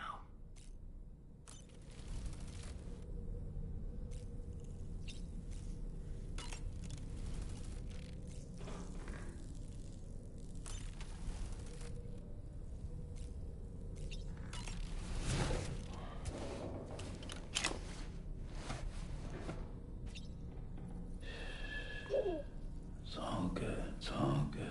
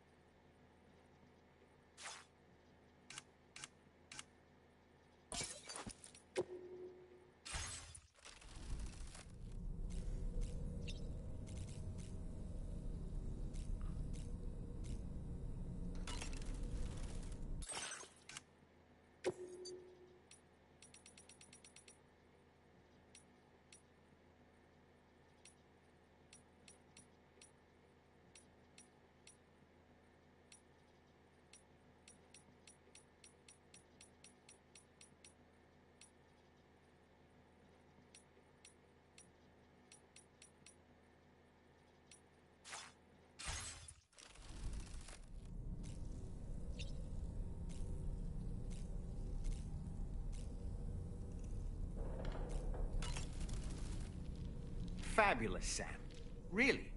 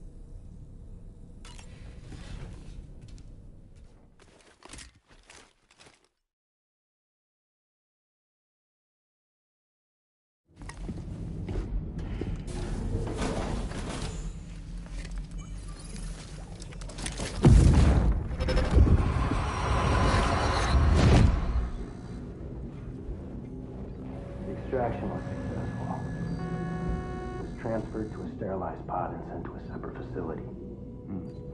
Ready to proceed with corpse disposal? 1.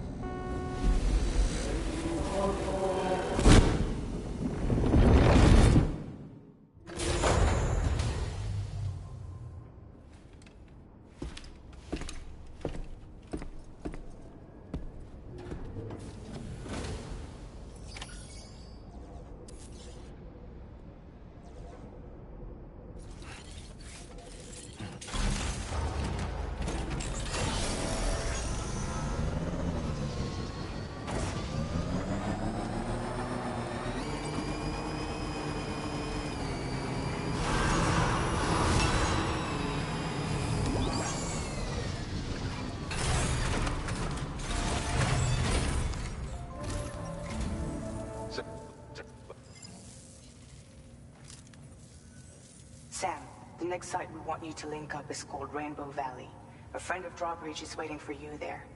Once the network connection has been established, they'll be joining us on the DHV Magellan. I recruited them myself when we first met in the UCA. You can pick up the order from the delivery terminal. I'm looking forward to seeing you both. Thanks again, Sam.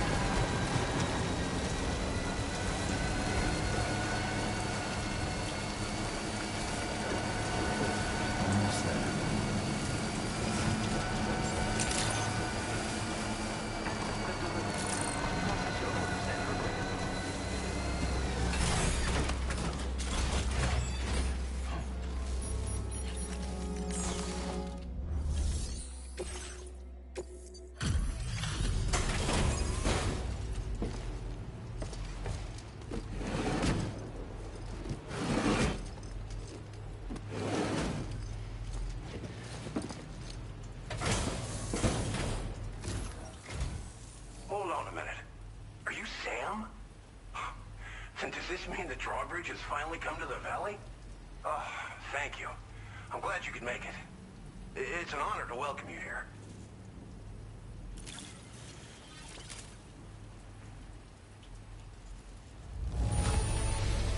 Wow, just... wow. It doesn't get any better.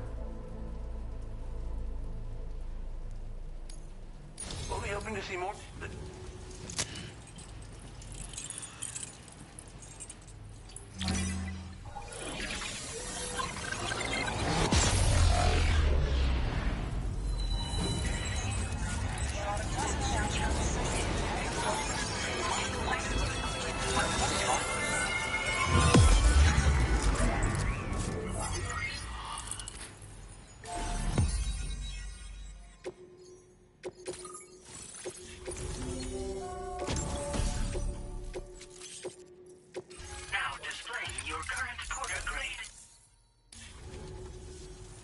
Connection looks strong and steady to me. That cargo you brought along is going to make a world of difference, too. It'll allow us to proceed with our terraforming initiative. Hopefully, no more towns will have to suffer the fate of the one down below us. Oh, we've shared our tar cannon data with everyone, by the way. I suspect you'll find it useful in your own work. Try it out. See if it suits your needs. Thanks for everything, Sam. You and Drawbridge have helped ensure that these lands will one day be filled with life again, however long it takes. In particular, that comrade of yours has performed absolute miracles for us. If you're looking to link up with them, you'll find them in the ravine on the other side of the river, directly opposite this shelter. Come back and visit anytime. Right. Time to meet up with our comrade. Let's see. They should be around here somewhere.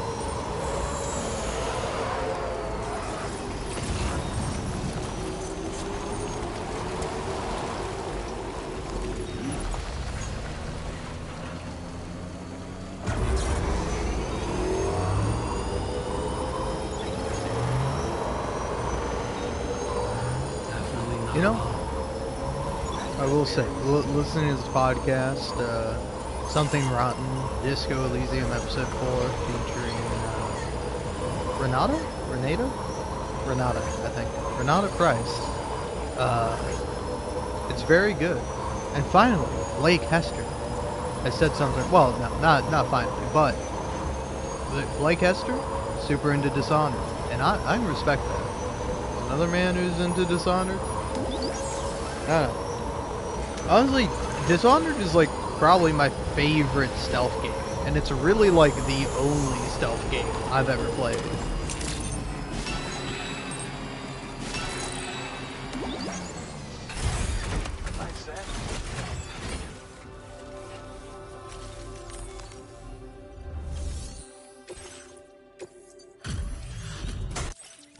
I mean, it's not the only one, but it's by far my favorite. It's the one I most enjoy playing as you're kind of intended, or at least encouraged to. Like, I loved playing on, like, you know, higher difficulty, stealthing around, using poison darts, never killing anyone. Like, I don't know. For me, can I be honest?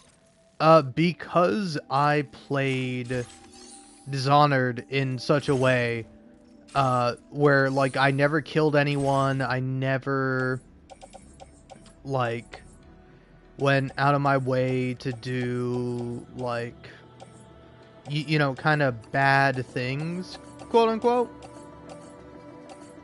which is, like, killing people, but it's, like, also, some of the alternatives you can have in that game,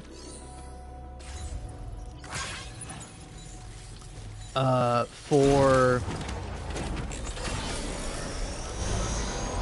like, instead of killing an assassination target, are worse.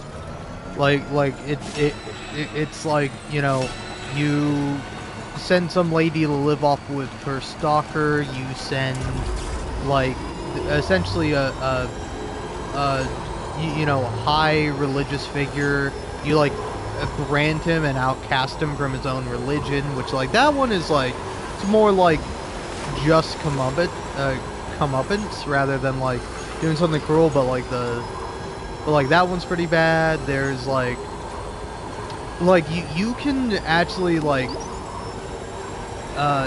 there's like the twins who, like, have these, like, terrible minds that are slaves, and you like end up, like, you make this deal of, like, kind of a criminal, I think, to, like, have them shaved and make them go work in their own mines.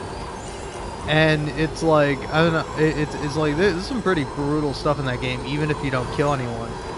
But, like, I got so kind of obsessed with the idea of, like, my headcanon of Corvo is that he is just this sort of, like to a certain extent, obsessive freak, like, obsessed with not killing anyone, going specifically out of his way to never kill anyone ever, no matter what.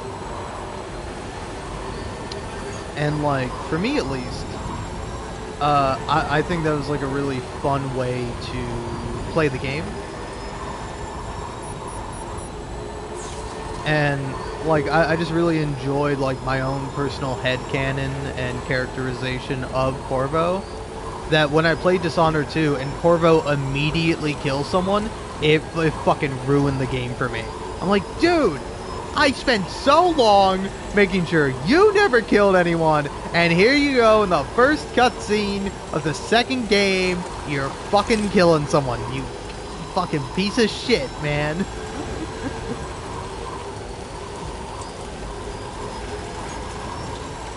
But yeah, I do eventually want to revisit Dishonored 2 at some point, or really give it a shot and play it. Because I tried to, and, like, I don't think it's a bad game, but, like, it does not hit in the way Dishonored 1 hits.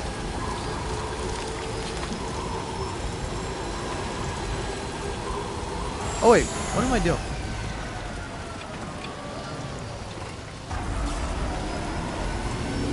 I was afraid I was gonna drive off there.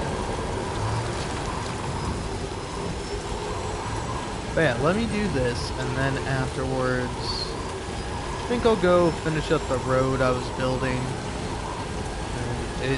it's actually kind of like pissing me off that like, yeah, I'm kind of curious to see if like, if and when I get to the road that I built entirely by myself, off of the, while it was off of the chiral network, if the game will be like, hey, this is your road, you made this road, and then the road that I contributed a lot of materials to, if that one is now going to be considered someone else's road, even though I contributed to the road first before anyone else did, not chronologically, but in terms of like my playthrough.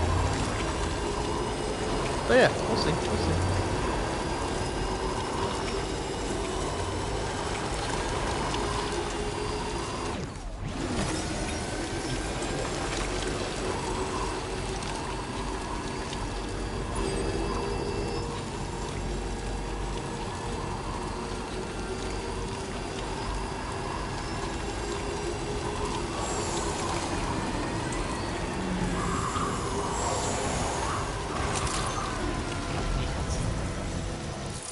I'm really goofing big time. Oh.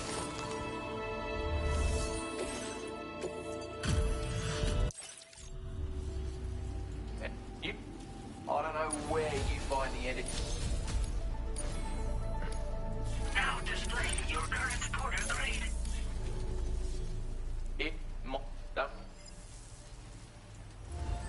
Order completed. Well done.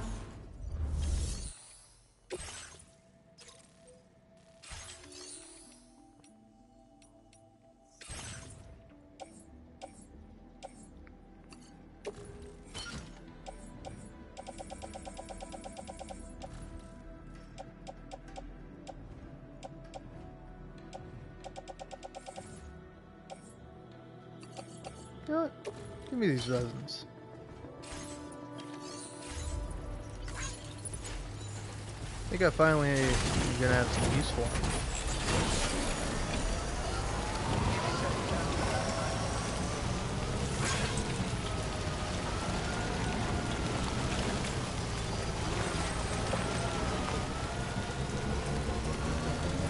But you know, I love the original Dishonored. I think it's really good.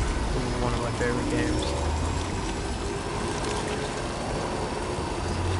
And hey, Playcaster likes it too, so it can't be all bad.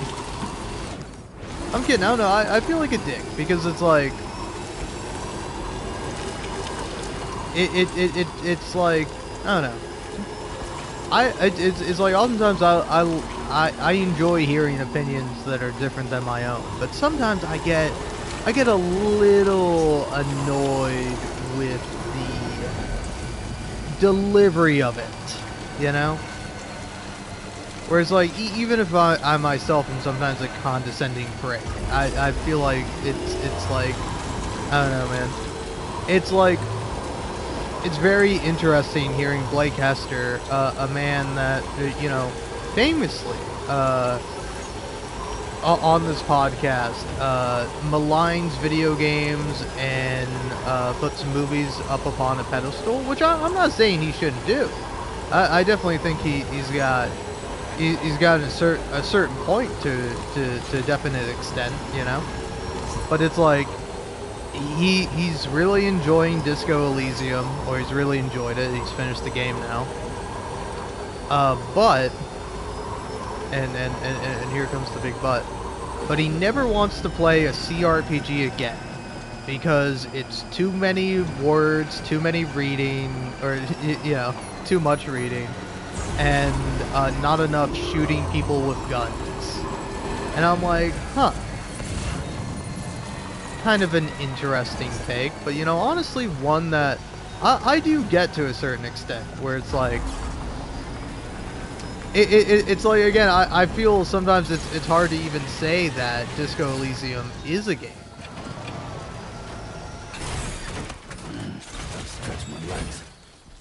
Whereas, like, I think it's certainly the best visual novel I've ever played.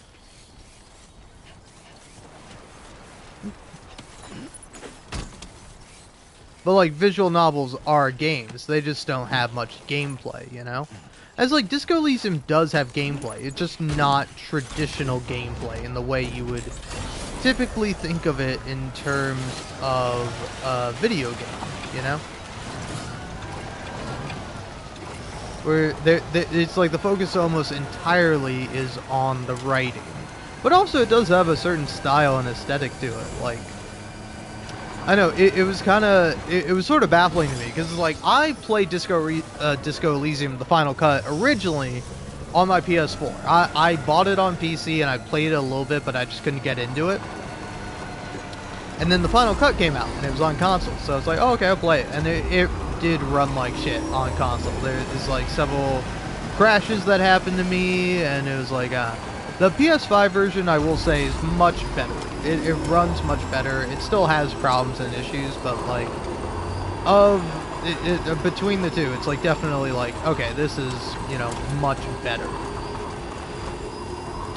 But then the only thing that surprised me about it is, and that like Jacob kind of brought this up, both him and Blake played the game on the Nintendo Switch, and I'm like, oh, that must have been rough. And he talks about how, like, you know, he wasn't really wowed by the visuals of the game until he, like, booted up back on PC with, like, a 4K monitor. He was like, oh, wow, this game looks really good. And, like, yeah, and don't get me wrong, I'm sure my version is worse than his, you know, playing on a PS5. Like, it's no Death Stranding 2, Disco Elysium, in terms of graphics, but, like, in terms of writing, oh, Disco Elysium outclasses,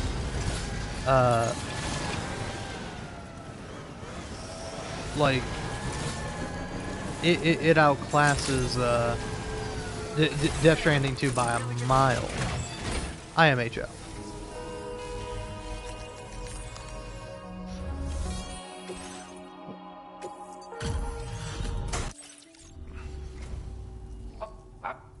Wait, just how many orders did you do?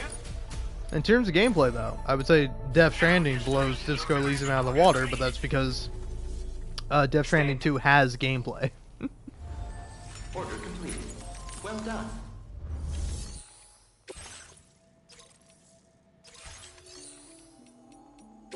Any lost cargo around here I could deliver? Damn.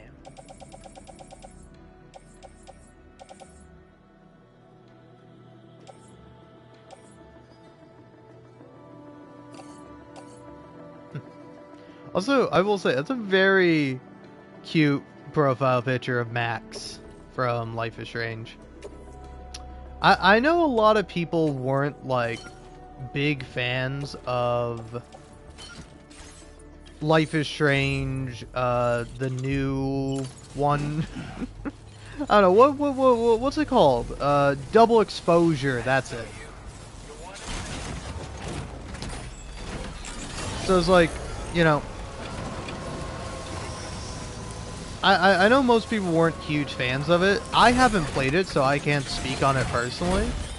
But I, at the very least, like, I don't inherently have a problem with it.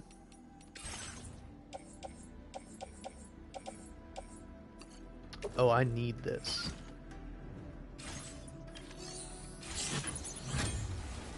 Where it's like, the big problem that a lot of people had with it was oh, it ruined Max and Chloe's relationship, and that's really pissing me off. And it's like, I mean, don't get me wrong. It's like, I get if someone, like, plays Life is Strange 1 and kind of comes away from it really liking the relationship between Chloe and Max, because I think you are meant to like it.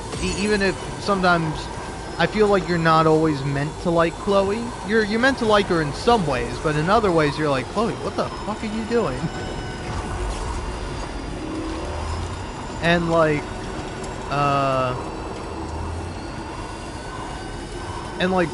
for me at least, it's like, when I first played Life is Strange, I like, really enjoyed it. I played through the first 4 episodes in, like, a pretty fast amount of time. I was really enjoying it. And then I think either episode 5 wasn't out yet, or, like, I just got busy doing other stuff. And then I think I eventually kind of got, like, spoiled on it. And so when I was playing that final episode, I was sort of in a bad mood. I was in a bad mood, and I didn't really like it. And so I eventually got to playing episode 5. It's definitely my least favorite episode. There are some good parts to it, though. There are some, like, enjoyable parts that I like about it.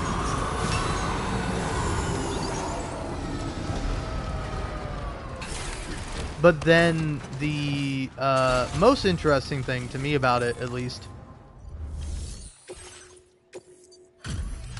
is oh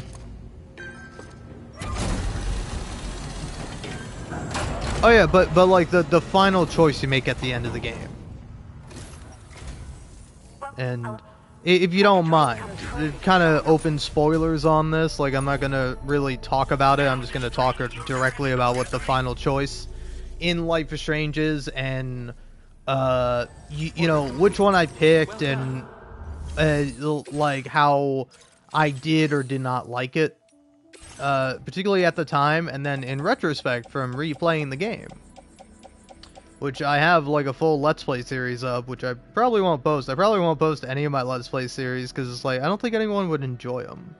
But it's like, I have one for Life is Strange that I like. I have one for, I have one for, Oxenfree, which I think is pretty good. And, like, I don't know. I think it's just,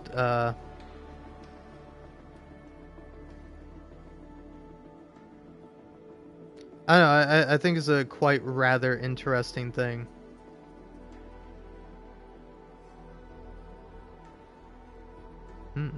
Interesting.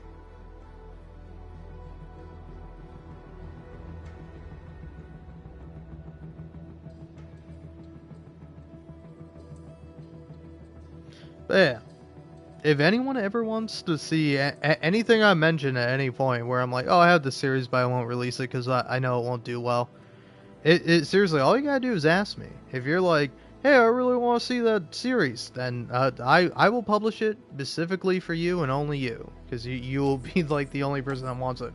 But you have to ask, and I don't think anyone will. And honestly, good, right on for them, you know.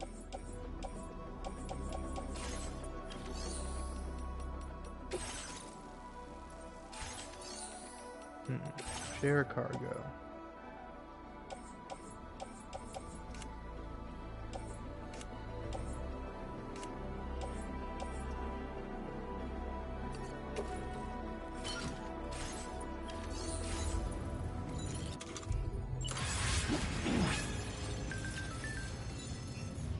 Hey, look at that.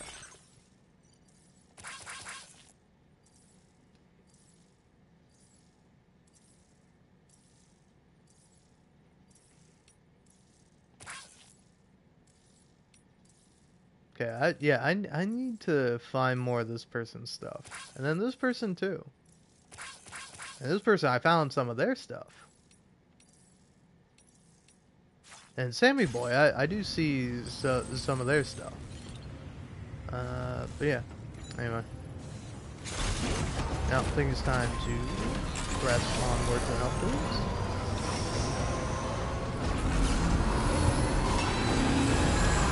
But yeah, anyway, now I'm gonna talk about the ending.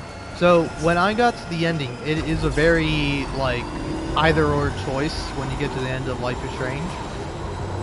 And either you choose to save Chloe and kind of accept that there's this giant storm that's going to come and basically wipe out Arcadia Bay, and also quite possibly kill a lot of the other characters you've come to know and love. Like, take, for example, like, Kate Marsh, who's, like, my favorite character in that game. Honestly, second favorite character. My favorite character is Max. I love Max so much. Like, replaying the game, I'm like, oh fuck, Max is the best. Like, I don't know. She's relatable, she's quirky, she's nice, she's, like, I like her voice actress a lot. Like, I think she does a really good job. And so thusly, it's like, for me, it's like, eventually when I play Double Exposure, either when I get it for free or get it for cheap, for me, it's going to be rather exciting to be like, oh yay, I get to hear more of Hannah Tell, I believe her name is. But I get to hear more Hannah Tell as Maxine Caulfield, and I really like Hannah Tell. And I don't know if she's really done any other video games, but like, I think she gives like a stellar performance as Maxine Caulfield. Here, I'll look it up in a second, but I want to... Hannah Tell.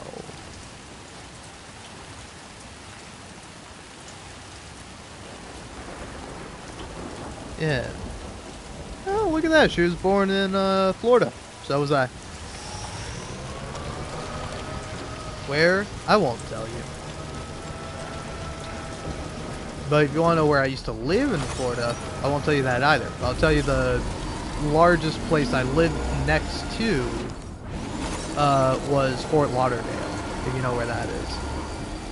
But also I moved in Florida at one point, so the other place I was closest to was Orlando at one point. Before I moved, that became Fort Lauderdale.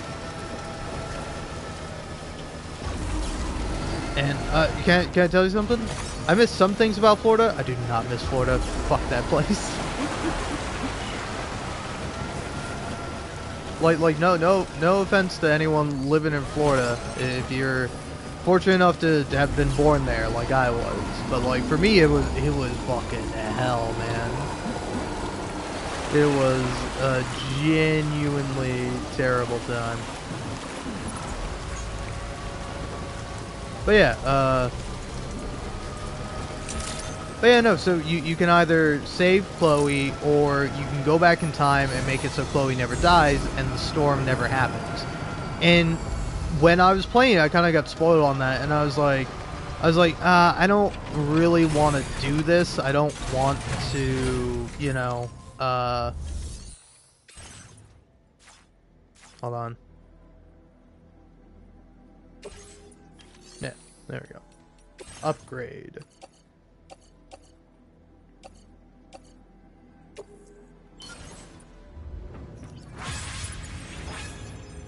No, look at that.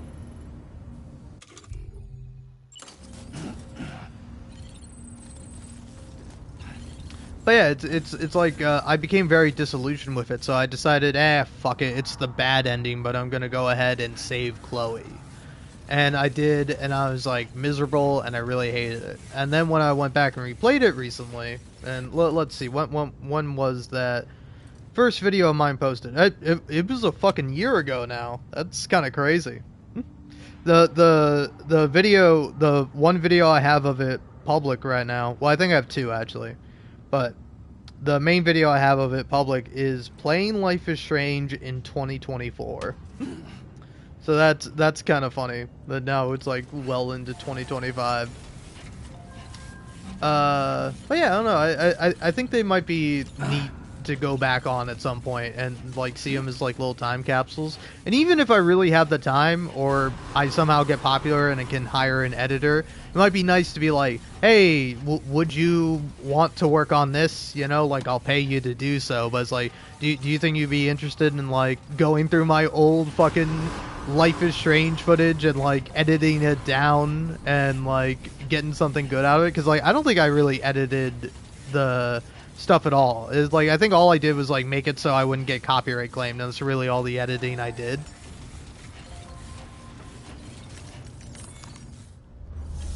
But yeah, anyway, what do you even get out of it? You get special alloys, so in a way might be a good idea to contribute this.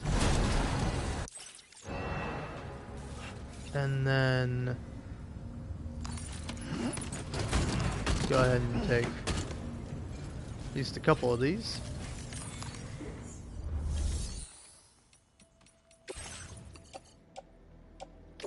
And yeah, there we go.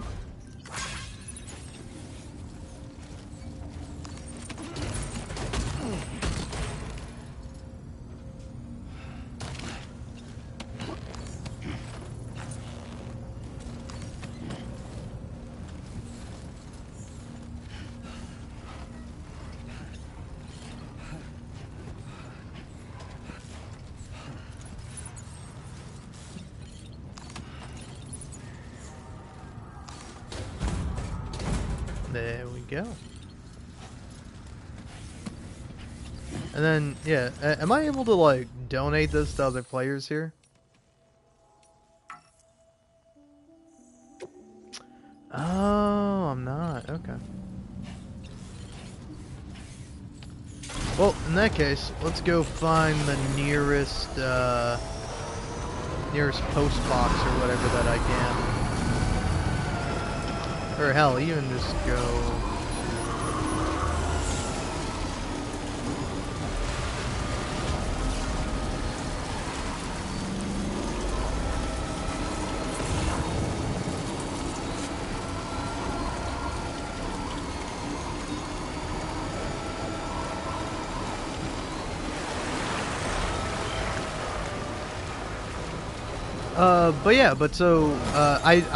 I do not like the ending of Max and Chloe, like, driving off into the sunset together in, like, Chloe's truck. And there's, like, a bunch of other things I don't enjoy about the game, like, particularly Episode 4 / the end of Episode 3. Or, is it the end of Episode 4? I don't know, whichever one, like, ends with Max going back in time and, like, saving Chloe's dad, but then Chloe is, like, severely disabled. And, like, I just think it's weird. I think if you know, somebody who has a disability likes it, then I'm definitely not going to say they're wrong for it, but, like, for me, it feels very weird, you know? Where it's like Chloe, Chloe ends up being like completely disabled from the neck down, so she can really only use her mouth, and like she has no control over the rest of her body. And it's because she got into a car accident, and her dad died in a car accident, so it's like it's weird, like karmic justice thing going on. Which is like, I don't know, not justice, but, you know, like, balancing. Or, like, just the tragedy of the universe or whatever. But, like, I think the weirdest part about it is that Chloe asks Max to kill her. You know? Which, like, even if you want to say or you want to argue, like, oh, you know, that's Chloe's decision to make, like, she, you know, can't have... like, she doesn't have access to, like, assisted suicide, which, you know, I think that's a separate kind of conversation to have.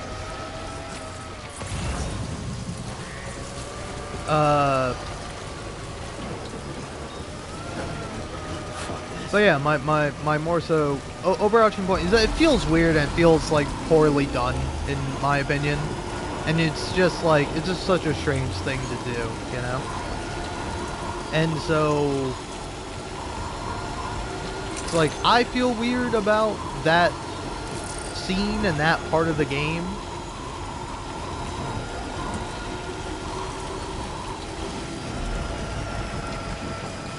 And so, like, personally, it's like, I don't know, and also it's like weird to be like, oh, hey, I doomed this entire town for you, Chloe.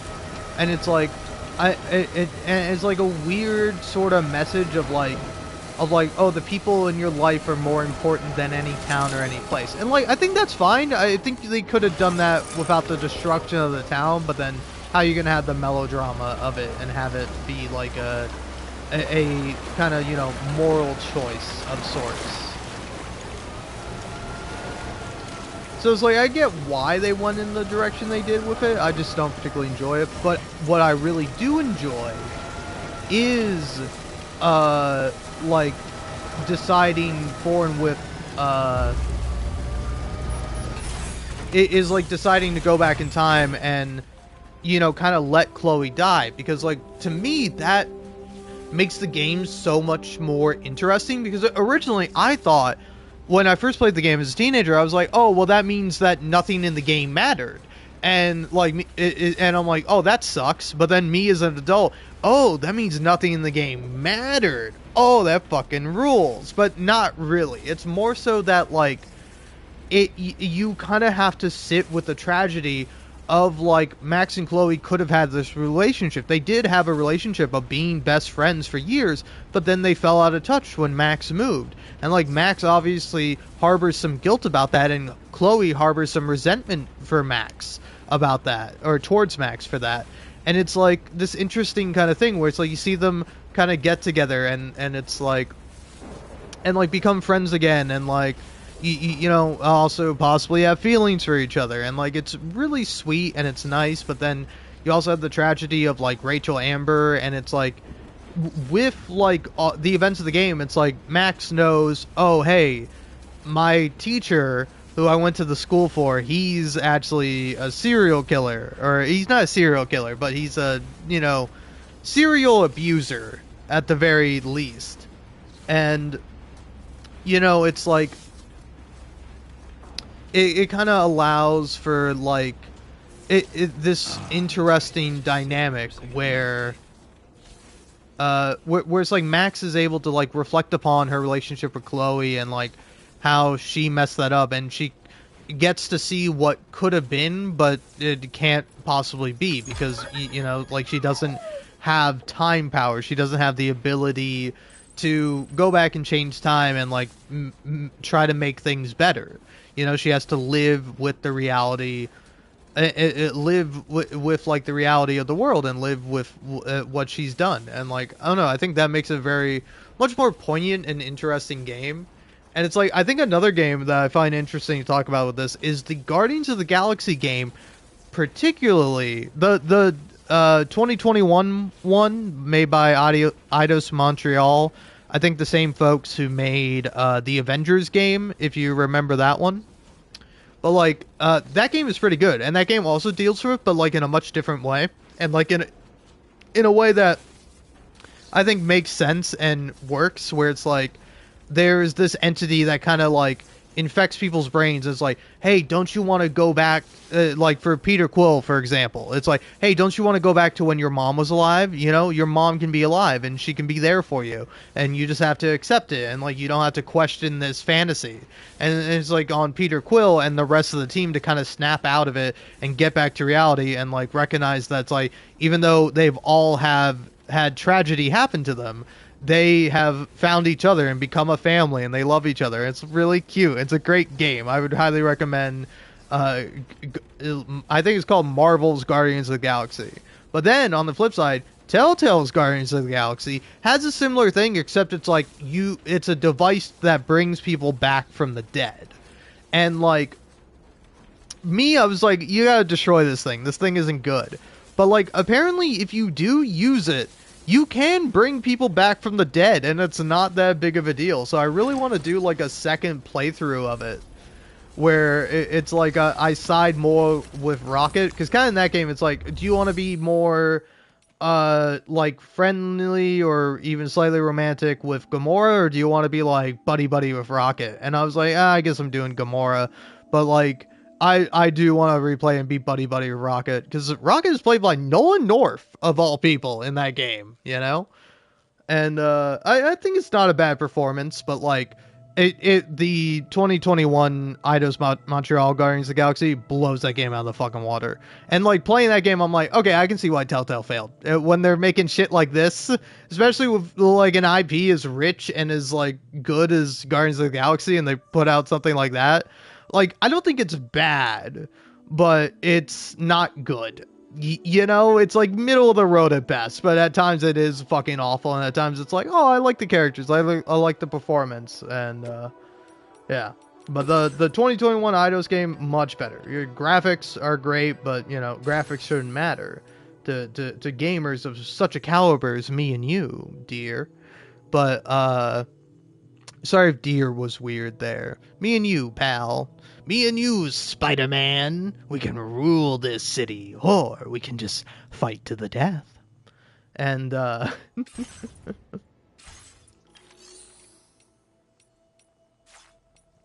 yeah, facility storage.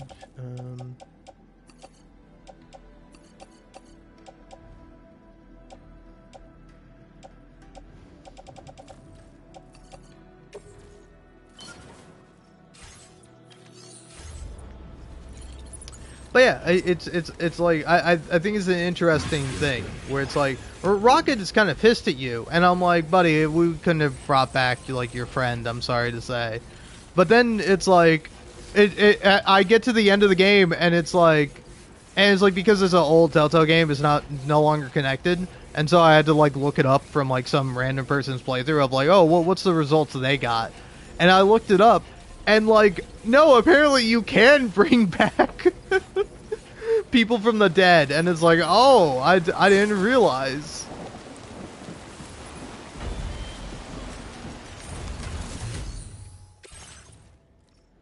Because, like, again, the way it's sort of put to you is that it's like, you can bring people back from the dead, but you do have to kill them. Or, no, sorry. You have to kill someone. Like, someone has to die. If someone dies, then you can bring them back from the dead. But if you don't bring them back from the dead, then... Or if you don't kill anyone. And it's like, you discover this because, like, Peter Quill gets shot and he dies. But because they killed Thanos before, like, the opening scene of the game is them killing Thanos, fun fact. But, like, because they killed Thanos, Peter Quill gets brought back to life. And, like, Gamora immediately is like, hey, we gotta get rid of this thing. It's no good. And then, like, kind of... Groot's also on that side. And it's like, I want to be on the side of Groot. Groot knows what's up. But, like, Rocket and Drax are both very much like, no, we ought to use this. And Rocket even kind of points out, so wait, we kill a bastard? Like, we killed the most evil man, person, alien in the universe, and we can bring someone back to life? This shit sounds fucking cracked, bro. This shit sounds fucking sick. And, like, the real justification for destroying it is that it's like, oh, the Kree, a violent, blue-skinned people will use it to bring back all their warriors, and then they'll take over the galaxy with, space fascism. And it's like, okay, I can see why that's a problem, but, like, you know, it's like, it's not like a nuclear bomb. It's not like the only use of it is destruction. It's like, I don't know, that shit sounds pretty sick. If you had the ability to, like, kill anyone, like, good or bad, and you could bring someone back to life, I feel like it would be, you know, of course it would be hard to use that responsibly, but, like, I think you could, you know? Like you kind of have it kept under lock and key, and, like, say if someone is convicted of murder, it's like, oh, okay, well, now we just kill the murderer, and then we can bring back the victim, you know? Ooh, but then what if they killed more than one person? Ooh, now we're getting into this interesting thing. Like, yeah, how long of a queue will you have to wait for? And then plus it's like, well, what if people want to die? What if people are like in a situation where they're like, hey, I don't want to live anymore. Kill me and bring back someone else. Oh, man. I don't know. Like, the ethical implications of it, I think, are more interesting than, like, frightening necessarily. But yeah, I don't know. Just kind of something I think about. Where it's like, it's like like a lot of people are very much into the Life is Strange, like Chloe and Max together forever. That's my OTP, bro. That's the reason. Part of the reason why I discovered, you know, I'm a queer woman or something like that. It's like, again, I don't want to take that away from you, but I think the story and the message and everything about it is much better when you look at it through the lens of, like, this is Max kind of getting her chance of, like, Max imagining what her and Chloe could have had she, like, you know, not, like, not spend so much time away from her, and then also,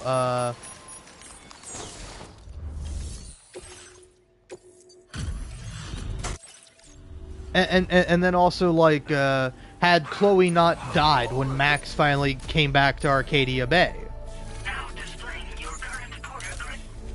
So yeah, I think it's a quite rather interesting, Order completed. Well done. it's an interesting game, and I much prefer that ending like that. And plus, like, I don't know if the same song plays, but at the end of that one, where you're quite literally going to Chloe's funeral, Max is like dressed in all black, and you hear fucking Spanish Sahara, like one of the best songs on that soundtrack. I think it's by Foles, actually, which, like, Foles is like a sick fucking band, man. I like Foles a lot. I'm a big fan of most of their songs, but Spanish Sahara by Foles. Life is Strange does have some good fucking tracks in it, like there some good shit. If you won't hear them in my fucking playthrough, but I do have one video that's like all the copyrighted sections.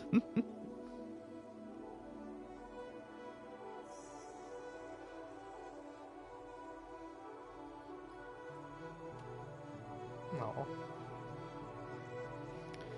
Dude, people are being nice to me. They're being nice to me about my video because one person was mean to me. And it's like, I don't know, I appreciate it, but also it's like, I'm not worthy of people being nice to me. Don't be nice to me. I suck. Which, like, you know, I partly believe and I partly don't believe, right? Anyway, give me them chiral crystals. And also give me them metals. And most importantly of all, give me them ceramics.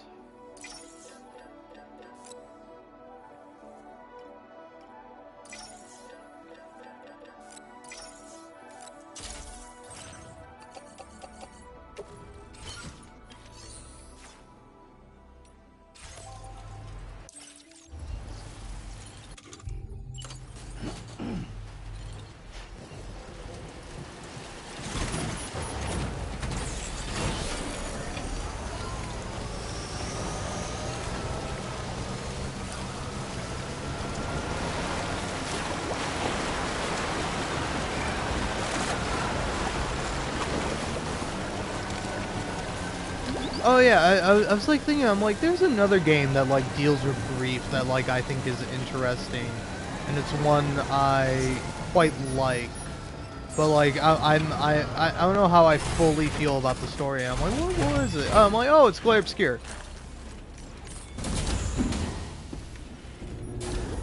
Like, Clair Obscur is a really good game. It's interesting because like that game also has like a polarizing choice at the end of it that like left people like mostly upset, but like I don't know, I think most people, if you're analyzing the game and you're like sticking with it and you're like giving it its chance, it's like I think both endings for Clair Obscur are like they're both bad, kind of intentionally so. That's sort of the point of them. There's not one happy ending where everyone is all right and they all hold hands, and like it's kind of on you what you take away. What's the story to you, according to your perspective, you know?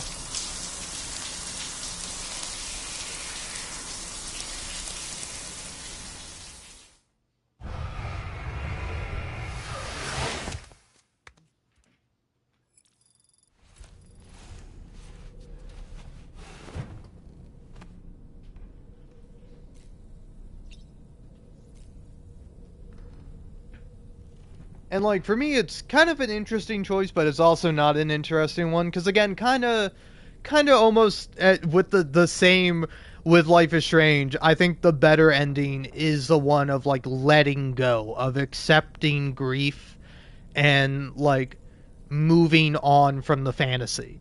You know? Oh yeah, shit. Oh, that's a good fucking video idea. Maybe. Yeah, ooh, now I'm curious. Alright.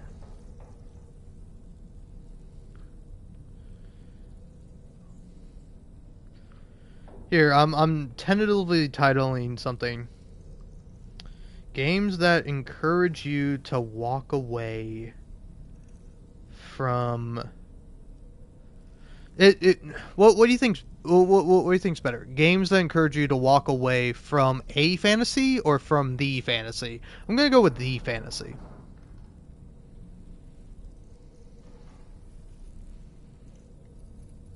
And now in that list,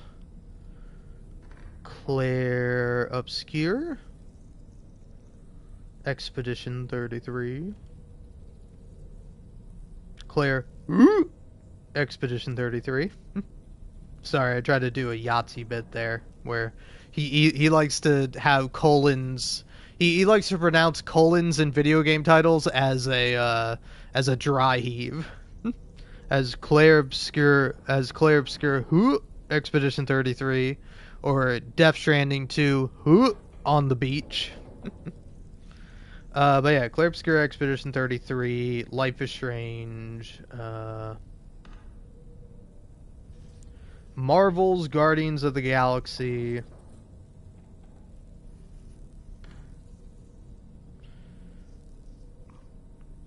And then yeah, I'm sure there's others, but like, yeah, I want to think about games that like are included in that list. And then also it's like, I think the interesting thing about the video would be is like, hey, I'm making this video about it. Here's kind of my interpretation of it, and here's why I think it's good.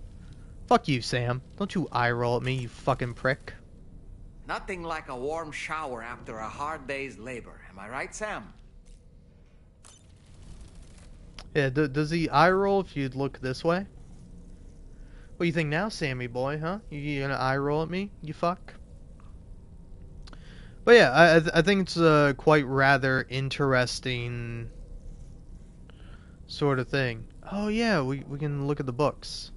I ought to do that.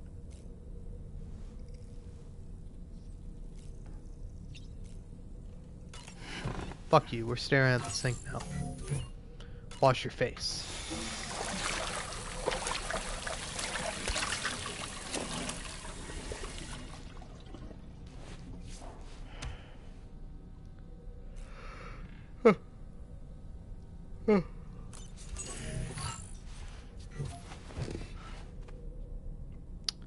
But yeah, I think it's a I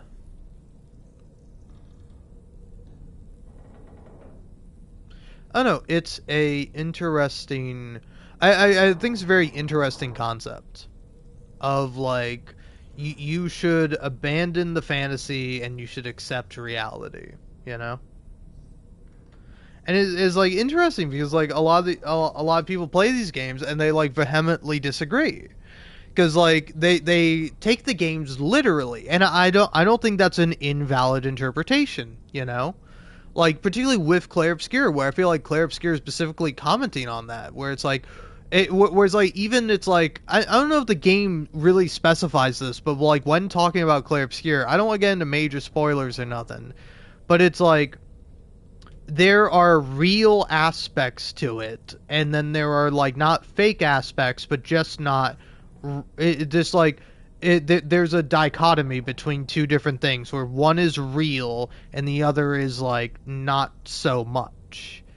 And it's like to me it's a really interesting sort of thing of like yeah, why do we even consider one to be real over the other? It's a video game ultimately. You know, it's like I don't know, take a story like Narnia, of people like venturing into a fantasy world. It's like, why is the fantasy world of Narnia fake? Why is it not considered to be real in a certain sense? And it's like, well, there's a lot of literary reasons, and there's kind of a whole theme with the book, at least, kind of about that. But you know, it's like it's all fake.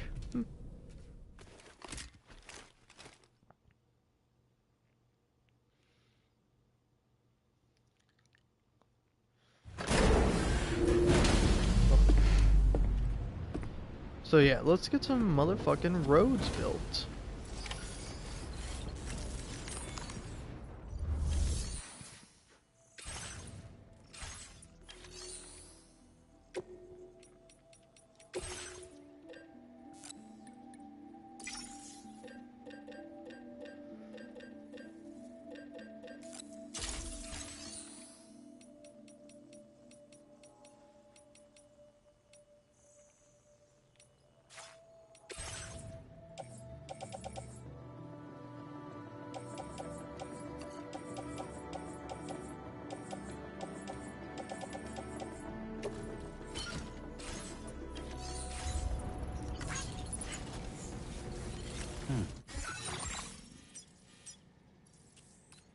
Okay, you can check how much it needs. So it needs 1,600 metals. It needs 1,200 ceramics. Okay, well, fucking bring along all the metals then.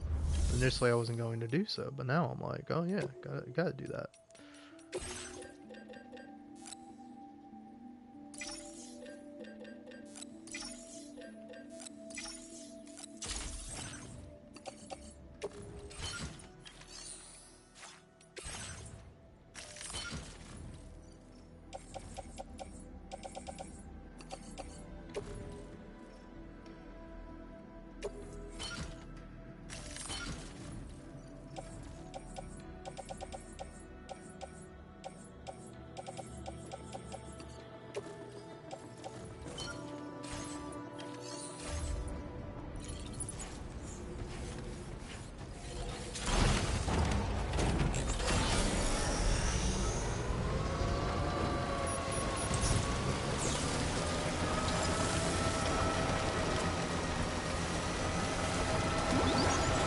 I know, I will say it's also interesting because it's like, maybe this is just my take and my opinion, but it's like, I think Death Stranding could have been like a really interesting game about grief, and like, I think I think it misses a mark, but it's about something else. It's about something different. But like, I do think it is something that like, I don't know, that it does sort of upset me for like the wasted potential of it, where it's like, oh man, it could have been something really great or interesting involving this subject. But instead it goes in a different direction, which I don't mind necessarily, but it's like, I don't know. Certainly not the choice I would have made.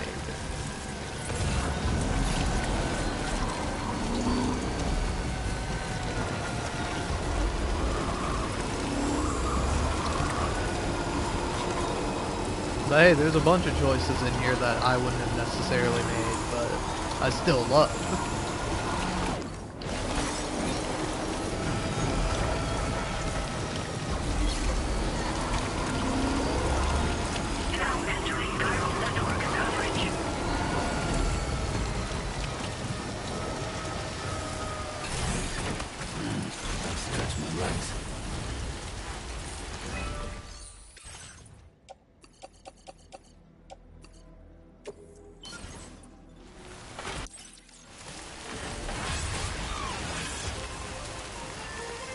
So how much?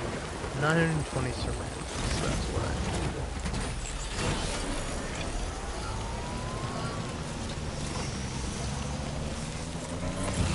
need. Yeah, anyone build a motherfucking timefall shelter around here?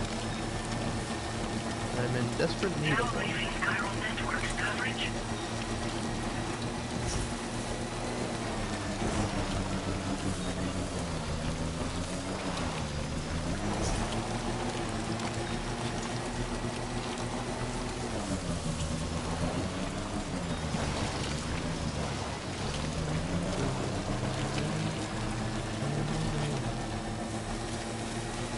Yeah, is the tune when you like add something to something, or you like complete something?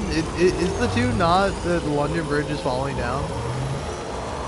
Because like I do think it's a really interesting choice. I don't know, I will say this game is still about grief, but it is like, I don't know. It's like if you know, you know. If you don't know, it's a very obvious twist. You know, it's like. Like when the reveal happened, I was not like, whoa, oh my god, that's mind-blowing. It was like, yeah, I guessed that. Yeah, I figured. Yeah, the second the trailer for this game dropped, most people guessed that, you know?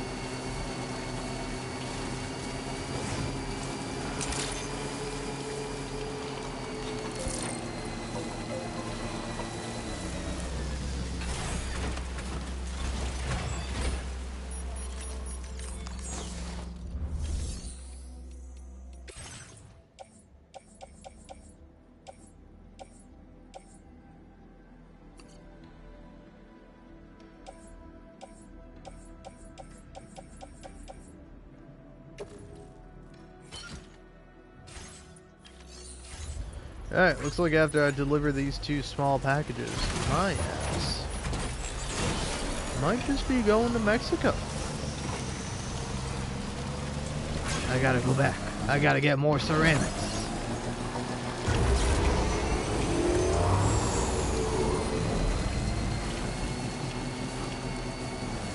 Oh yeah, that, and I also need resins for this thing over here that I want to upgrade.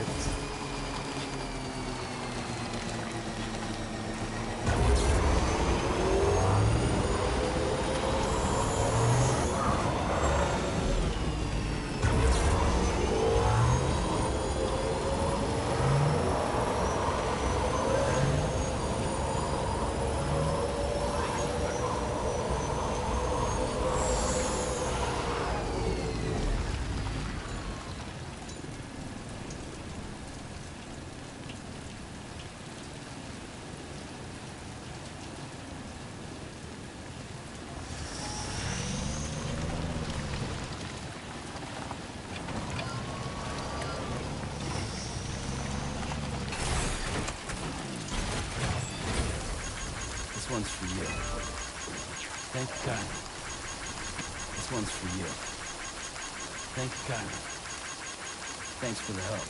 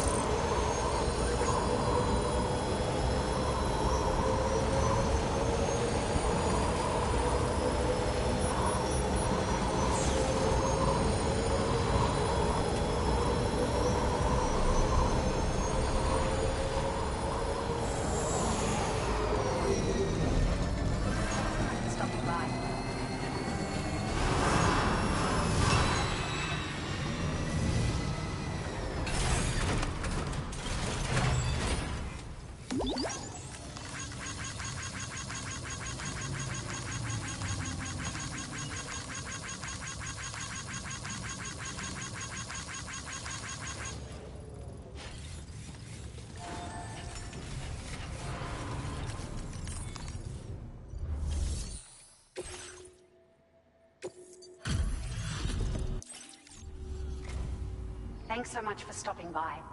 Give me a moment while I check the orders. Found some of our missing stuff, did you? Now displaying your current porter grade. Thank you. Order completed. Well done.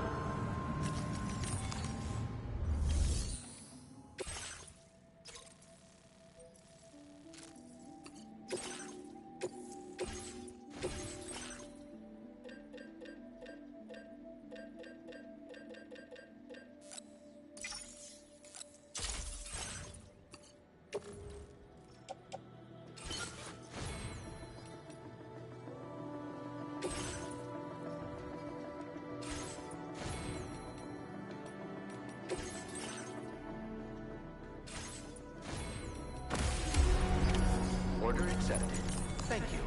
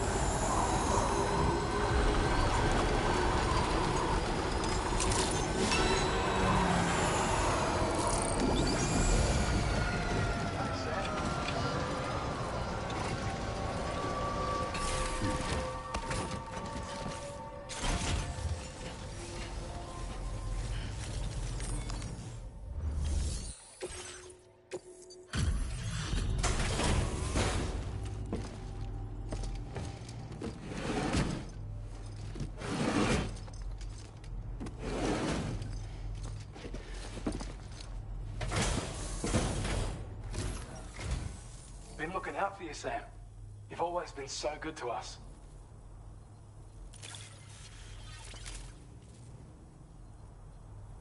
We'd already written this off as lost.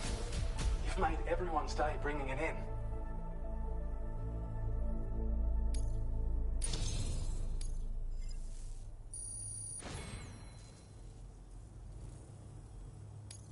Now displaying your current porter grade.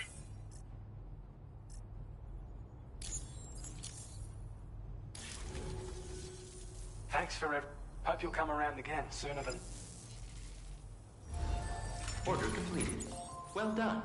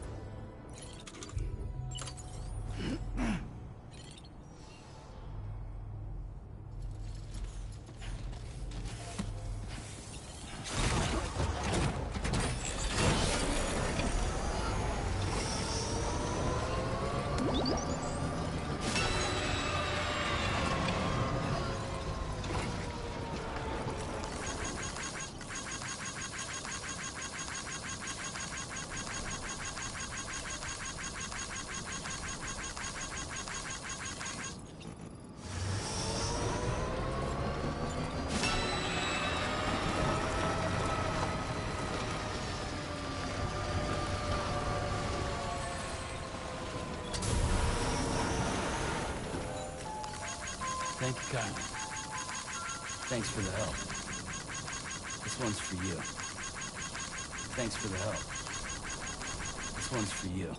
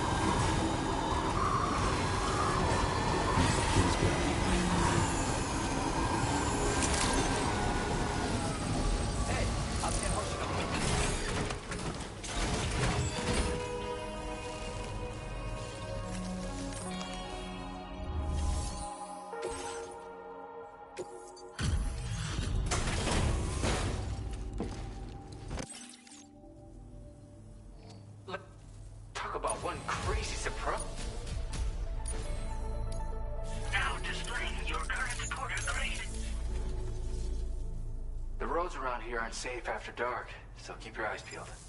Until next time. Order completed. Well done.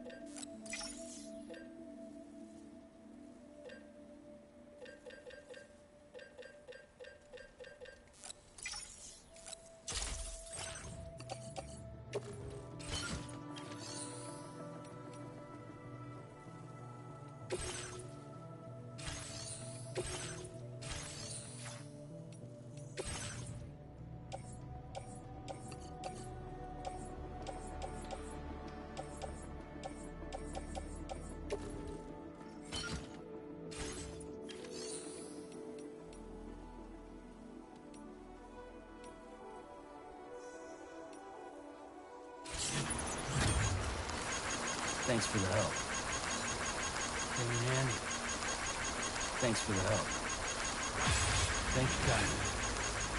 Thanks for the help.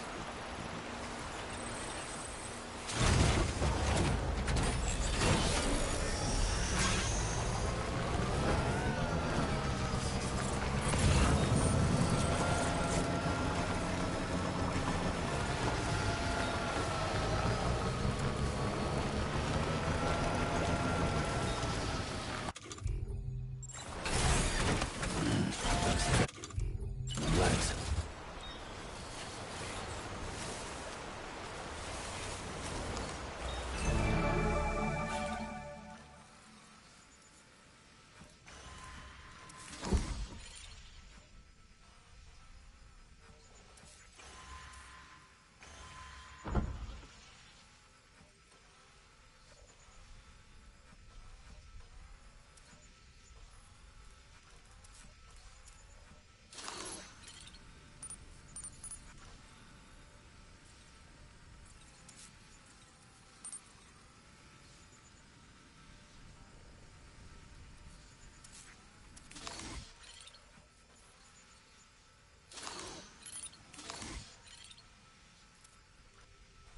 Keep it up. Keep it up. Right.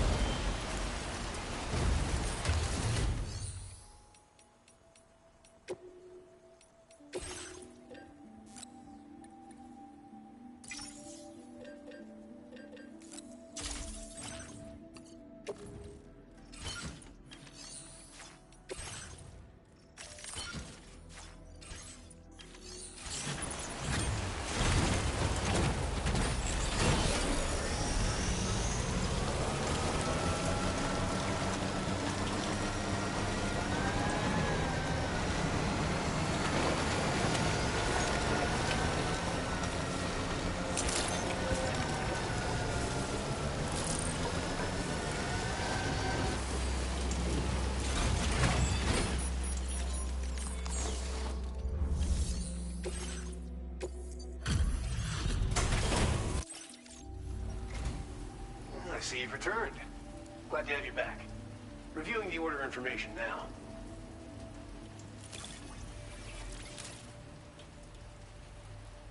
You have done a staggering amount of work on our behalf. We can only thank you.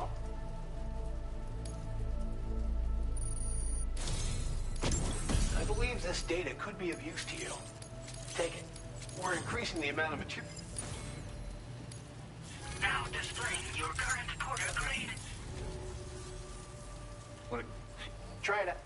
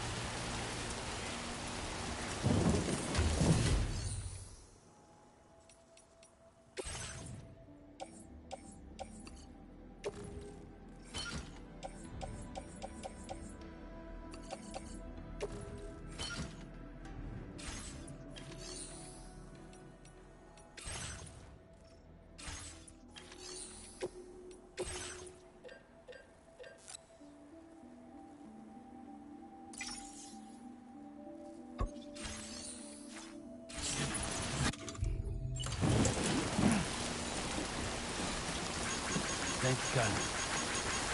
This one's for you. Thanks for the help. Young man, thank you kindly.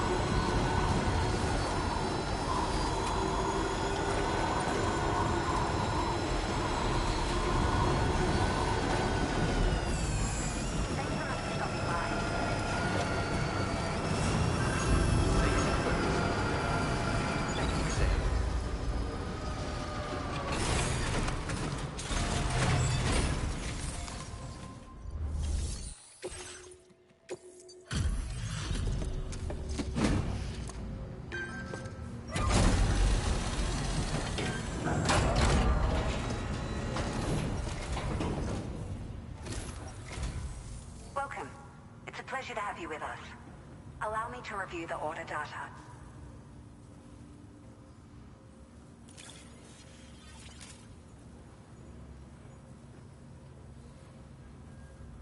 It's like a dream come true, this showing up on our doorstep.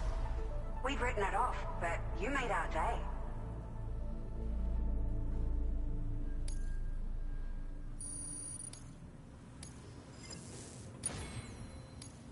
Now displaying your current porter grade. Thank you for your... Order completed. Well done.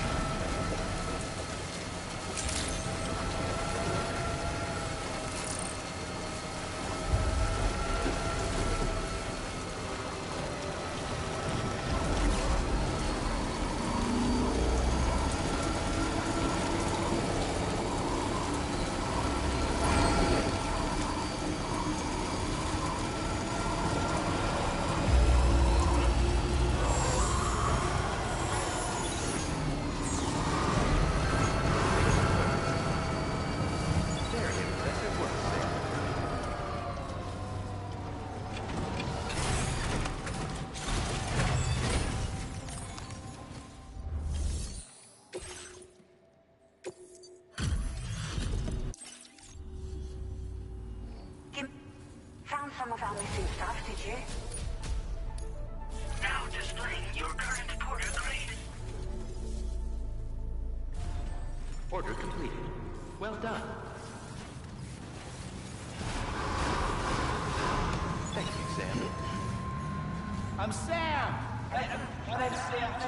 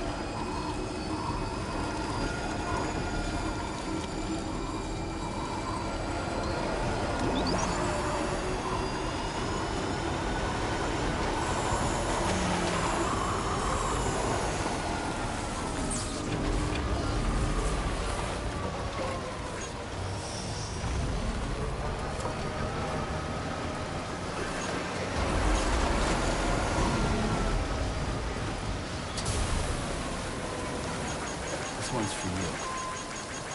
Thanks for the help. This one's for you. Thank you, God. Human hand.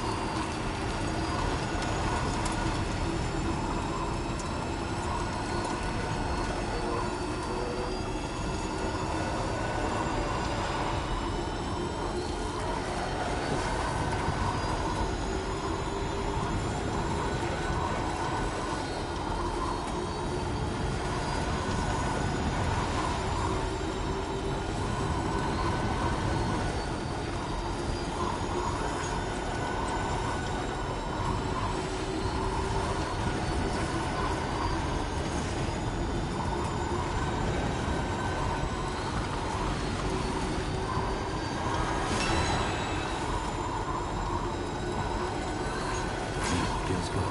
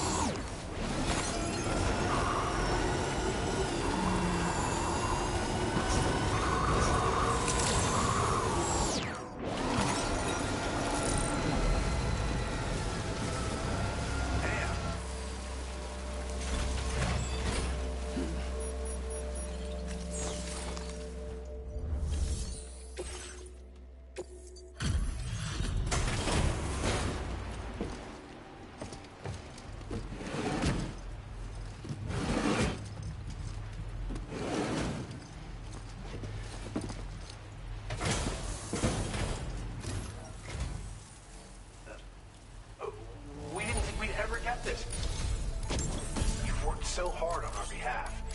We're increasing the amount of... Now displaying your current porter grade. Click. It's good.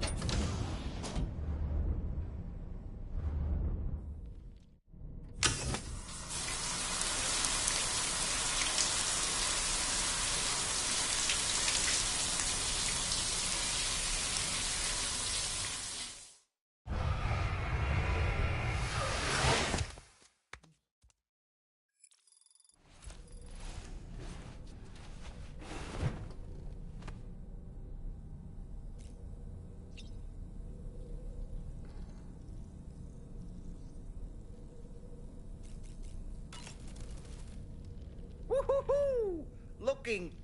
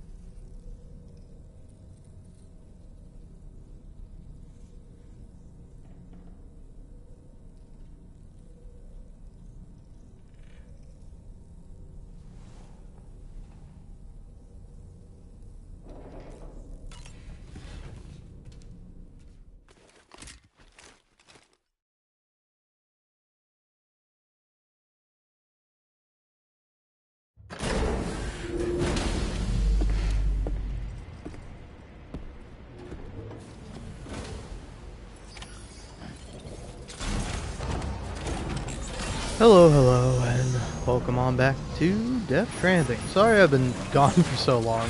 I mean, I don't think anyone's...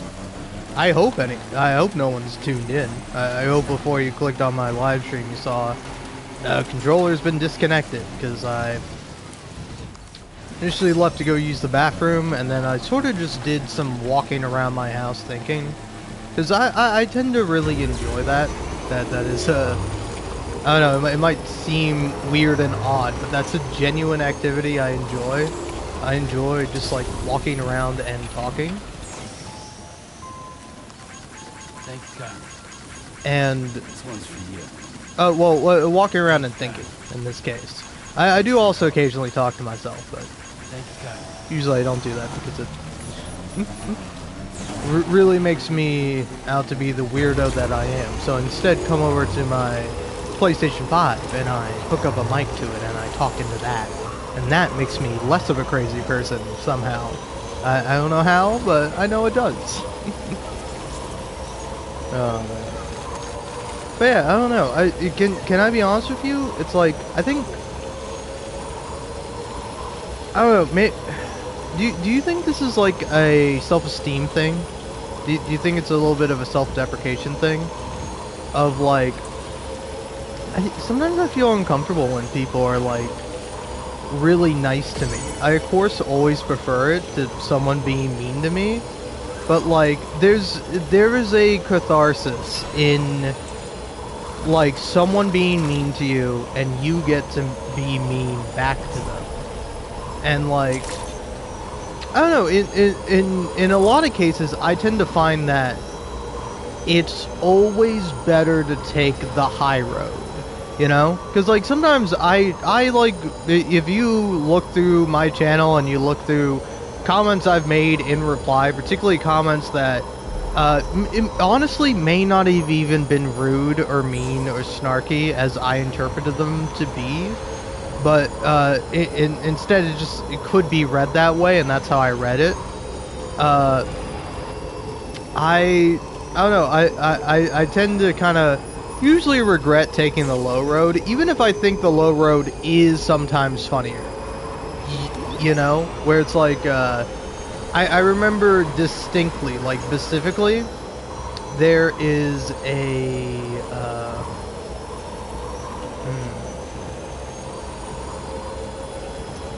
yeah, hold on, I'm having a thought currently that's like, what am I doing? Okay, so there's that. I have 920... I need 920 ceramics. What do I have on me currently? I have 280 followed by 160. Or 360, 440. So I need about 500 more ceramics. Okay. I can get that easy. But, yeah, I don't know. I think it's like... for me, this is something I tend to regret a lot in my life.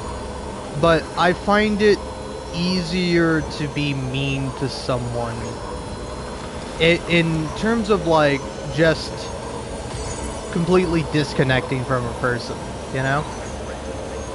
Like, there have been times where like, particularly when I was younger and I was a teenager, but even still, like, you know, 18 years old, still technically a teenager. I was, you know, still doing stuff like that.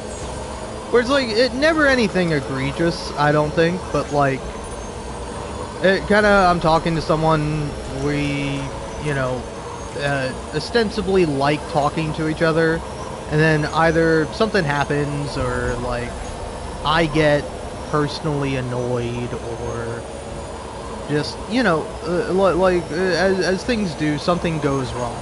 And then I tend to, like, sort of be like, alright, well, you know what, fuck you. I never want to see you again, piss off. And it's like, that's not a healthy thing to do. And it's something that, you know, I haven't done in a very long time, but also I've not had the sort of relationship where that would kind of pop up for me in terms of a dissolution of a, you know, friendship, or I don't know. I've never been in a relationship, so there's that.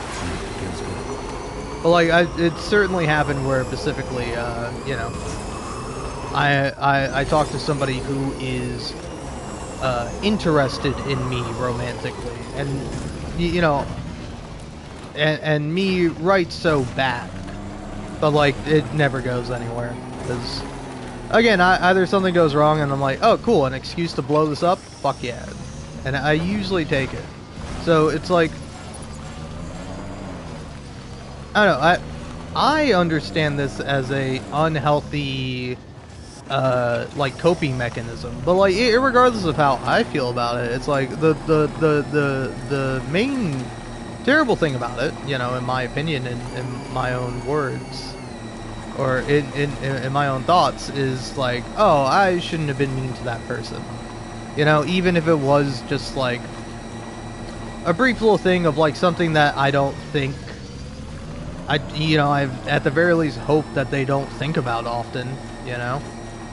Where I go, I hope they, you know, don't take it personally, and you know, are able to like just honestly forget about it, because it's like not even the terms of like, oh, I don't want to have to deal with the consequence of it, but more so it's just like, I'm that unimportant, you know, and I should be that unimportant, at least to other people.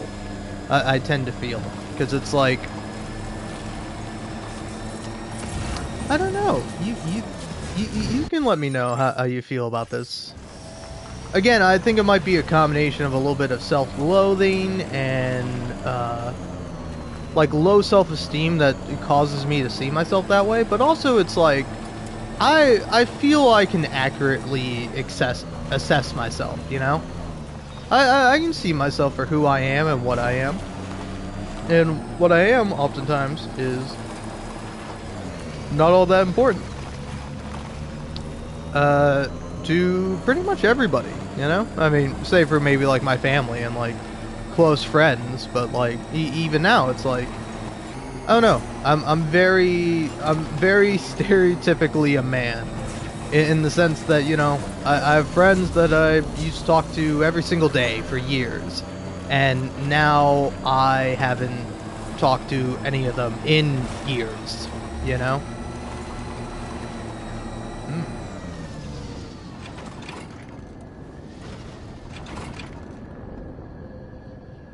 Mystery cargo. We've recovered Well, everything then.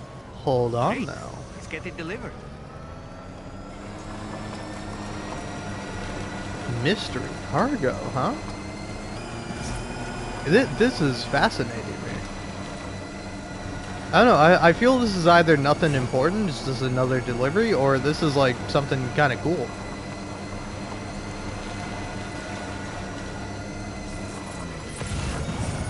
But yeah, anyway, this is all to say that, like, I got quite literally one mean comment, and again, I feel like I took the high road in this situation, where it's like, again, you can see me on stream, which, you know, thankfully nobody watches, but like, you can see me on stream taking more of the low road of like, oh, who is this person? What do they have anything on their channel? Like, how old is their channel? What's the deal?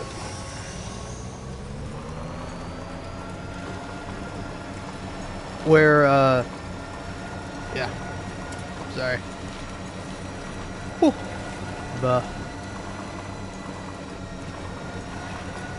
But yeah, where it's like, I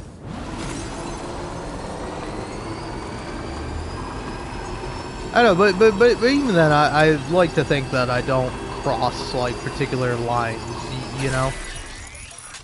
Like, I'm never egregiously mean to someone, particularly to a person who more likely than not doesn't deserve it, or is just having a bad day.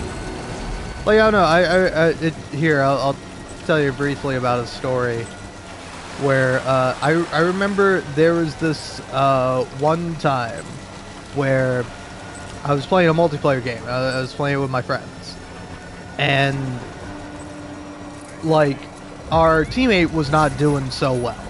Like they were like bottom of the leaderboard or like third on the bottom at the very least, and they just were not doing well. And their name was like,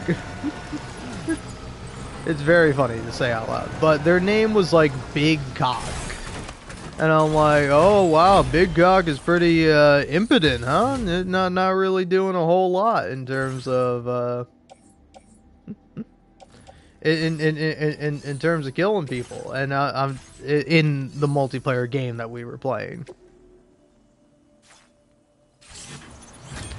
And so it's like, to me, like I just started like shit talking him, but like I wasn't being excessively mean or whatever, but I was just being a dick. I was making jokes, especially with a name like Big Cock. I'm like, okay, watch that it's spelled like it Koch. You know, so it was like, it wasn't exactly cock, but it was like, I think that's what you meant. Unless you're talking about the Koch brothers, then that's an even bigger problem. I should be making fun of you for that. But yeah, so I was just being a jerk, and then the guy like comes on the mic and he's like, oh, I'm so sorry, my kid is just being it's just being a lot right now, and they're being difficult. And as soon as they said that, I was like, hey man, no worries, I'm talking shit, don't worry about me, I'm just some fucking loser online. But it was still like it was really funny at the time.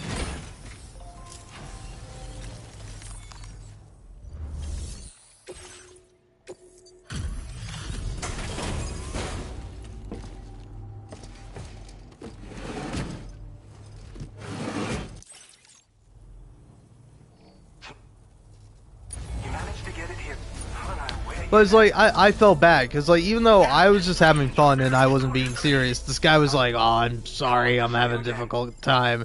And I'm like, hey man, I'm not trying to add on to that, I'm being a dickhead. And so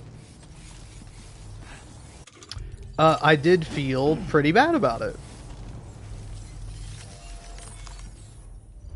And so it's like, I in general, I would rather err on the side of like, you know, being nice and being kind and being understanding than like being a dick and like trying to be funny, because it's like, somebody might see that and like be like, oh, I feel bad. I'm like, I don't want you to feel bad. Like, I'm sorry.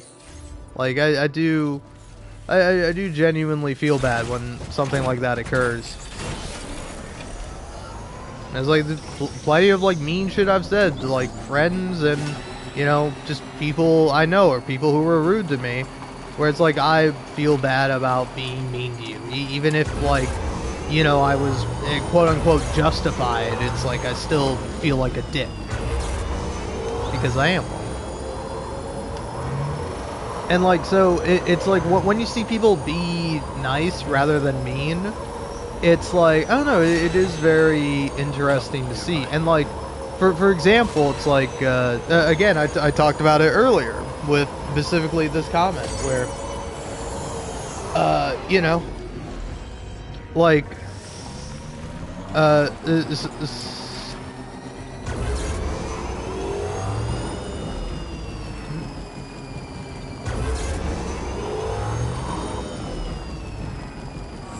oh, that's nice. But yeah, it's like there's there's a comment essentially. I'll read it out loud again. So you really thought this wharf recording, editing decides poorly, and uploading ? Lazy. And you know, a guy who I see comment pretty frequently. And I like most of his comments. Like, if you leave a comment, I'll like it. I don't always heart, though, because, like, sometimes it's like, it's like, at times there's, like, character interpretation or, like, analysis that, like, I don't necessarily always agree with. And then also, it's like, I miss a lot of comments, oftentimes, where I'm like, oh, yeah, that's a good comment, and I didn't see it until, like, you know, later when I'm like looking at that video.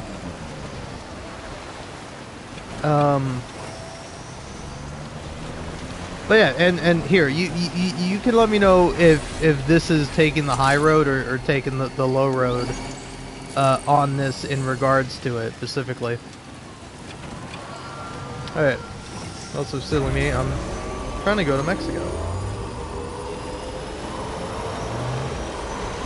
Yeah, wait, did I even deliver the materials to where I wanted them to be? Yeah, I think so. Okay. Worked out.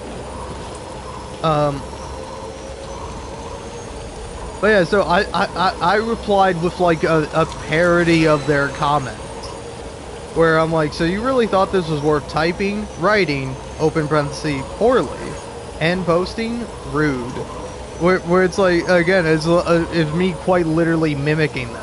Where it's like, so you really thought this was worth typing, writing, and posting? Rude. And like, I don't know, I think it's a pretty good response. It's like, it's quite literally, you know, like fighting fire with fire. It's like, you say something rude to me, I will say something slightly, and I don't even think it's rude. It's like, I'm just pointing out that, hey, you left a rude, mean comment. If you didn't like it, that's alright. You know, if you don't like my videos, you don't like me, dislike the video and get the fuck out of here. It's like, honestly, for as much as people complain about, like, about YouTube removing dislikes, I do think it is a bit healthier for the website. Because it's like, a lot of the time there are people who will go to a video and just like, you know, leave hate comments and leave a lot of dislikes, and it's like they don't even watch the video, they watch some video by some guy, usually an asshole, who like made a video, and it probably also, you know, bigoted as well on top of all that. And so it's like, you know, it's just not this good look, I think. And it's not like a healthy thing for people to do. You know, even if you do truly dislike something, or you like truly hate something, it's like, I don't know. I think if you want to criticize, and like really like give your analysis on it and your thoughts, you have every right to do so. But it's like, say for example, if you hate a TV show, I don't think you should be like watching that TV show and going, oh man, I hate this TV show. This TV show sucks. It's like, I really do think that it's like, hey, if you don't like it, then you shouldn't watch it. You should watch something you do like. And it's like, that's often how I live my life. And it's like, I mean, that's not always the case. It's like, there are plenty of things I like there are plenty of video games I like, but I get frustrated with them, or I have criticisms, or I have critiques, or I have problems and issues with it. And it's like, I can still engage with it and, like, express my frustration, but then also, you know, not let it affect me when I go to bed at night. You know, it's like playing Clair Obscure and getting annoyed with the...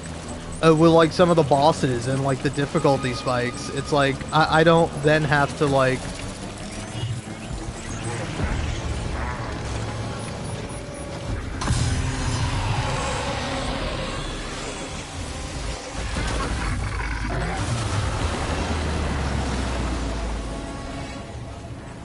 Oh shit. Alright, cool, that worked. I was like, did that work?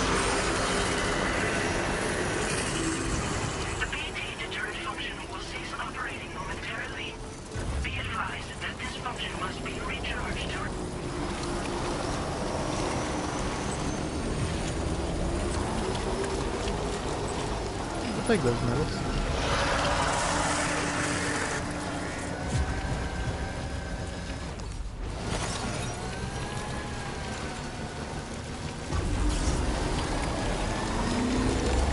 But yeah, it's like,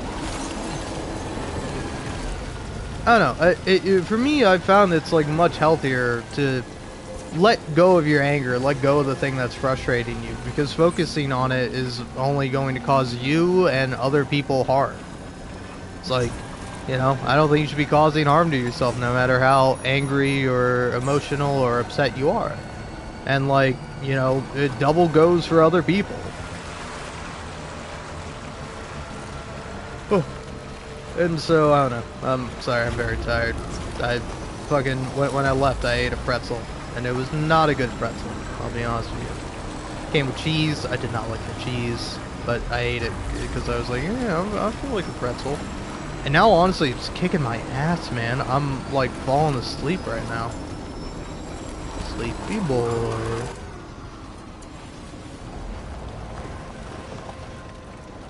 But yeah, it's like, I don't know. And then here's like another nice comment that I'm gonna have to heart because it is so nice and sweet. Where it's like there's a bunch of other comments in the replies. You know? Where it's like,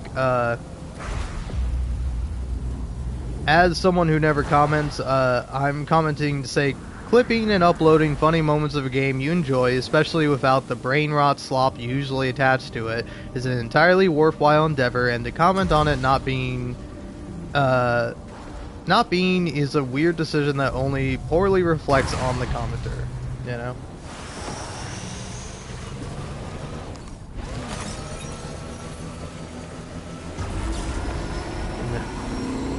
God damn, I'm fucking sleepy, man. I mean, I know exactly why I'm sleepy, but it's like crazy how sleepy I am right now. It's because I ate food and my eyes are red. And I've left for so long to eat food because my eyes are so red. If you catch my meaning. You know, I might have eaten something edible before I ate, you know, the edible food. I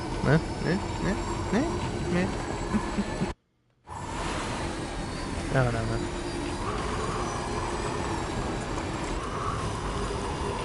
But yeah, anyway, irregardless,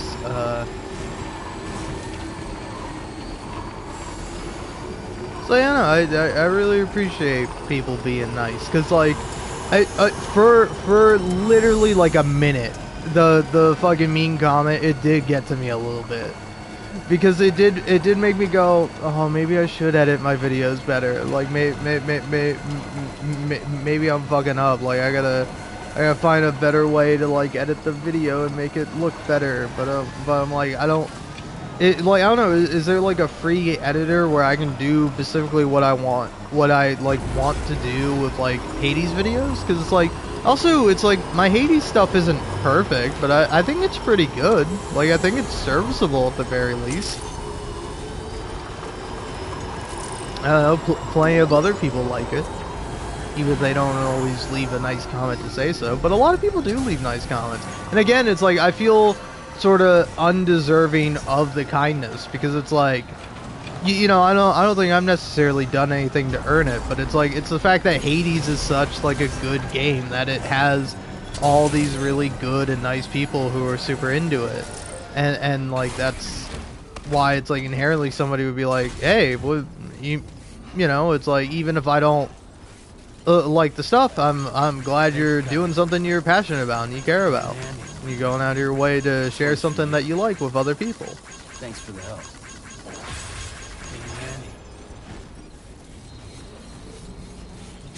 It's like that's really nice to hear. Oh.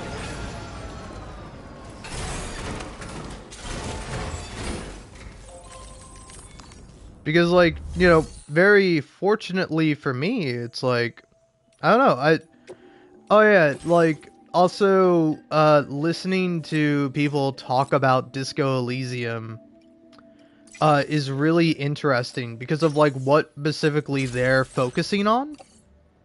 Like, for example, the podcast I'm listening to, one of the hosts on it is a, like, you know, recovering alcoholic, and so he's like tackling the game from that perspective. And it's like, I've never been an alcoholic, but I have been addicted to substances, you know, the one that starts with a T and ends with a C, and I don't know what the H is in the middle, but, you know, it's some letter. But but also like nicotine too. Like, I recently kind of relapsed with that. Fortunately, not to any major detriment to myself, you know?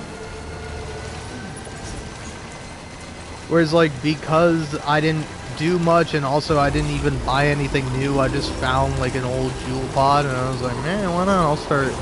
I'll start huffing this, even though it's probably got lead in it, and it's killing me and making my brain bad and worse than it already is.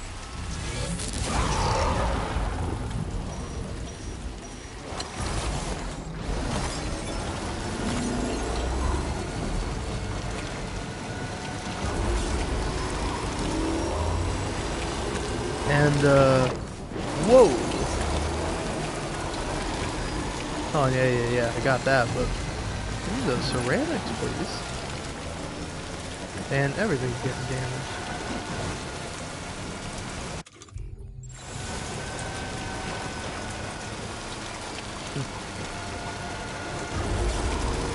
But yeah, but like, for me, like, I'm listening to, like, these people talk about, like, Disco Elysium 2, and, like, I'm surprised, especially when talking about, like, the final part of the game, is that, like, some of the,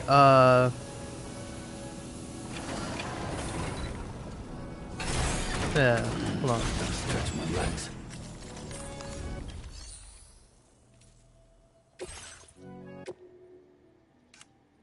You alright, Sam?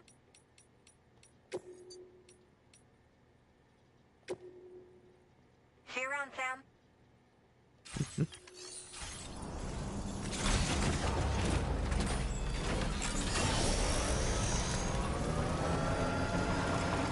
But yeah, but like seeing, sorry, I lost my train of thought. Forgive me, I'm very tired. I'm red-eyed in more way than one.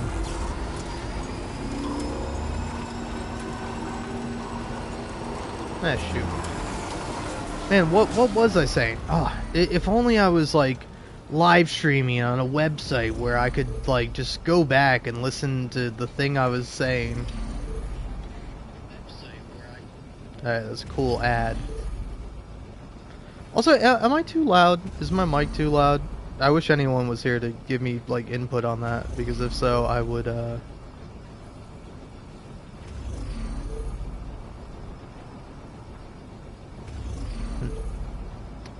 I would definitely turn it down, but yeah, hold on. Oh yeah, I'm listening to people talk about the end of Disco Elysium, and like, two kind of quotes and thoughts that like will never leave my brain from that game is particularly with like in Disco Elysium you can have a dream, and like it just spoilers for Disco Elysium. Please stop listening to me and go play Disco Elysium, I beg of you. But like playing Disco Elysium, when you get to basically like the final part of the game,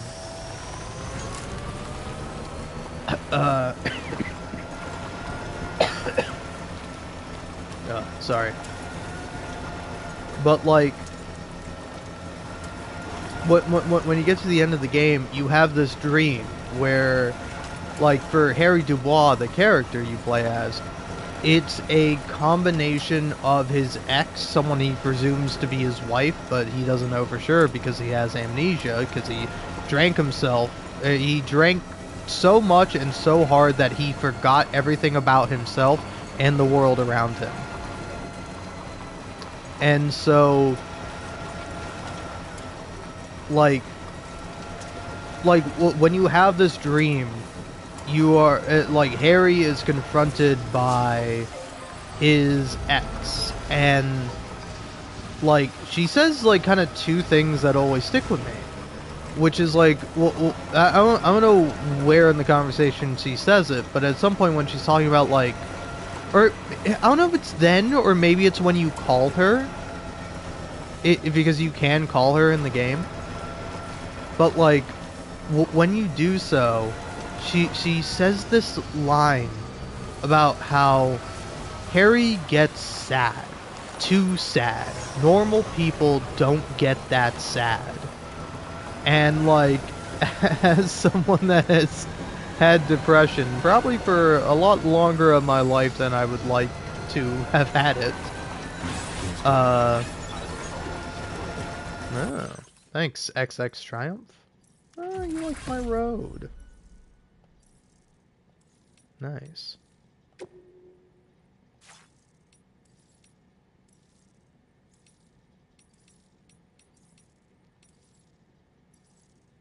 Hey, this person liked my bridge. I wonder which bridge they liked. Because, like, I've only made a few bridges, but... if it's the bridge, I think it is. I'm glad finally someone got use out of that bridge. I thought it was a great bridge that I built. Yeah, I think I've only built one bridge on this playthrough. Huh.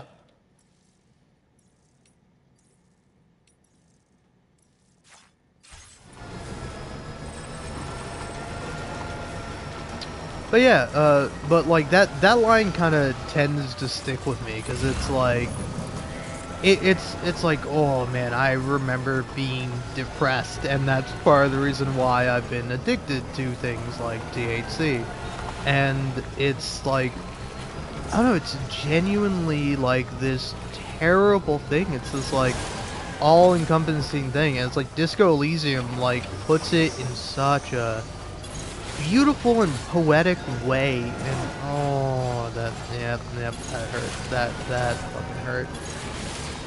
That's alright, you make mistakes and you move on, you know? What are you gonna do about it? You can't turn back the clock. All you can do is run it down.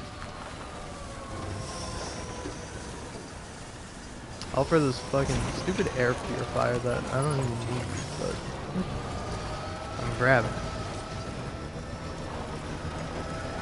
But yeah, it's like that line sticks with me, and then like kind of the most horrifying thing about that conversation in the dream is that like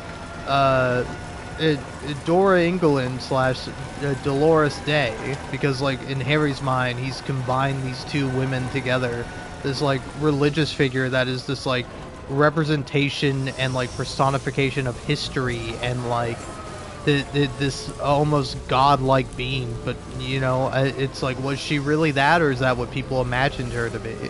I don't know, but like it's that and his ex-wife combined, and it like talks about the dream that he's currently having where like she leaves him again and again, and she says that is like, well, now that you've had this dream, you're gonna have this dream every night. Every single time you go to sleep, you are going to have this dream, and you'll never be able to escape it. This is why you this is why you had it's kind of like it's part of the reason why Harry has drunk himself into oblivion, to the point where he has forgotten his own name, has forgotten that he's even had an ex, forgotten that he's a cop, forgotten every single thing about himself.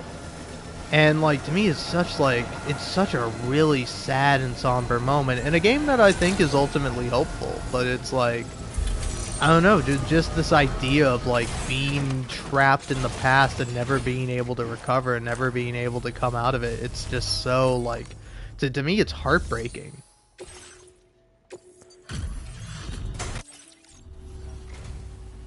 Oh, you managed to find this cargo for me? Hey, look at that. There's not a porter alive who's as talented as you. I've upped your allocation. I feel bad skipping all this guy's dialogue, but this is my second playthrough. I get to skip. Truth be told, I've known for some time. You're the man who delivers. Sam Porter Bridges, the legend in the flesh. But it isn't the stories everyone tells that I value. It's the man standing right here in front of me. In this day and age, the fact that you're still doing your damnedest to make the world a better place is what sets you apart. Past accomplishments are fine. Tomorrow is what matters. And I'm gonna keep on following your example, doing everything I can to be become a legend in my own right. Sam, you're always such a big help. I don't know what I'd do without you. Aw, that's sweet. Alright, let's consolidate some of these materials, but I guess not really. Let's see, yeah, let me go ahead and take some ceramics, if you don't mind. Add that for sure. I think I can have 2 more. Well, yeah, 3 total. Because put that one on the back, and then put both of these onto the bike.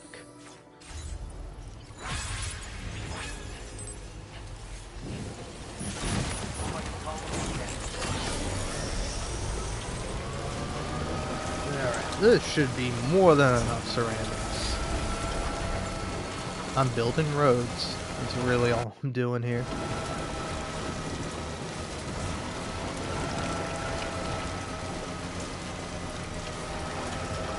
But yeah, it's like...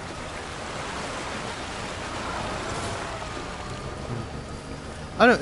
Look, like, to me, those 2 things are, like, some of the most important lines. And then, like, they're talking about this game and they don't even, like, bring them up. And I'm like, I find that really interesting. Because to me, those are, like, some of the more impactful moments for me, you know? Like, the fact that, like, Harry is doomed to always have this, like, almost like recurring nightmare of like his ex leaving him. Like it's really sad. But like I don't know, it I think the point is that it's not true, but it feels true. It feels like it's something that you can never escape from, something that you'll never overcome. But like that's not true. That's Harry like lying to himself. It's his brain poisoning himself, much in the same way he poisons himself quite literally with drugs, with alcohol.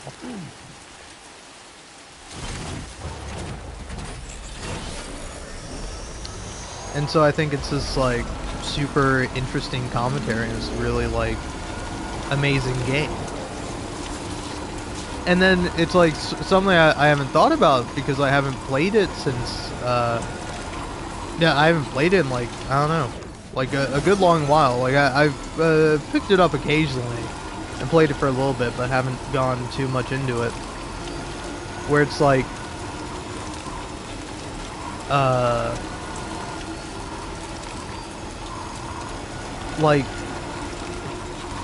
oh yeah, like just how like misogynistic the game is in a lot of ways, but it's like it's not just misogynistic to be misogynistic. It's not like the writers of the game are like, oh yeah, let's just give our real opinions about women. It's more misogynistic in this way of like showing how the world is, showing how Harry is, and showing like how this like influences him, you know, and not just him, but like plenty of other characters in the world.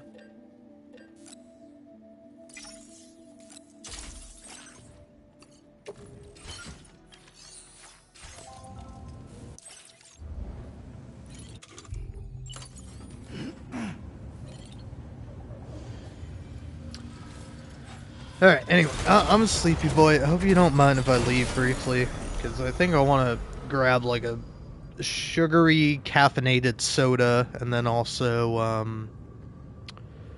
don't know, maybe another bite to eat, but I don't know. I'm crashing hard in terms of like mental capacity. But yeah, but it's like even in the game's like critique of sexism, is it still being like sexist in above itself? Or is like is the game being homophobic in a lot of different ways? And it's like I think no, but I think it's also like a very messy game. It's like not all, I don't know, it's not completely free. It's not free of flaws. It is something that you got to think about the game. And I don't know, I think it's really interesting, and it reflects upon like, you know, humanity as well, of like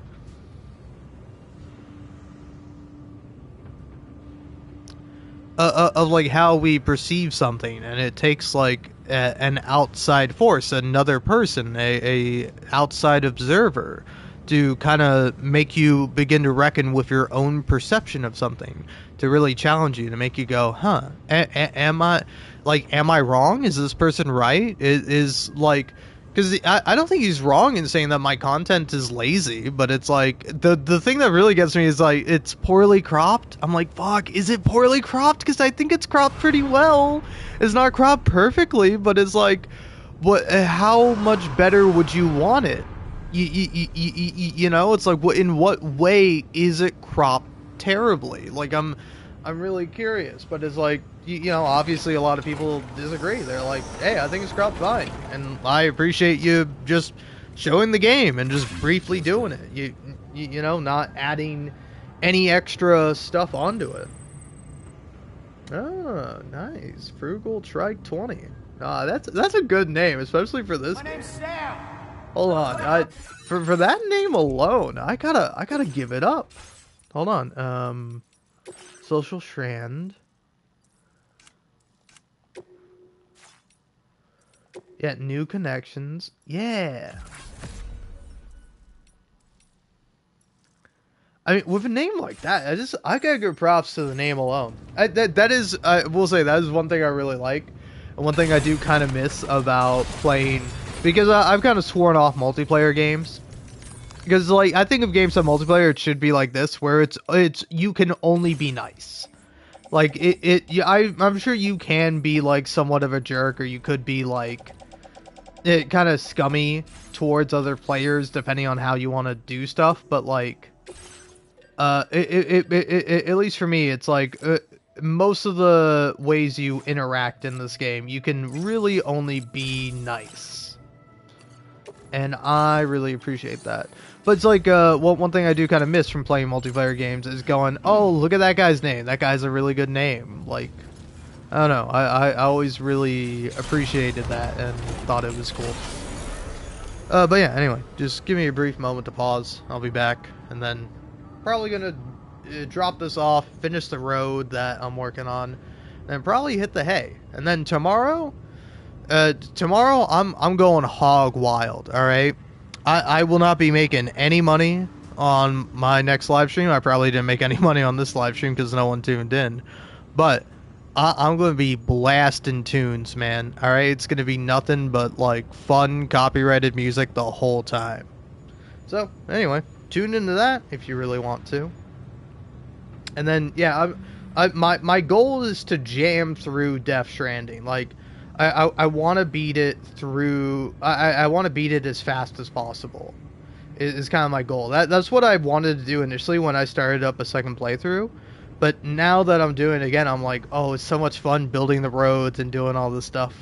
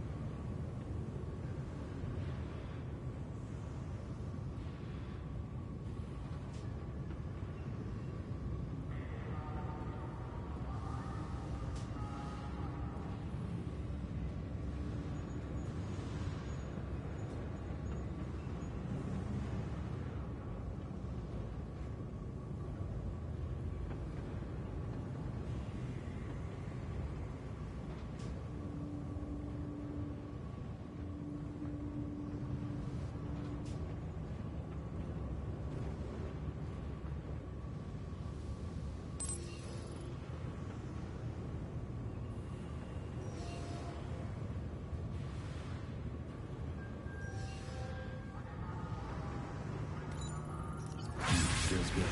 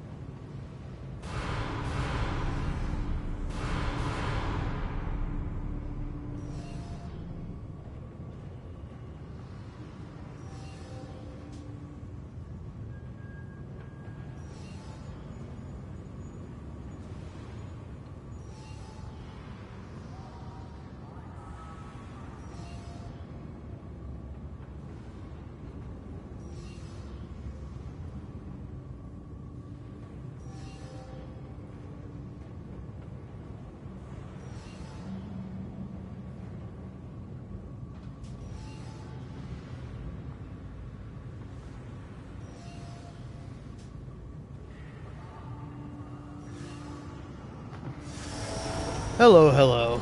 I return. Oh.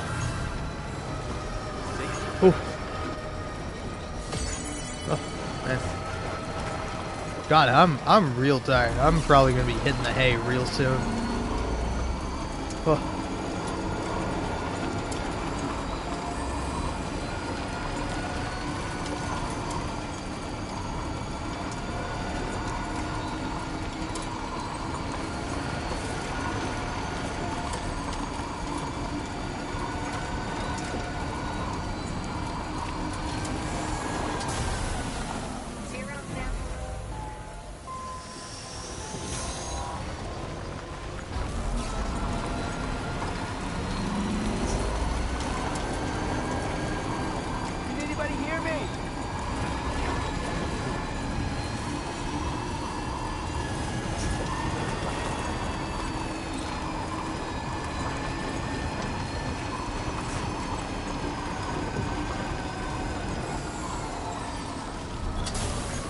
Thanks for the help.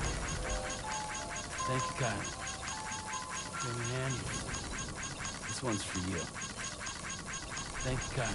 I will say I do like the little song that these play a lot.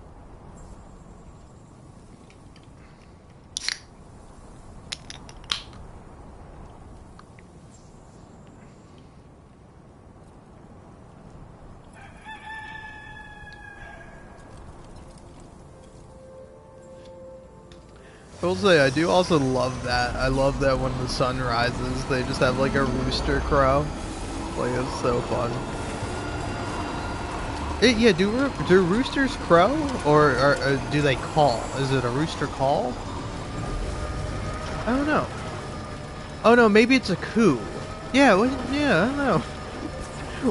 What determines like the sound that a bird makes? Thanks for the help. Like what's the difference between a caw or a coo or a squawk?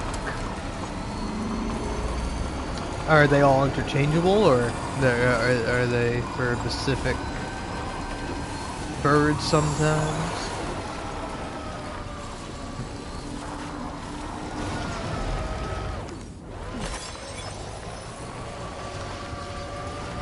Let's see, anyone use this post box? Oh yeah, it's Solid Snake Gold. I did like this one. Anything fun in here?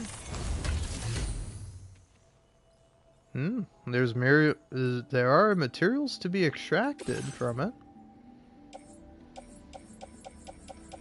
A lot of stuff to help out with fighting, but nothing there. Yeah, here, like possible quick question for, just like a general thing. I kind of think like, what would be like fun challenge things to do with Death Stranding? And like, I definitely think one of them would be like, no crafting. Like, maybe if the game forces you to craft something for like a tutorial, you have to then like immediately destroy it. And it's like, I don't know, I think it would be interesting depending on like, on like what your limit is. You know, it's like you can't make a bike yourself, but if you do find one, like, maybe that would be cool to use. Because like, I don't know, I think it would be really fun and interesting relying purely on like other people to achieve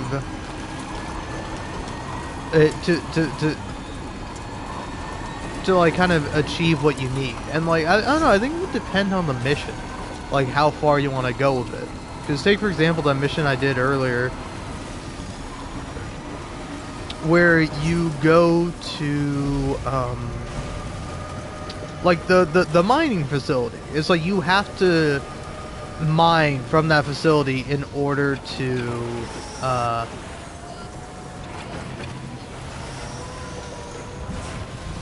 like in order to complete the mission. But it's like if you mine from that facility, it's like I'm sure you could then go and like also find the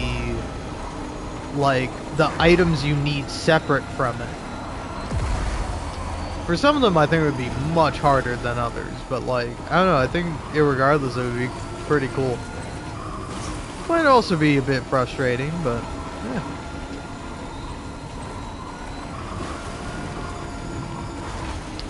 Golly gee willikers, man, I'm so sleepy. Like, my sleepiness is off the charts. I can't believe it, man.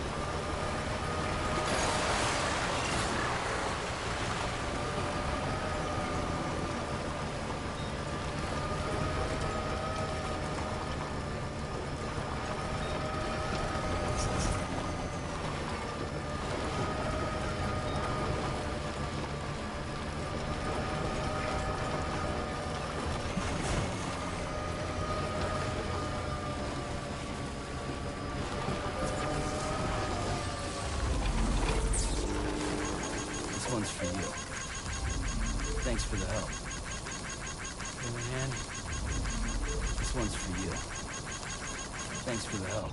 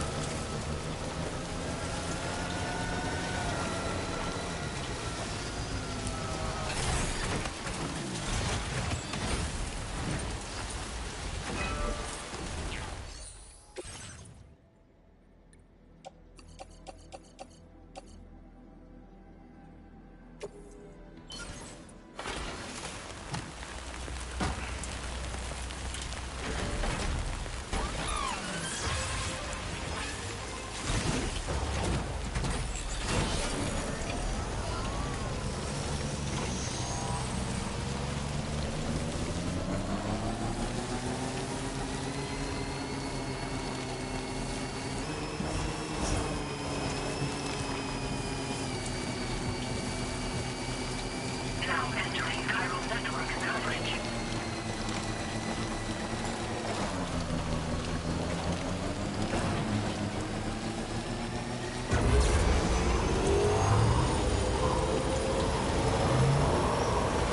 Now leaving chiral network coverage.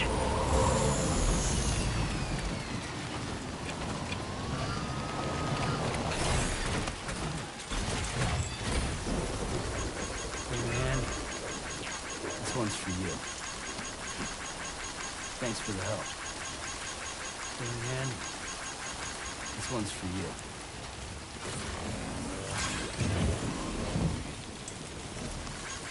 Thank you, Kyle. Hey man, this one's for you.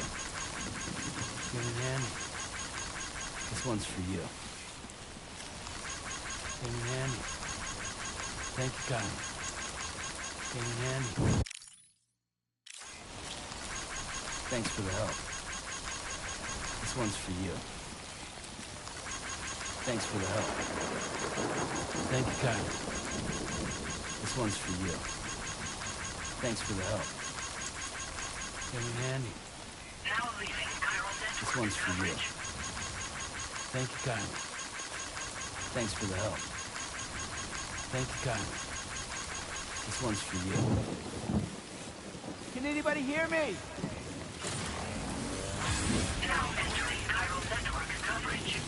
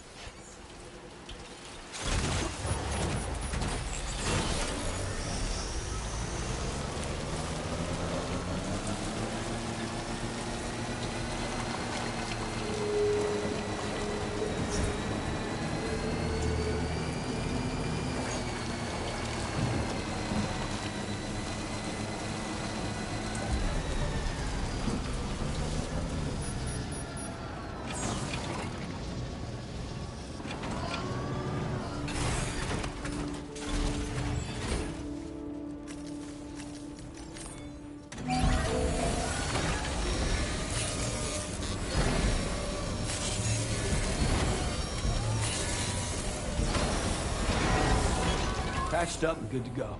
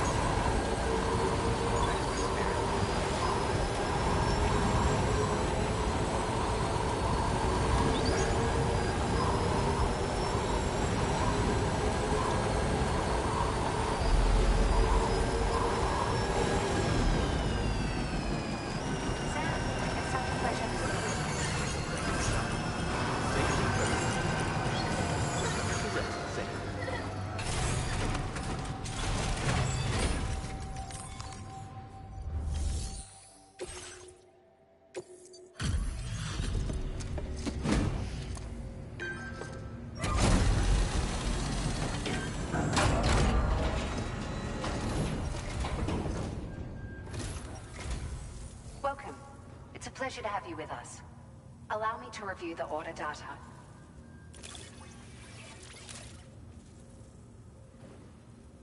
It's like a dream come true, this showing up on our doorstep.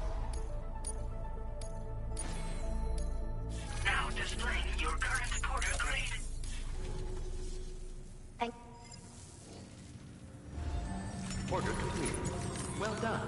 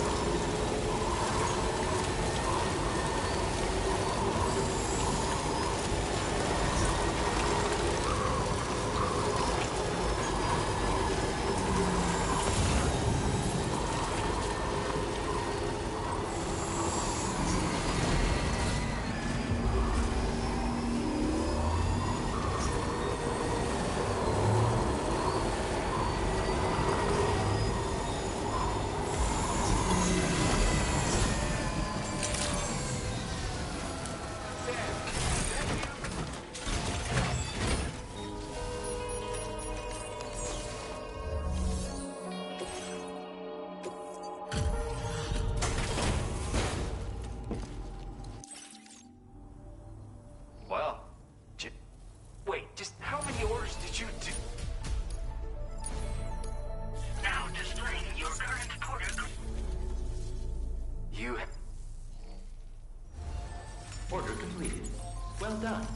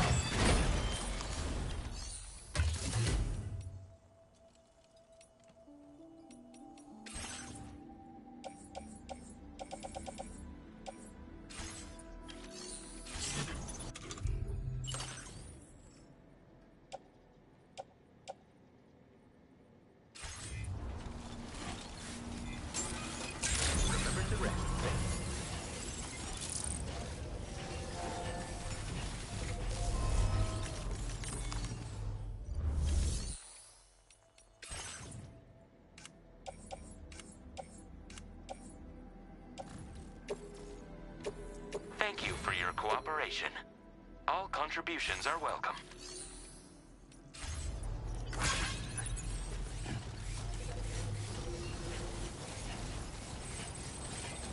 Very impressive work, Sam.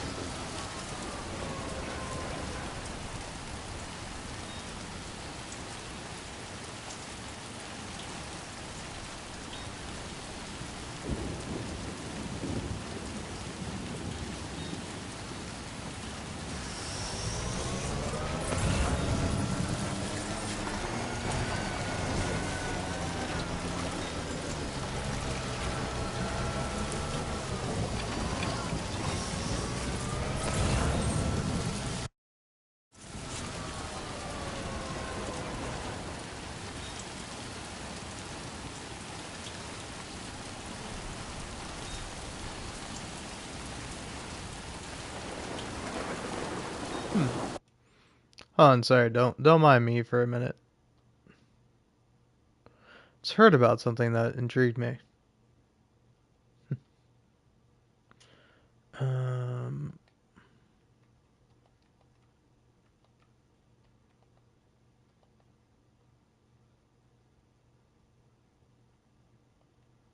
Oh, okay. Huh.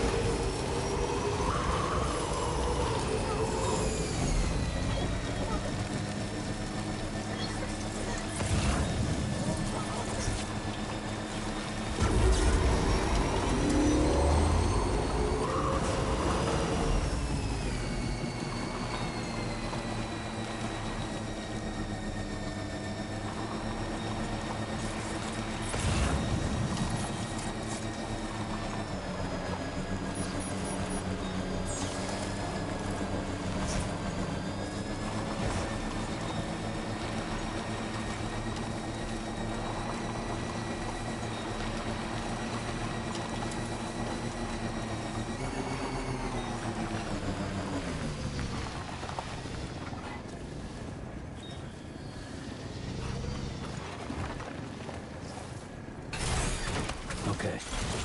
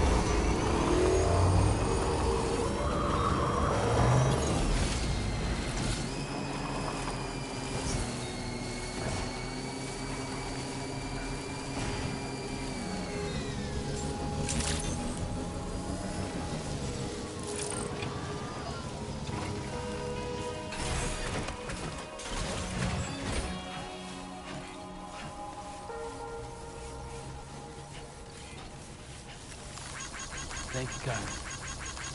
This one's for you. Tim and Andy. Thanks for the help.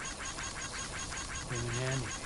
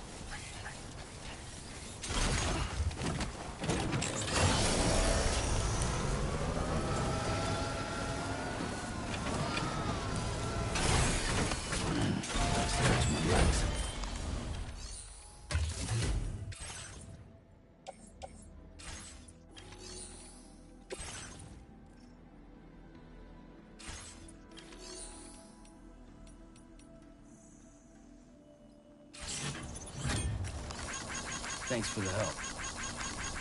Thank you, God. This one's for you. Thanks for the help. Tim and Andy.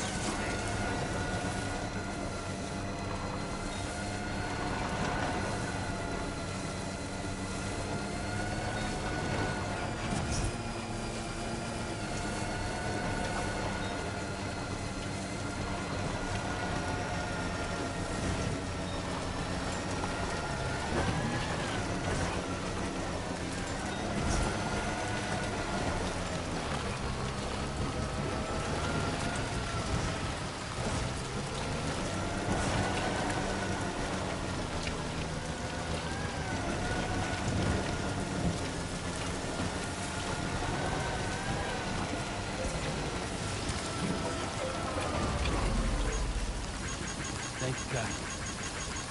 Tim and Andy. Thank you, God. Thanks for the help. Thank you, God.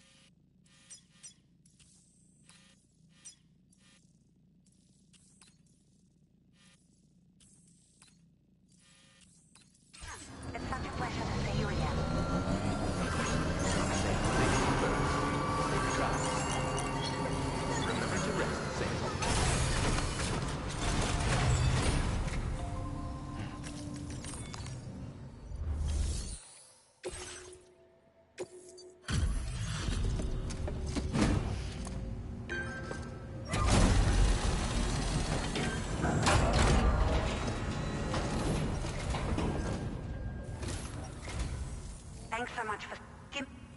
Found some of our missing stuff, did you? Now displaying your current porter grade. Thank you for your... Order completed. Well done.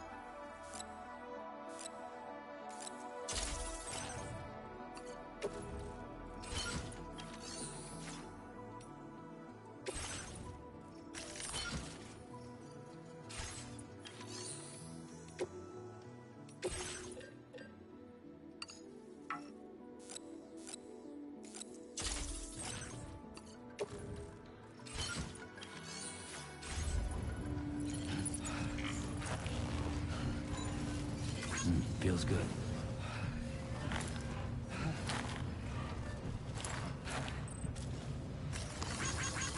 Very handy.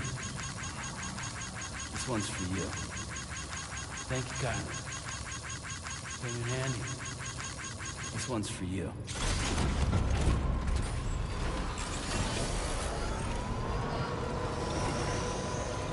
Very impressive work, Sam.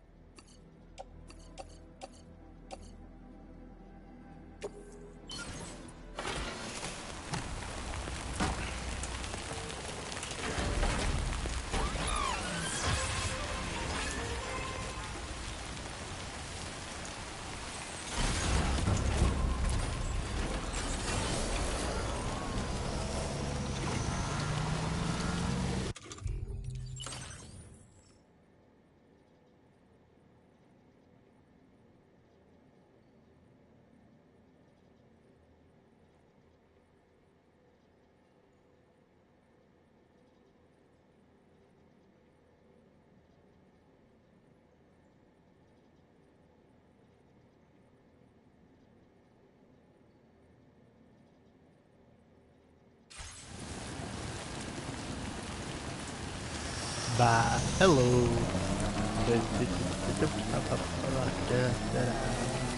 I am getting to the point where I'm really loopy because I'm super fucking tired, man. I'm fucking exhausted. Oh, I'm losing my mind, man.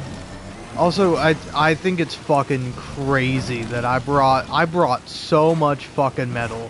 I'm sitting here, I'm breaking poor Sam's back with him just fucking like unable to unable to walk normally, and fucking the game's like, oh hey, guess what, you're not doing good enough, buddy. Okay, so when the signals come up, that's the game like auto-correcting the driving. I really thought that it was like telling you like, hey, you gotta move over, but no, it really is like just like, hey, we got it all for you. You can drive completely fine. Because, I mean, I wasn't doing anything, but initially I was, because I was looking out for it. But now that I know for a fact that I can just leave Sam to drive here by himself, I'm going to do just that. I think I'm going to grab a snack or something. I don't know. But yeah, man, fucking real goddamn cool.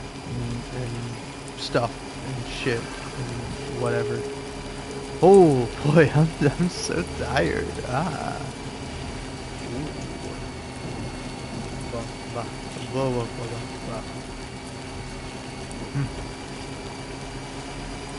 But yeah, man. I mean, honestly, it's like, it's fucking crazy how much time I'm putting into this game. But the thing is, the thing with this game that I think makes it so good is it's a motherfucking podcast game, baby.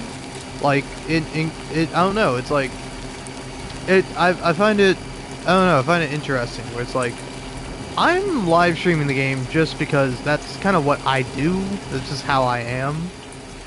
I feel weird if I'm playing a game and not live streaming it. But then it's like, I also feel bad when it's just like, oh, I'm not doing anything, I'm not saying anything, I'm just listening to a podcast with my mic muted. Because, like, I would feel weird if I'm just playing a podcast, even if it was, like, in the background with, like, Death Stranding gameplay. It's like, I feel like I should get taken down for that if I just played a podcast in full. Like, I'm sure I could play, like, some bits of it if I really wanted to talk about it. But, like, I don't know, I can just talk about it, and you can go listen to the podcast yourself, because it's much better, you know? But yeah, I'm so tired, man. But I mean, I don't know. You can say I'm crazy for this, but I think one more trip, one last final trip to Mexico, grabbing some ceramics, then coming back here, fucking feels good. Grabbing the damn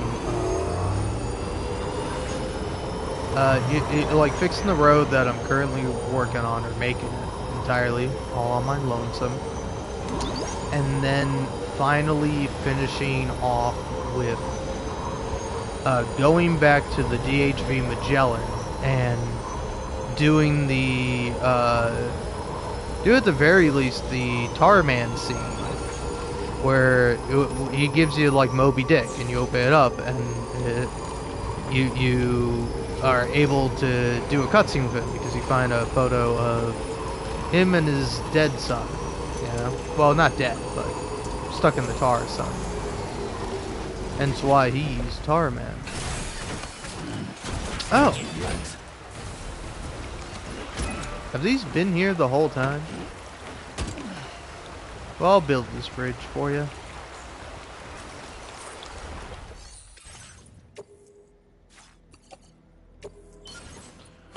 Boom, boom, boom, boom, boom. Alright.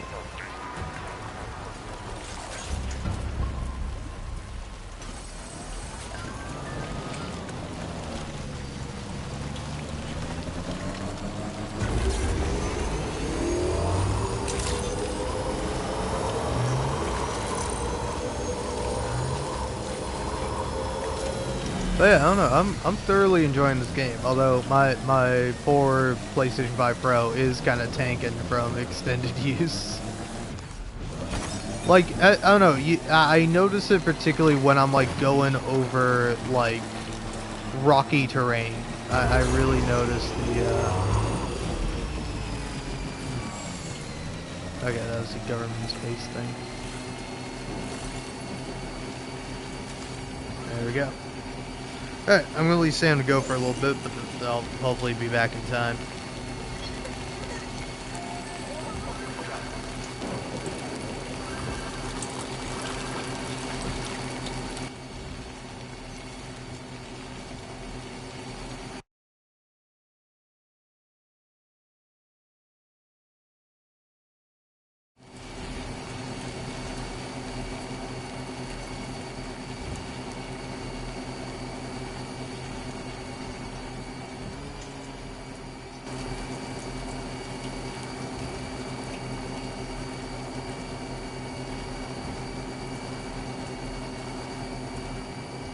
Someone's out there.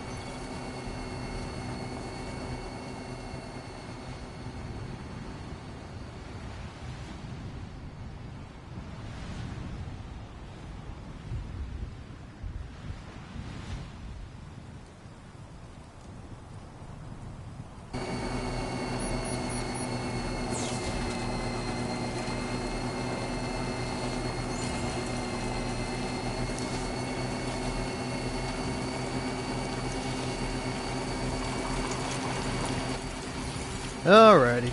Hello. Ba, ba, ba, ba, ba, ba.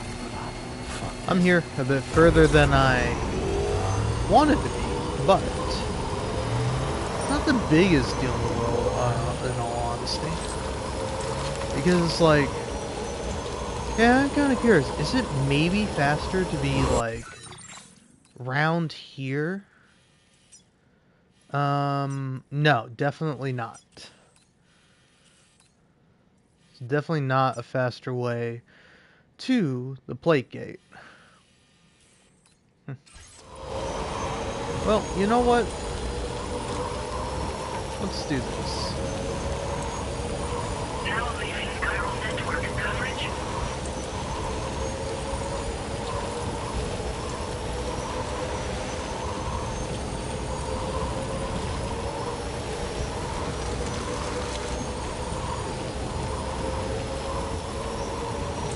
So... yeah, okay. My time to have gotten off was much further ago. But hey, here we are.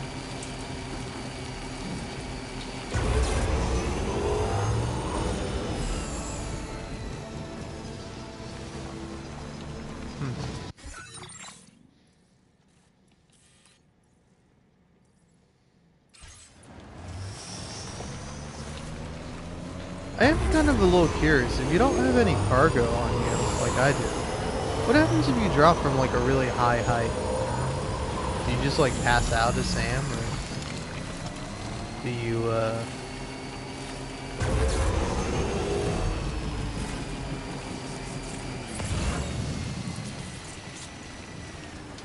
Alright, this is it, man. Yeah, is that something down there? Hey, you see that? Just like, that's just like a rock. Yeah, it's just like a rock. But I think I gotta do this for science. Whee! Okay. I take damage and the track cruiser gets destroyed. Oh, I'm sorry, buddy.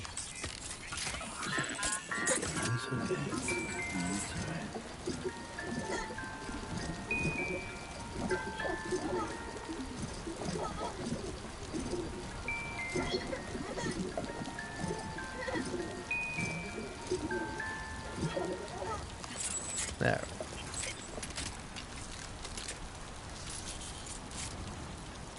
Well, hey, good to know. So, nothing really of importance down this way yonder? Yeah, no.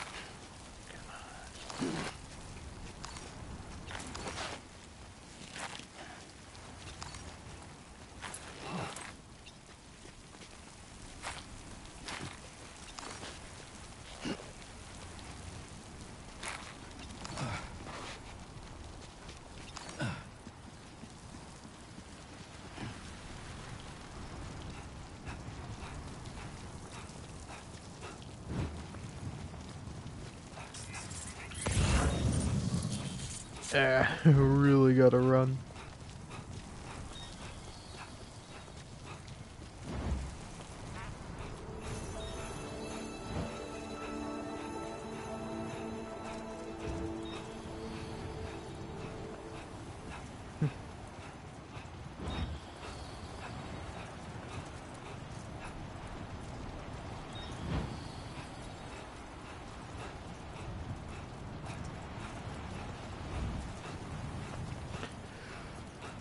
Hey, see, there's the plate gate.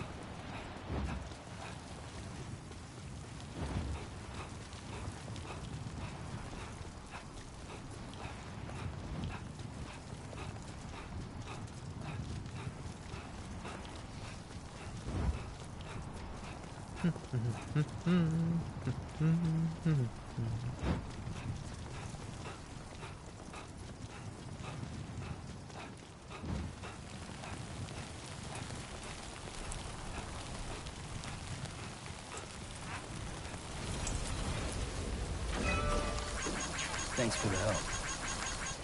Came in handy. Thanks for the help. Thank you kindly.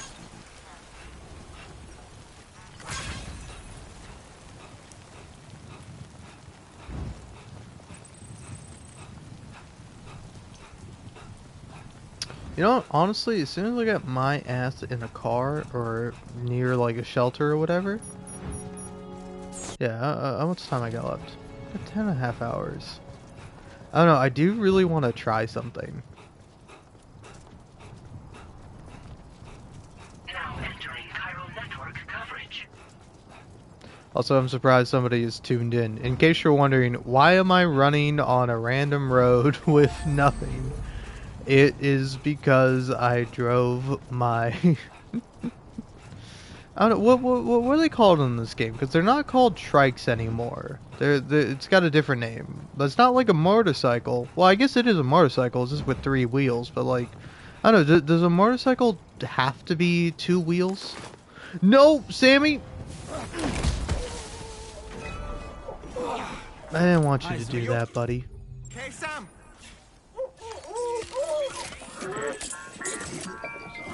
Hey, sorry, little guy.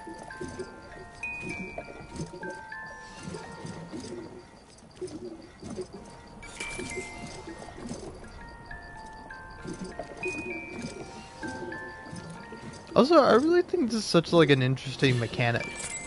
It's like held over from the first game, but it's like I don't know. Do you think there's any like any reality to like Sam's vision? Because like I kind of want to say there is. Whereas like Sam has kind of gone. I don't know. It's like pretty much everyone is like, Sam, you're crazy. This one's for you. Like Lou is not in there, you know, and it's like if they don't say that, they humor him at least. And like Sam is just like, no, what are you talking about? And it's like, I don't know, it's such an interesting thing that Sam just sort of regresses and imagines that Lou is with him the whole time.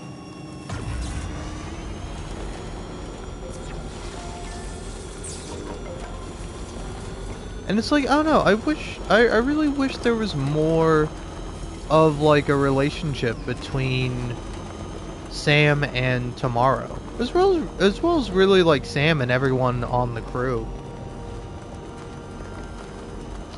Because like, I don't know, maybe it's just because I was going through too fast, but there's like not all that many scenes with like Sam and the other crewmates. And like certainly not enough to sort of justify this like strong bond they have with him. Like I don't know, I can totally see him like I see like everyone on the crew like respecting Sam, but like I don't see them necessarily being close, like you know, like personally.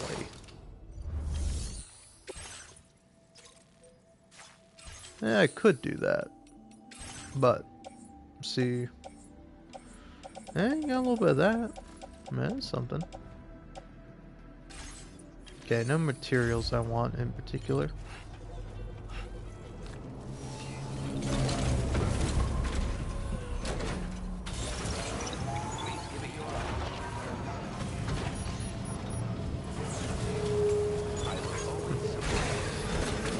Hey bro, you want to give me those medals?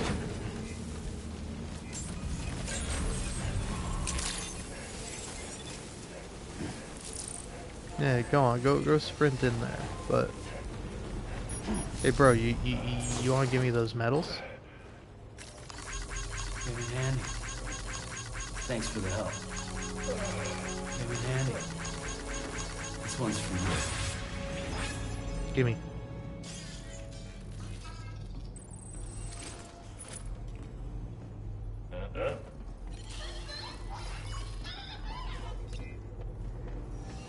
Are you gonna give me those medals, bro?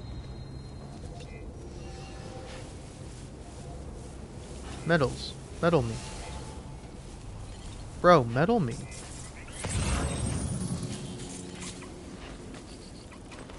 Thank you, partner.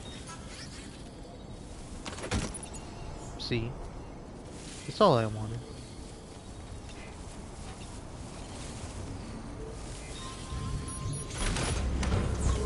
Alright. Now let's go. Now we're fucking space trucking. Yes, yes, BTs are in the area. One knows. No need to blow.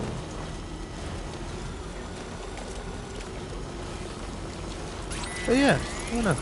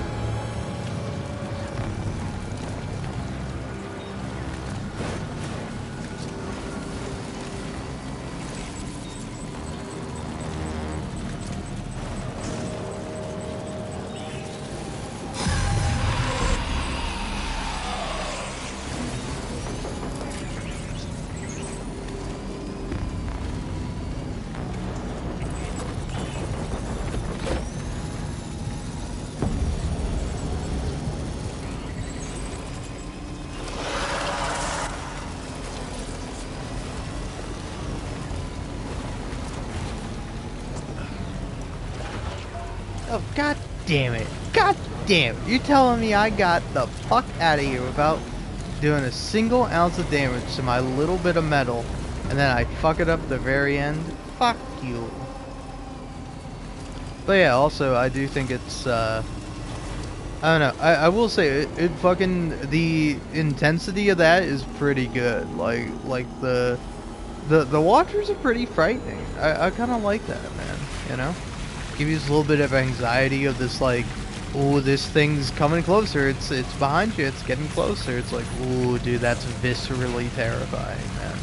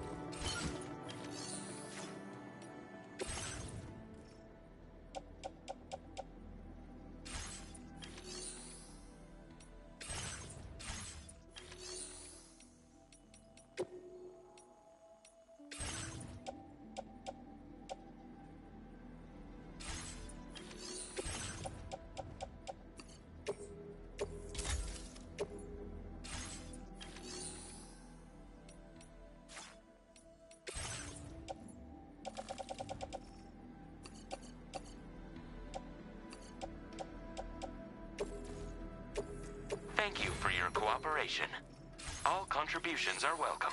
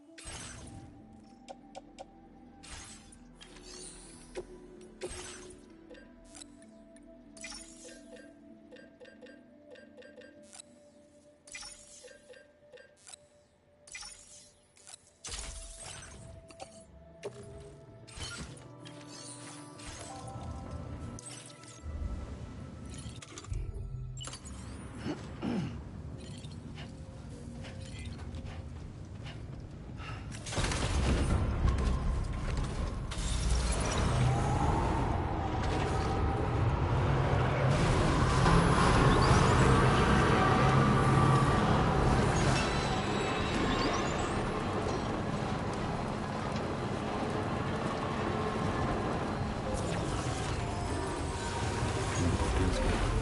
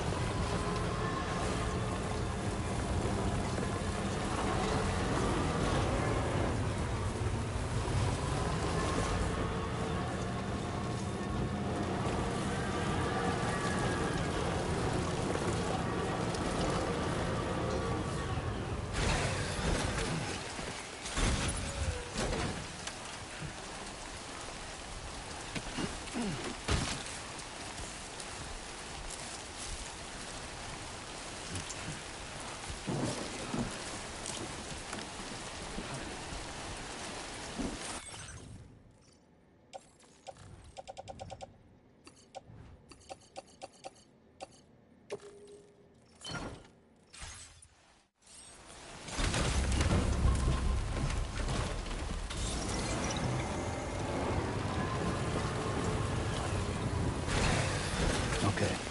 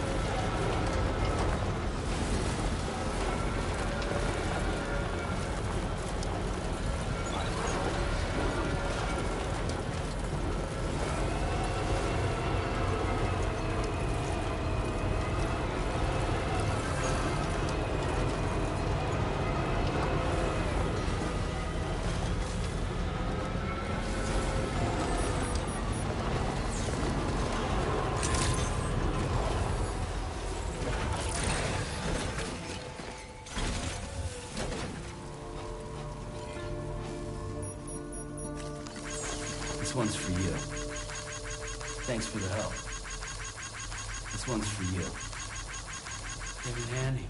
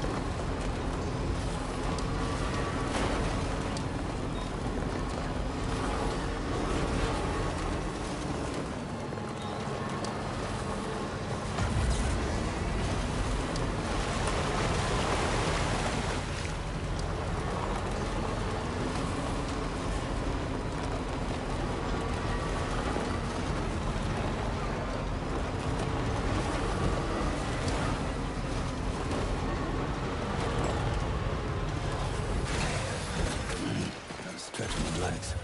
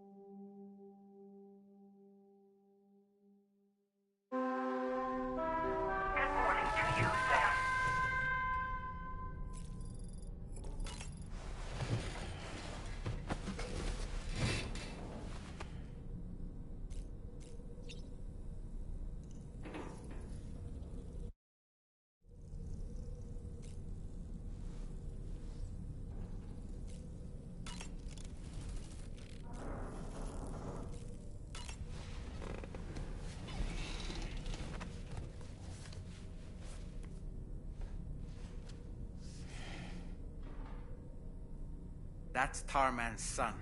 He must have placed a photograph in here for safekeeping. This is an important memento. Why don't we go and take it to him?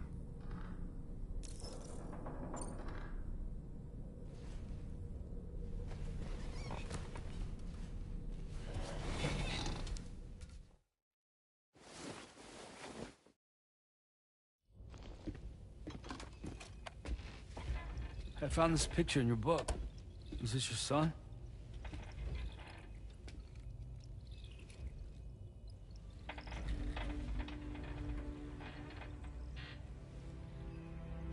Thank you.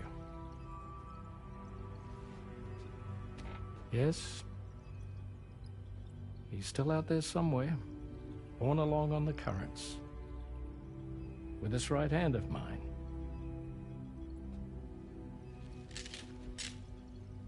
It's due to my connection with said missing piece that I can read the movements of the tar. Something akin to a phantom pain. You want to hear the story? Sure. I was both a medical doctor and a geophysics researcher once upon a time. In those days, the tar currents were a key focus of mine.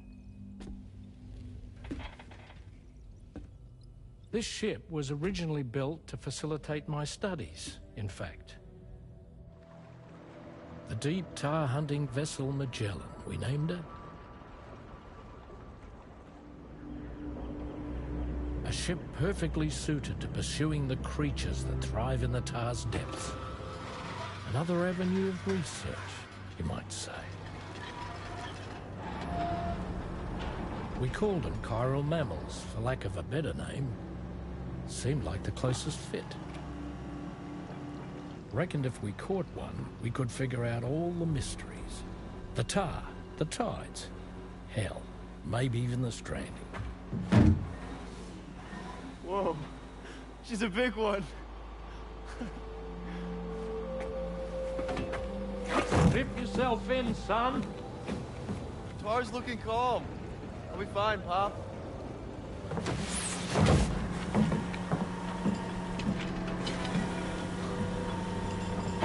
You seeing this?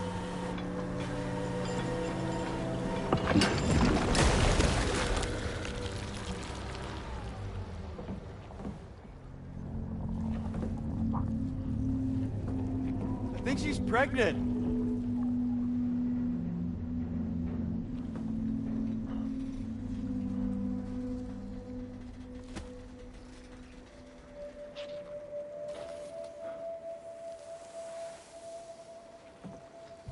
Hey, Pop. This is weird.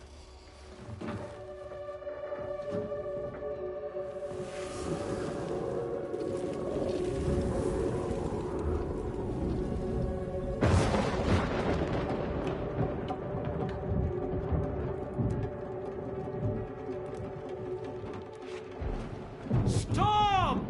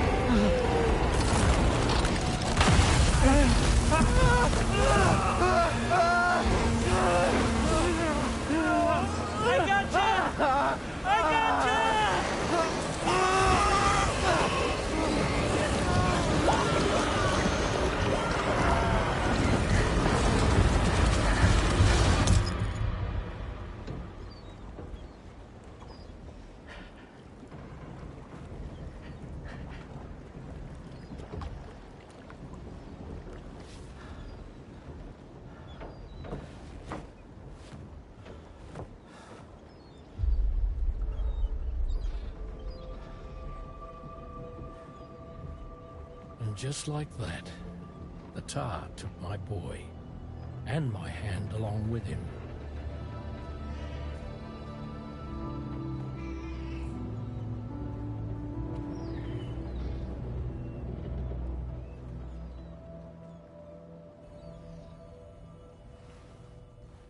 At first, I thought this little guy was my son reborn.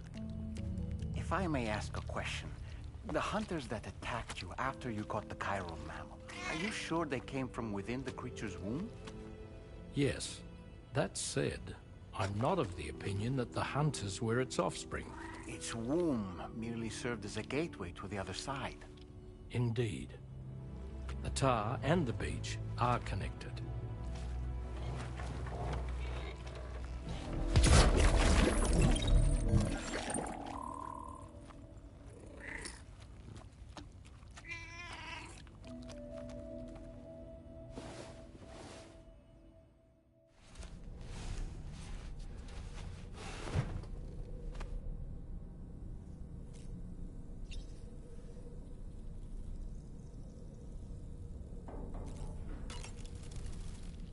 I've known Tarman for quite a while now, but that was the first time I've heard him speak about his son in that fashion. It made me wish that I could do something, anything to ease his burden. But setting aside those feelings, suppose that cat of his is in fact his son reborn. Why does it treat me as though I'm a threat? Does it just hate me? Reincarnation or not, perhaps it's still a cat at heart. Feeling well rested after some quality shut-eye?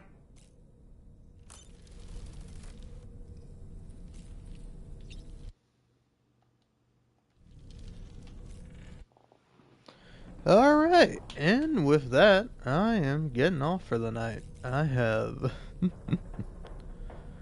played way too much of this game, and I will continue to do so because it's so fun. Also, it's like, I really enjoy the cutscenes of the game. I think they're all really fantastic and super interesting. And like, oftentimes I'm kind of surprised by how short they are. You know? Like, I remember quite literally at one point towards the end of the game, Dollman is like, hey, there's going to be a long cutscene in the future, so make sure you look out for that. And, it was like really funny, and I was like, oh boy, I'm ready for this cutscene. And then it was like maybe half an hour long, and I was like, I wanted it longer. I am like a crazy person in the way that I love cutscenes. Like, to me, when I get to a cutscene, oh, it's a treat. Oh, it's exactly what I've been looking for when playing a game, you know? Because, like, I enjoy gameplay. I think it's pretty good. But then it's like, gameplay, I gotta focus, or at least I gotta care. I gotta press buttons to move forward and progress the story and play the game. But then, you get to some nice, good old-fashioned cutscenes. You get to sit back, relax, watch some actors act, and, you know, hopefully see some interesting scenes. And I think this game has plenty of them. I don't know. I'm going to be very curious to see how I feel about the story after a second run through. Because, like, the first time through, you're kind of going, okay, what the fuck is going on? But the second time through, it's like, okay, I know exactly what's going on. Let's see how I feel about it again. And so far, I'm liking it just as much as I did the first time. If not, maybe a little bit more so. And to me, that's always a sign of a good game. I don't know. I am an insane person where I love replaying games, especially super long, dense, big games. I'm just like, yeah, I'll play that again. It's like the amount of times I have just run through Red Dead Redemption 2 is insane. Like, also, it's like I've done like Pacific parts over and over again. I have like done like some missions in that game upwards of like 20 times. Because it's just like, I'll get to that point in the story and I'll do it. Or like, sometimes I'll turn on cheats and I'll play through like a couple of hours as fast as I can through the story. And then the next day I'll get on and it's like, oh, okay, I'm back 5 hours ago from before I turned the cheats on. Well, let's do it again. And I'll just run through the same missions. But yeah. anyway, I am gonna get some shut-eye.